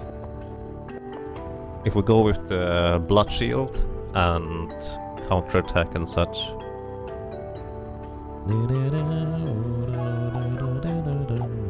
We should be set up right. Chivalry and Trench for physical evasion. And speed, I guess. You kill yourself, knock yourself out, and you always hit. Hurrah!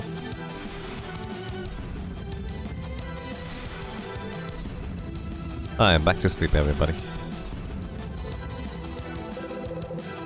Your next breath will be your last. I'm actually kind of disagreeing with that notion. Oh yeah, actually we didn't. We could just infinitely extend the debuff, because unless it runs out, it's not gonna hit us anyways. Okay, do you ever physically attack anyways?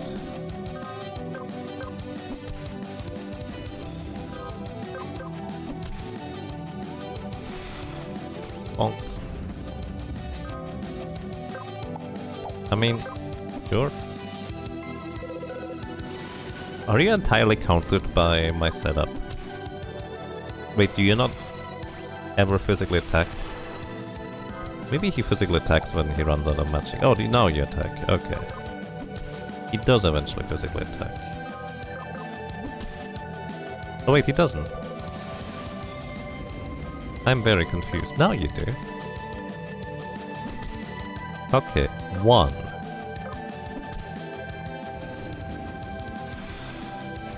What's the Blood Shield? In the Japanese area, the guard enemies there, I think you can steal it from them. They drop it? I thought it was a steal. But yes, it should be reasonably easy to get. They are somewhat low-ish level enemies.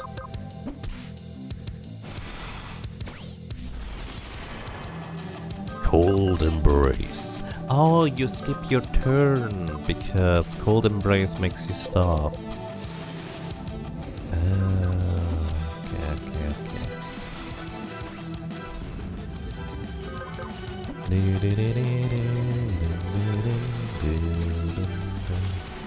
That Weaver armor passive is amazing, actually.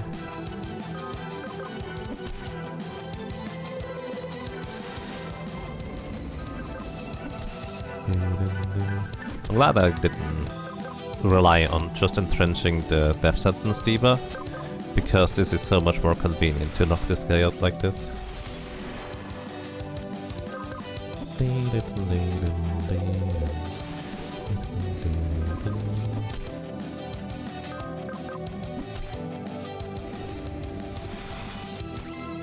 Bonk. Your next breath will be your last. Same.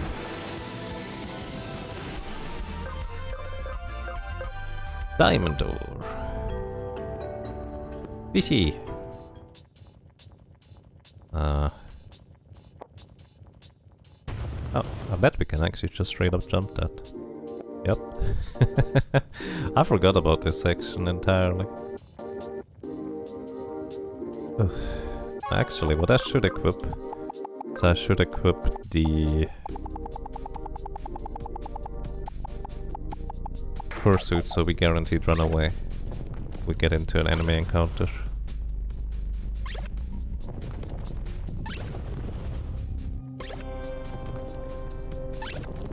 Ooh, barely. Dream Hunter. Deal 100% more physical damage if the target is asleep.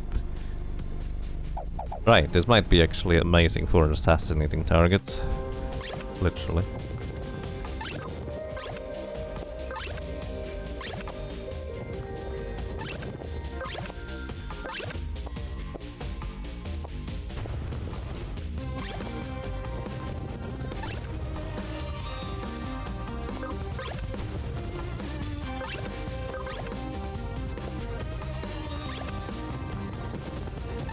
Oh boy.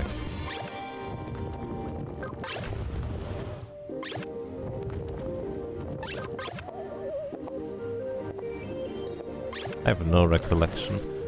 We could have probably skipped through that.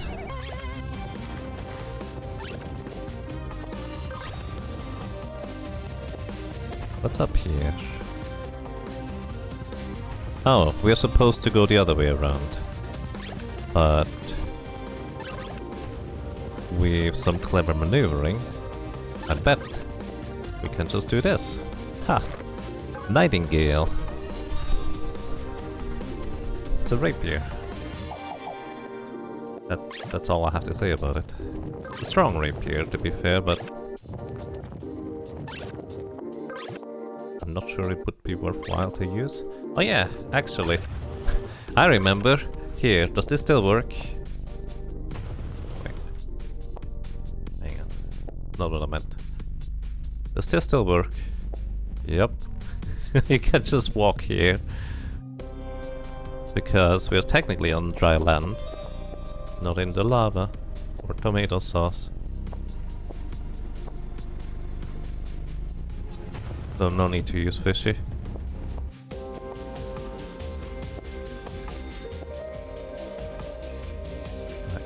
Let's go, buddy.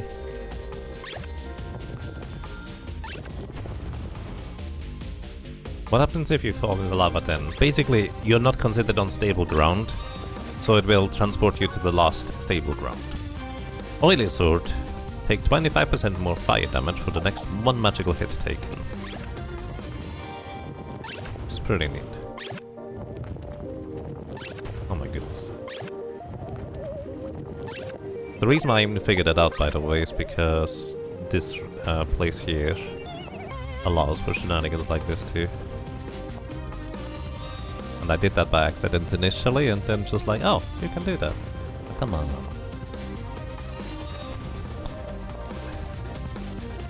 There we go.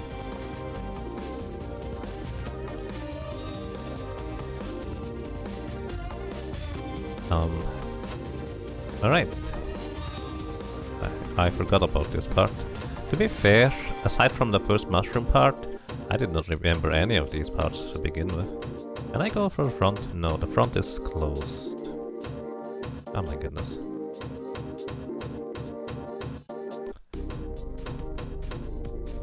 I do not remember this being that annoying to try and get into. There we go.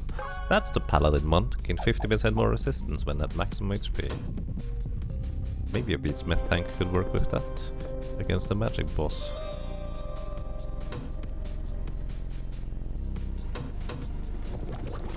Thinking about it, a beatsmith just stuns actually could work well with a Reaper to permanently inflict like damage down debuffs.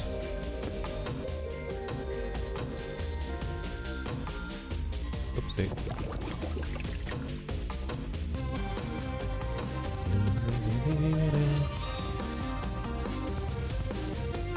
Tomorrow's favorite sword.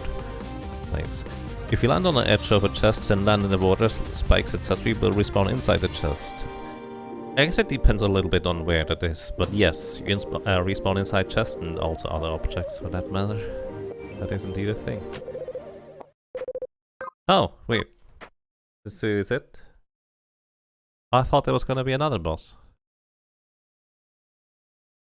Okay, so we cleared the castle now. So we have the normal way up top to the castle now. As you can see, we've already been up here because we can do high jumps. But I decided not to grab this. Now we have the New World Stone. Words to the party to the New World Shrine. Now I want to play Magic again. Either way. Welcome to the top of the castle, where we could just begin going places if we really wanted to. New World Computing.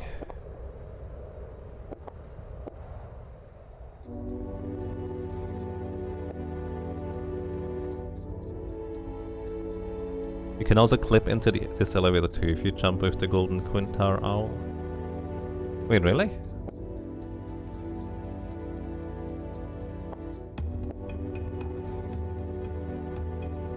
You can clip into it? Ow.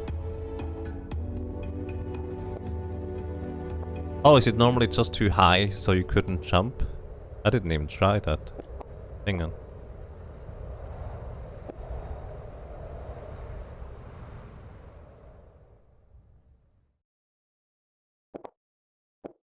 Oh, I forgot that's how it looked. But yeah, you can just do that, huh? Wait, no. This... Well, it still kind of works, but the holes are not open, basically.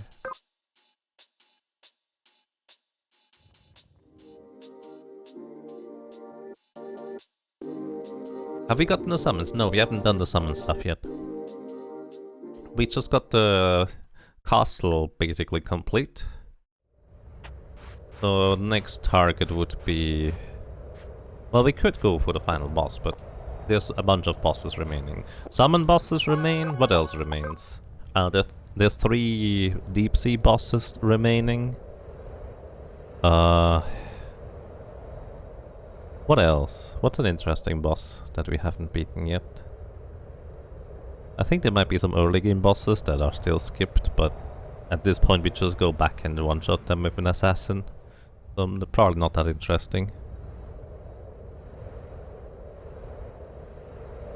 Summoner bosses you have to be on summoner for, right.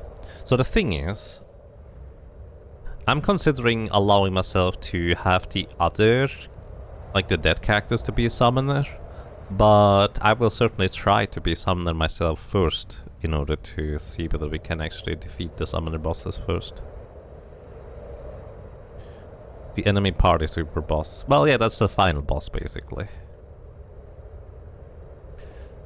We got this one. Is there anything else? There's like a random enemy in the snowfield. That's kind of like a boss almost.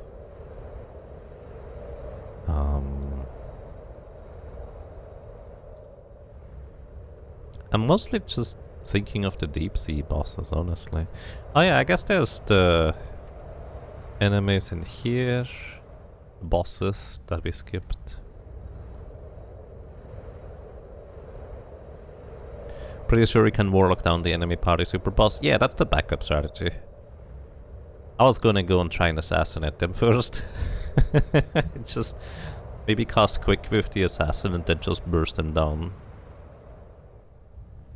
He's actually a super boss in the snowfield area, is he? We should try it then. See what happens. Let's see. Ribbon. Yeah, I have no idea what he's gonna do, so let's just try it.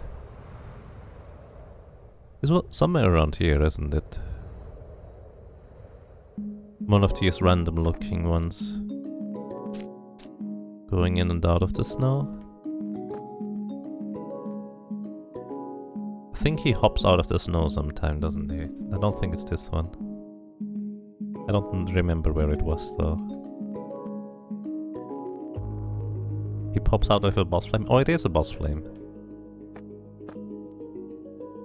Forget where exactly it is. Just north a little bit on the big tree is where you found it. I'm just safe here.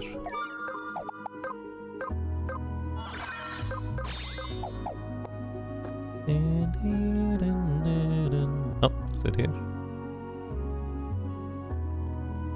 Must be this one, right?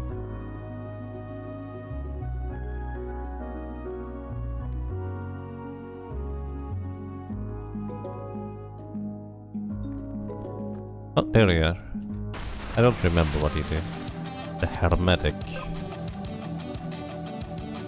Oh, take 50% less damage while charging abilities cast time. Alright, you have crippling venom, which we definitely want to skip. Instant kill for devour, definitely want to skip that too. Multi-target ice, ugh. Deathly chill. So we have to be able to remove the debuff. Because this is also multi-target. Unless we can run out of magic quicker than that. We don't have a way to remove debuffs as a chemist.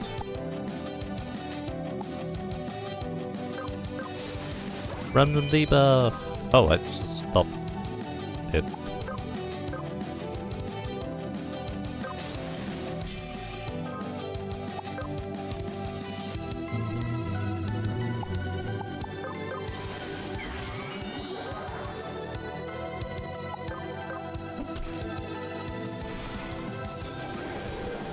Oh. Well, Isaina is fine. Wait a second. Do you only use Deathly Chill once you're below half HP?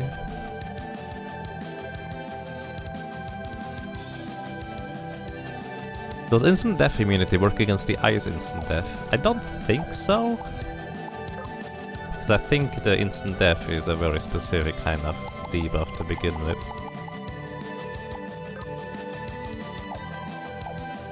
I mean, we can actually survive this as long as we heal back up to full, right? Just repeatedly heal back up to full.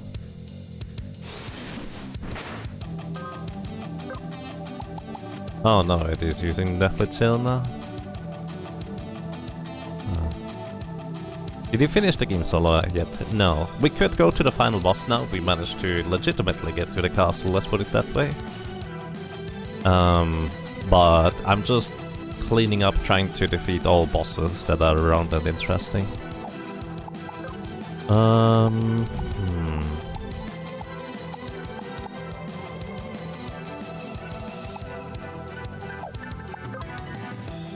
Yeah, I just need some way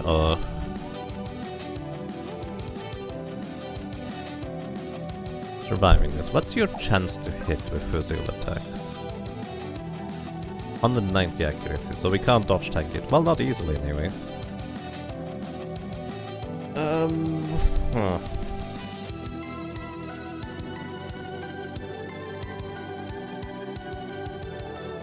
Technically, you know, a variant of the dodge tank I haven't considered yet is like Chemist plus secondary ninja. Because you can dodge both physical and magic spells.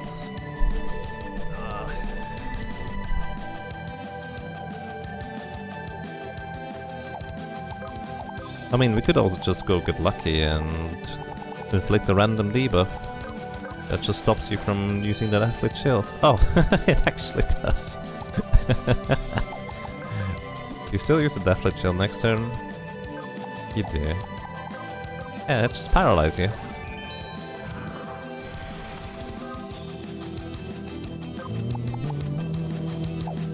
Yeah, we have to get rid of the debuffs somehow, so... What does Chemist bring there? Tends to dodge. Reliably. But considering that this thing doesn't attack too frequently to begin with, just a regular entrench might do the trick.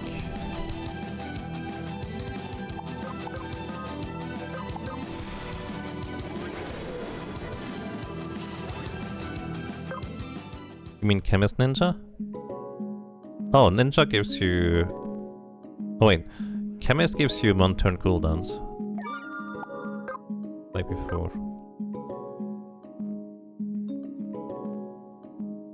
Are there any interesting fights coming out of the seeds you planned, if you haven't done them already? Maybe. I have actually never tried all of them. There are some that are really strong. So, possibly. There could even be a super boss in one of the seeds for all I know.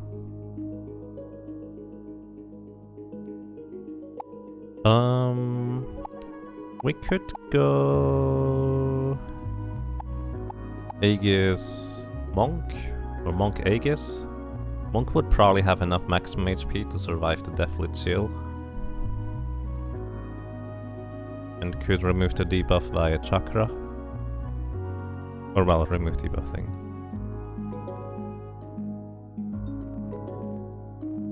What skill do you want to reduce the ninja cooldown to 1? On the ninja, the magic evasion. It usually has a 4-turn cooldown, I think. And if it casts spells more frequently than that, we would not be able to keep up.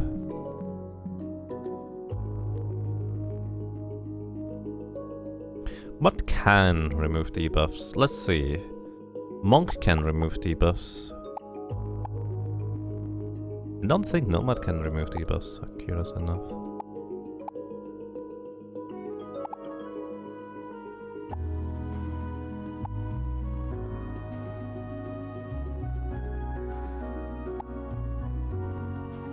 Technically Summoner?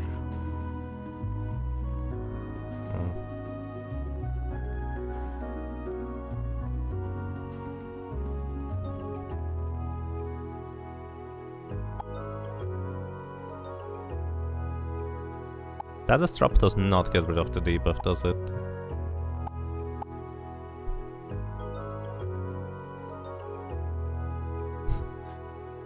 No, the enemy is immune to instant death. Actually, let's try, shall we? Let's try whether... Because I just assume this doesn't work, but I don't technically know. Let's see whether the instant kill is prevented here. Shall we? Equip the Regen Crown. You don't need the Mirror Shield in this situation.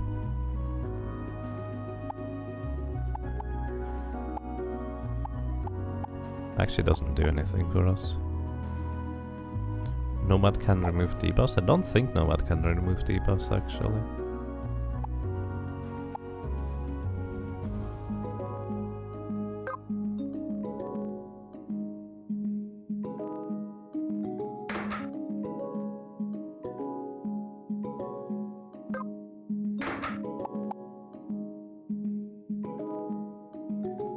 Let's see, but the physical attack's actually gonna be an issue. Because what we could do is we could equip the... No, we cannot. That's medium armor to reduce 50% ice damage. Let's just see. Let's see.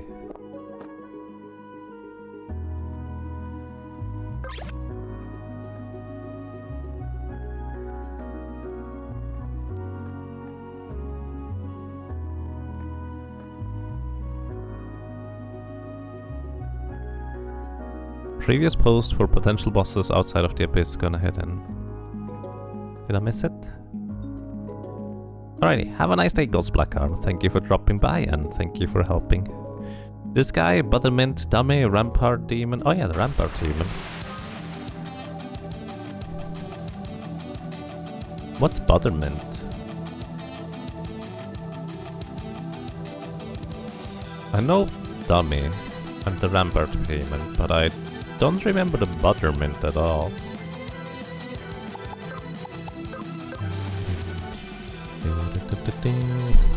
I'm gonna immediately Deathly Chill. That's actually good for me. Gives me information as to whether I might survive it if you do that.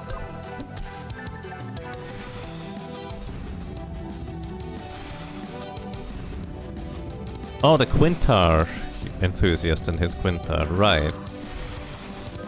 Forgot about them. Alright, we're definitely chilled now. Isena should kill us.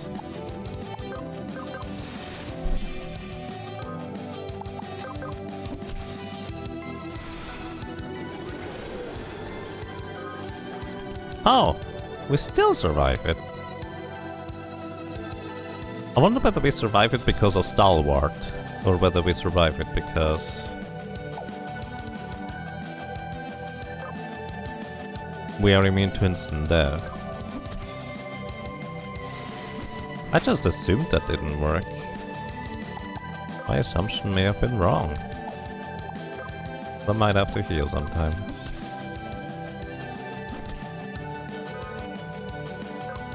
Isena again. I wonder how quick you run out of magic.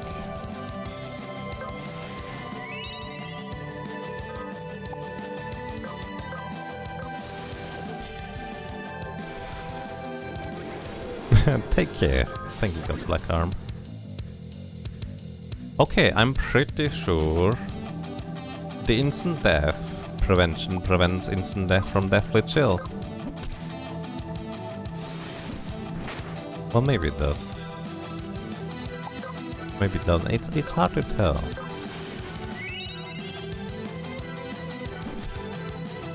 Either way, this should be an easy boss in this case. Eventually she won't be able to use spells anymore because she will run out of magic.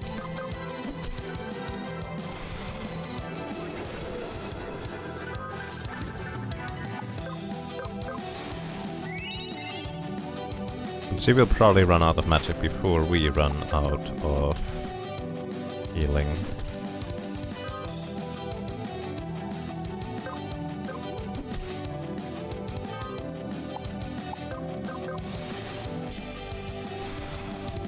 It does take a stalwart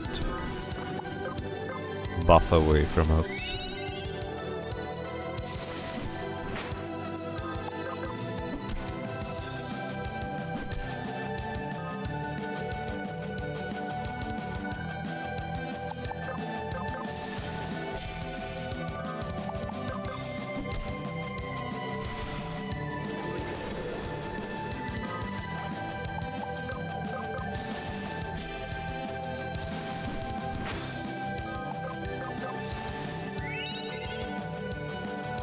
Yeah, that's kind of what I'm wondering about. It takes maybe Stalwart away because of the massive damage. That is very possible. Rather than, you know, anything else. I don't know.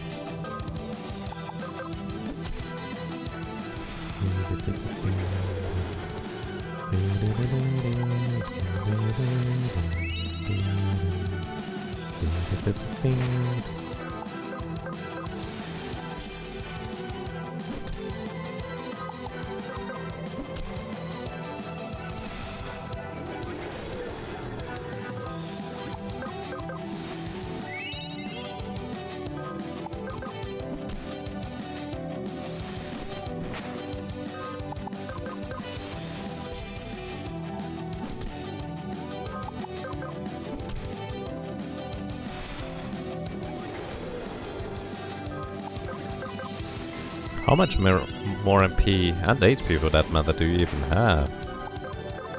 Looks like it's gonna take a while. Wonder if I could optimize my damage. Oh, half HP.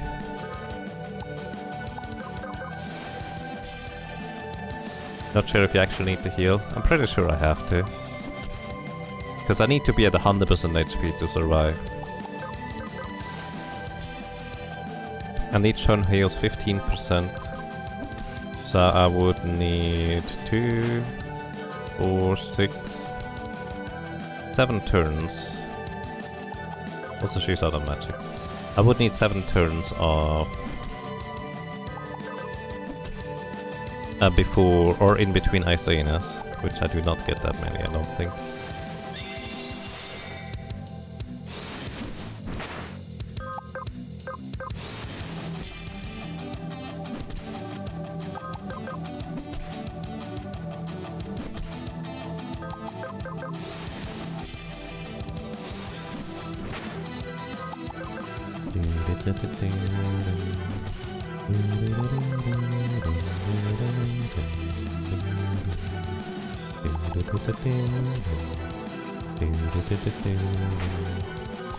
I'm wondering whether a Weaver can possibly deal enough damage to a single target in the final boss fight to one-shot an enemy.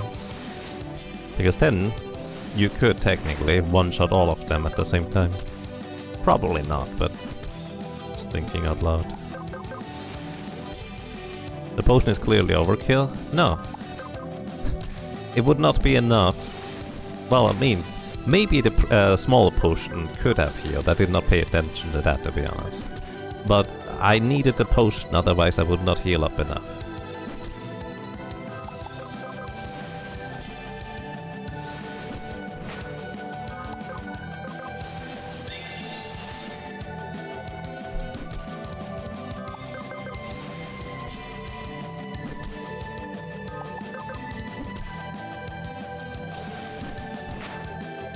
Because there were not 7 turns in between each Isaina that she was casting, which is what we need in order to get from 0% to 100% in 15% increment steps.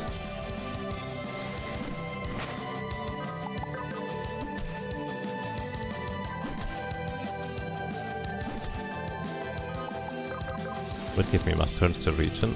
I mean, possibly. But we're not really going to run out of resources. So I figured this might just as well be as efficient. Basically, I was kind of thinking of turn economy instead. Arctic Jill. Replace basic attack with cleave. Multi-target basic attack. Oh. That actually could be really good for the Reaper. For a tank setup. Small potions give you faster turns, that is indeed correct, but actually medium potions give you slightly faster turns. It's 25% for medium potions and 50% for small potions. That it speeds up the turn timers.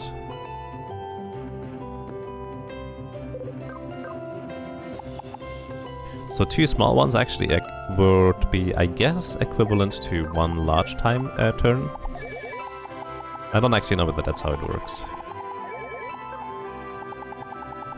But because the single medium one was sufficient, I think that was more efficient in the long run.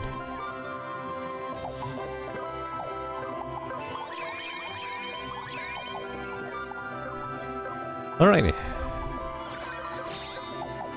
What else? I don't like fighting Buttercup.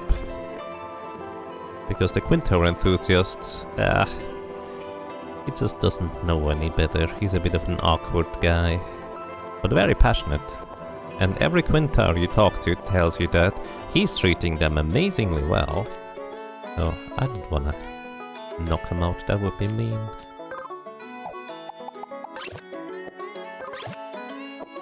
Aside from that,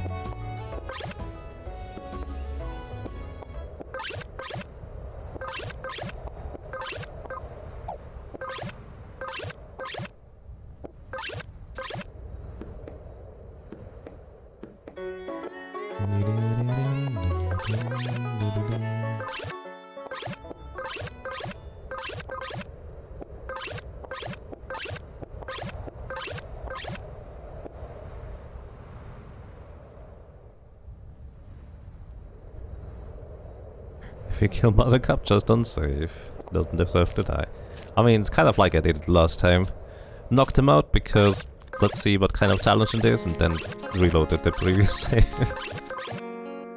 In an alternative universe, Yaga is a monster. Or something like that. Chest over here. Was it below? That chest might be below.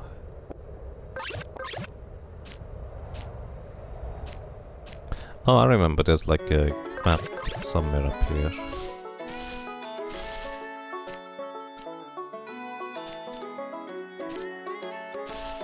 There it is.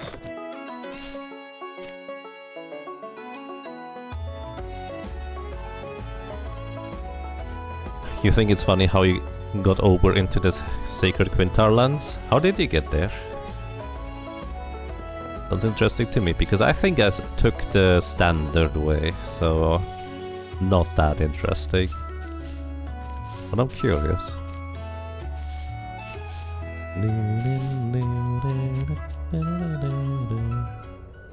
Let's see, where's the chest? Oh, up here. Oh, just a Dion shard. Okay.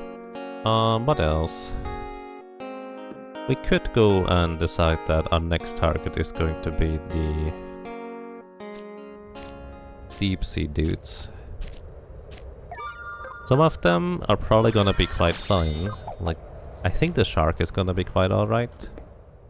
But I'm honestly mostly worried about the dude with 6 tentacles, or however many that is.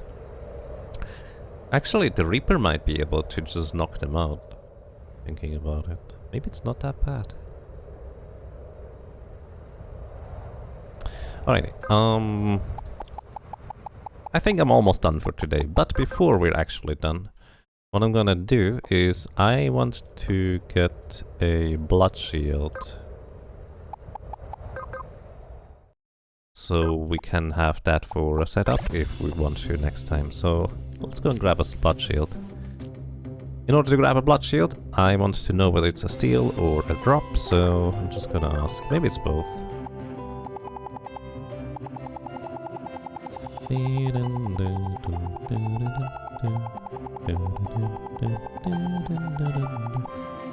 Actually, oh yeah, the Rampart Demon. I'm gonna buy the information. So we see the HP too. The medic had a legend spike for steal, which means we could actually go and buy it now. Wendigo. Wait. Oh, those are random enemies. I was really confused. Wait, isn't that a boss? No, it's not. Spit Skull.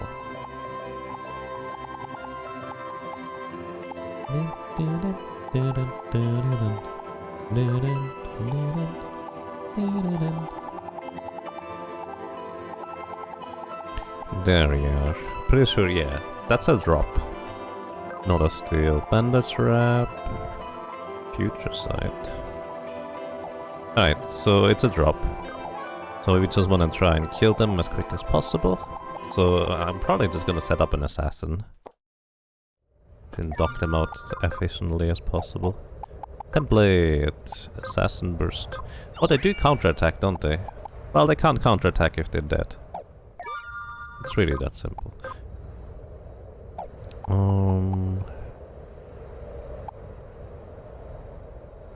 Chance to steal is increased.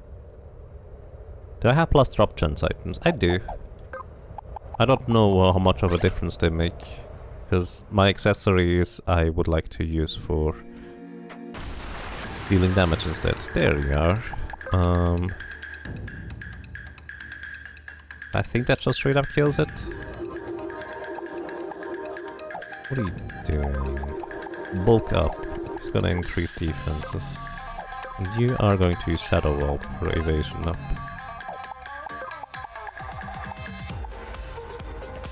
Oh yeah, you can't do that.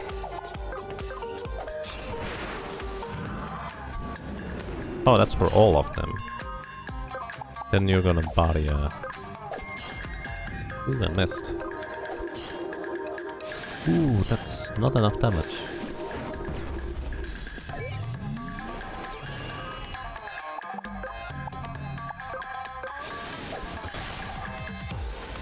Ho, that's not good.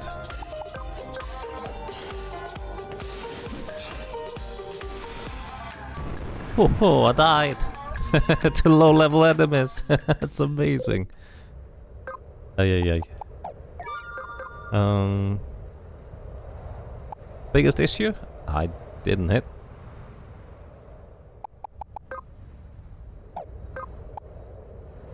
Too bad you can't equip average armors. Actually, we can have you equip everything, literally.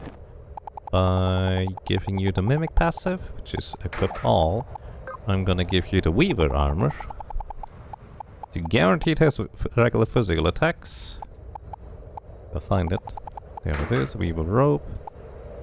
And... what's the strongest regular physical attack weapon? Guess Muramasa's pretty high up there.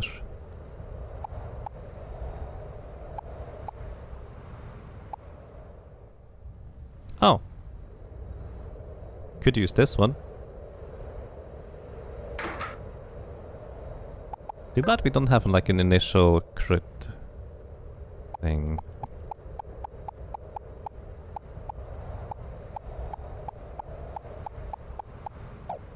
That would be really good right now.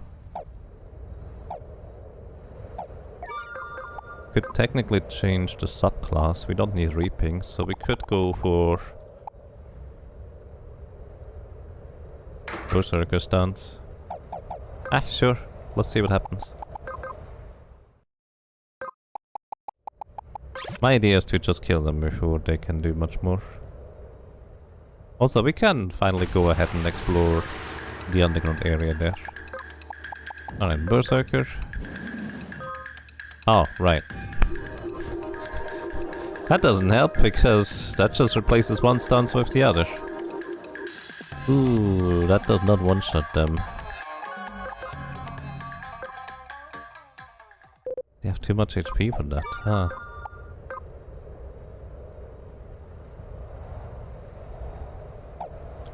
I am mildly surprised.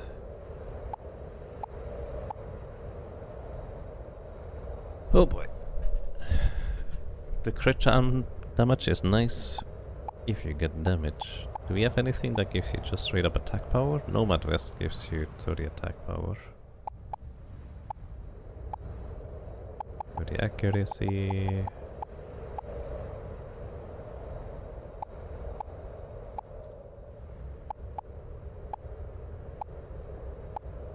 You know what? I'm lazy. Let's go with the Reaper template instead. Reaper template is perfectly fine. Arctic Chill. Less defense pierce with this one, interestingly enough.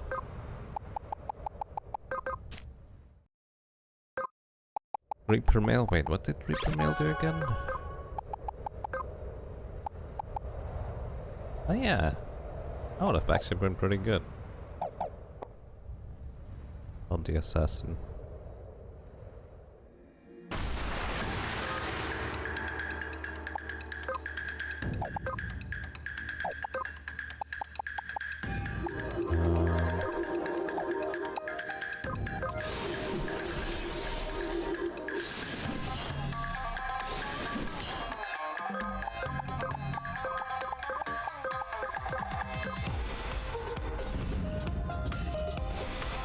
It deals ice damage, does that make it face resistance instead? That's an excellent question. I honestly have no idea.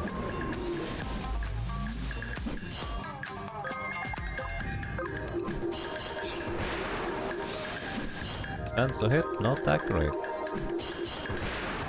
Good enough.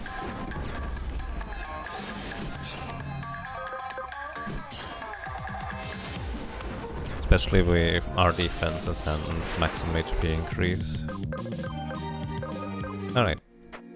This is kind of what we're looking for. I think this is also one. Just one.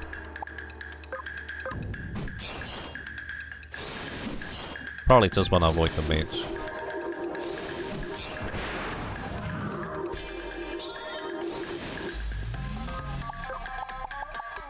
Can't guillotine this one. That's right.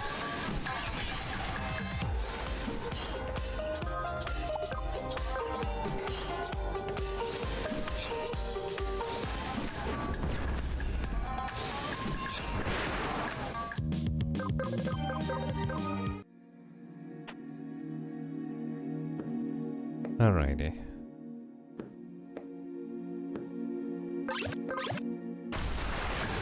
Normally they jump down to you, so I can just do this.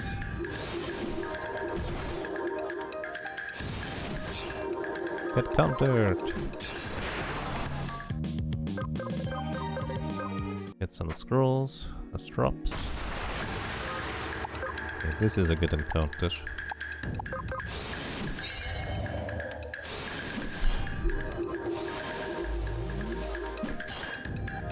Didn't we have a passive where enemies can't counterattack sometime?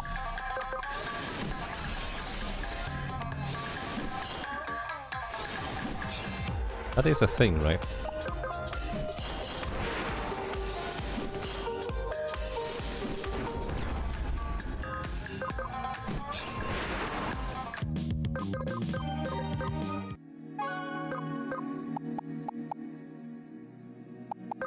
Let's see.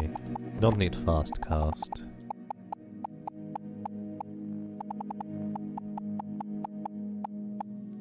Oh, we could get duel ready. Equip all threatening. Wait. Wait. I think I know. I think it's samurai, isn't it?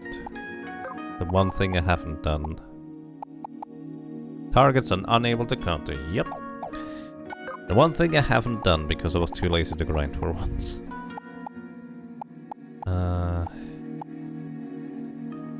Is it a basic attack when you cleave? Maybe.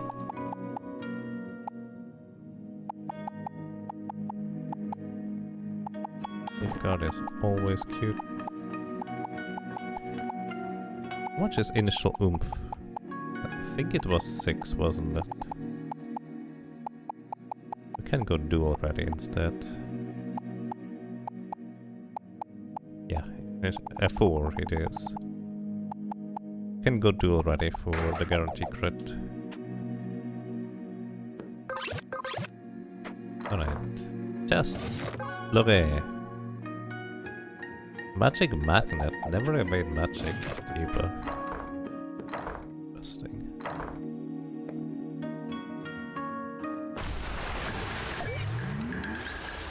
Huh, it insults me. What a meanie.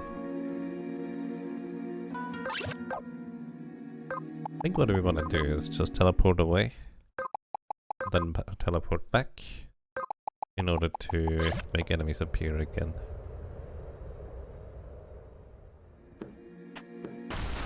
Hi.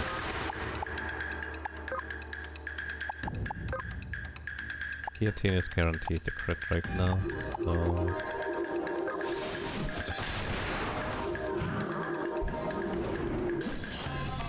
Maybe I should have killed the mage first in hindsight. I definitely should have killed the mage first in hindsight. Didn't matter this time. Also, we're probably strong enough. So... let's equip Autumn's Oath, 50% increased chance to drop items. I do think you are correct, that's what I should do. Guillotine. Oh, that did not kill him. That's really bad.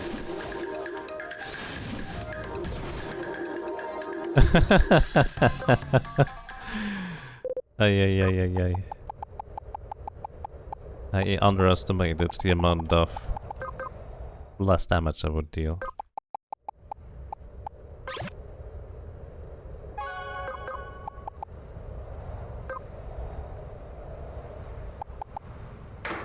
Get a Reaper mail instead. Basically initial oomph.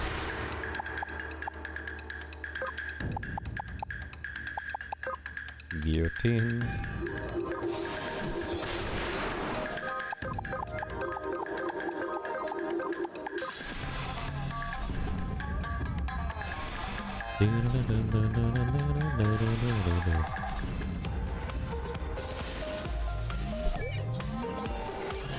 Baria!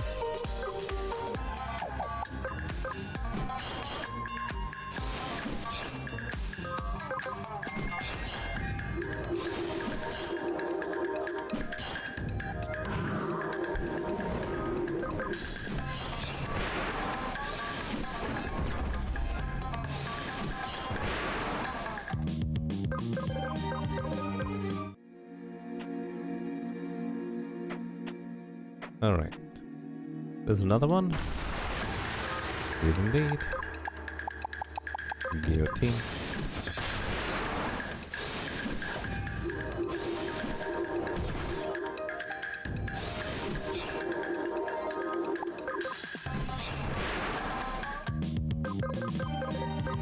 More scrolls.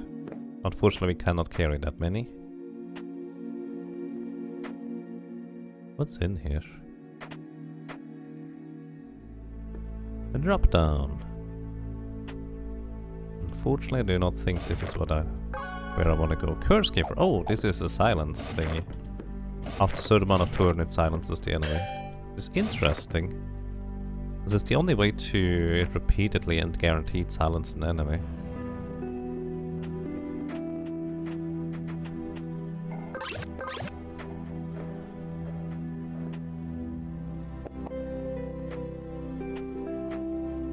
I mean, I didn't really mean to go explore in here, but I guess I'm exploring in here now. Oh, come on. Come on, Jakob. Knight's Plate. Generate more threat. Not relevant for me. I'm always the only target. Well, I should be anyways.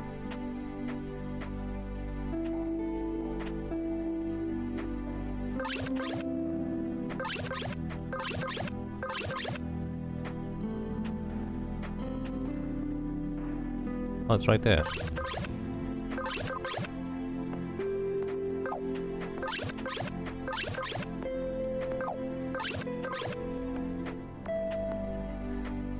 No.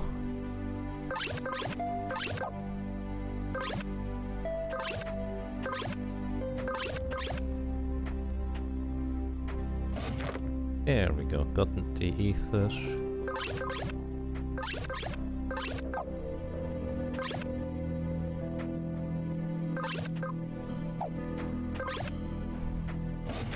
An ether pouch. More maximum stuff for the chemist.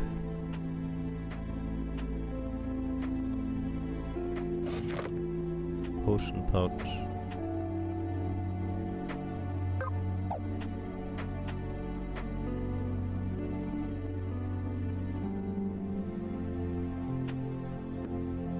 Can we unlock this? Nope.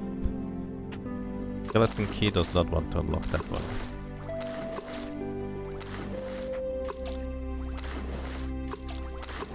Which is fair, I suppose.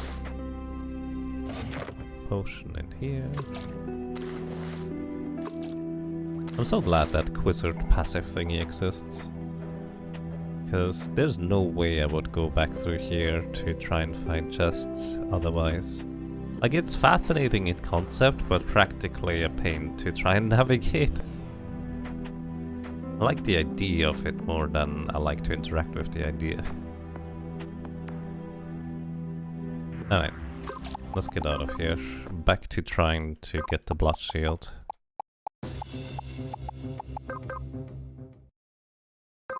Did we kill the Undercity bosses? We actually have not. But at this point, I bet we just mostly one-shot them. So I'm not sure how interesting that would be.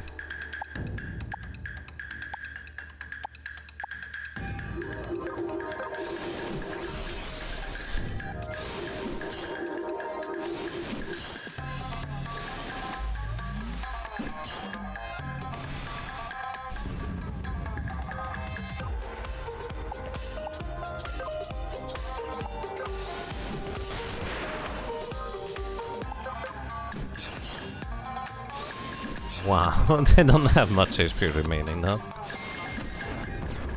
Battle Crush. Oh.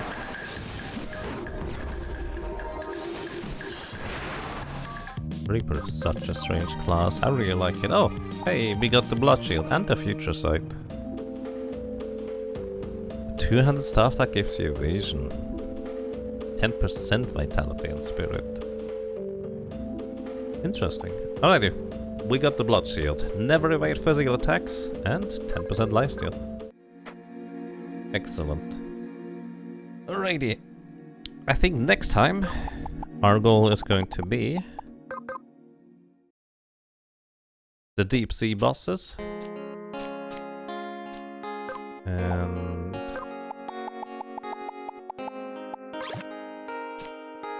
see what else we can do at that point, I feel like.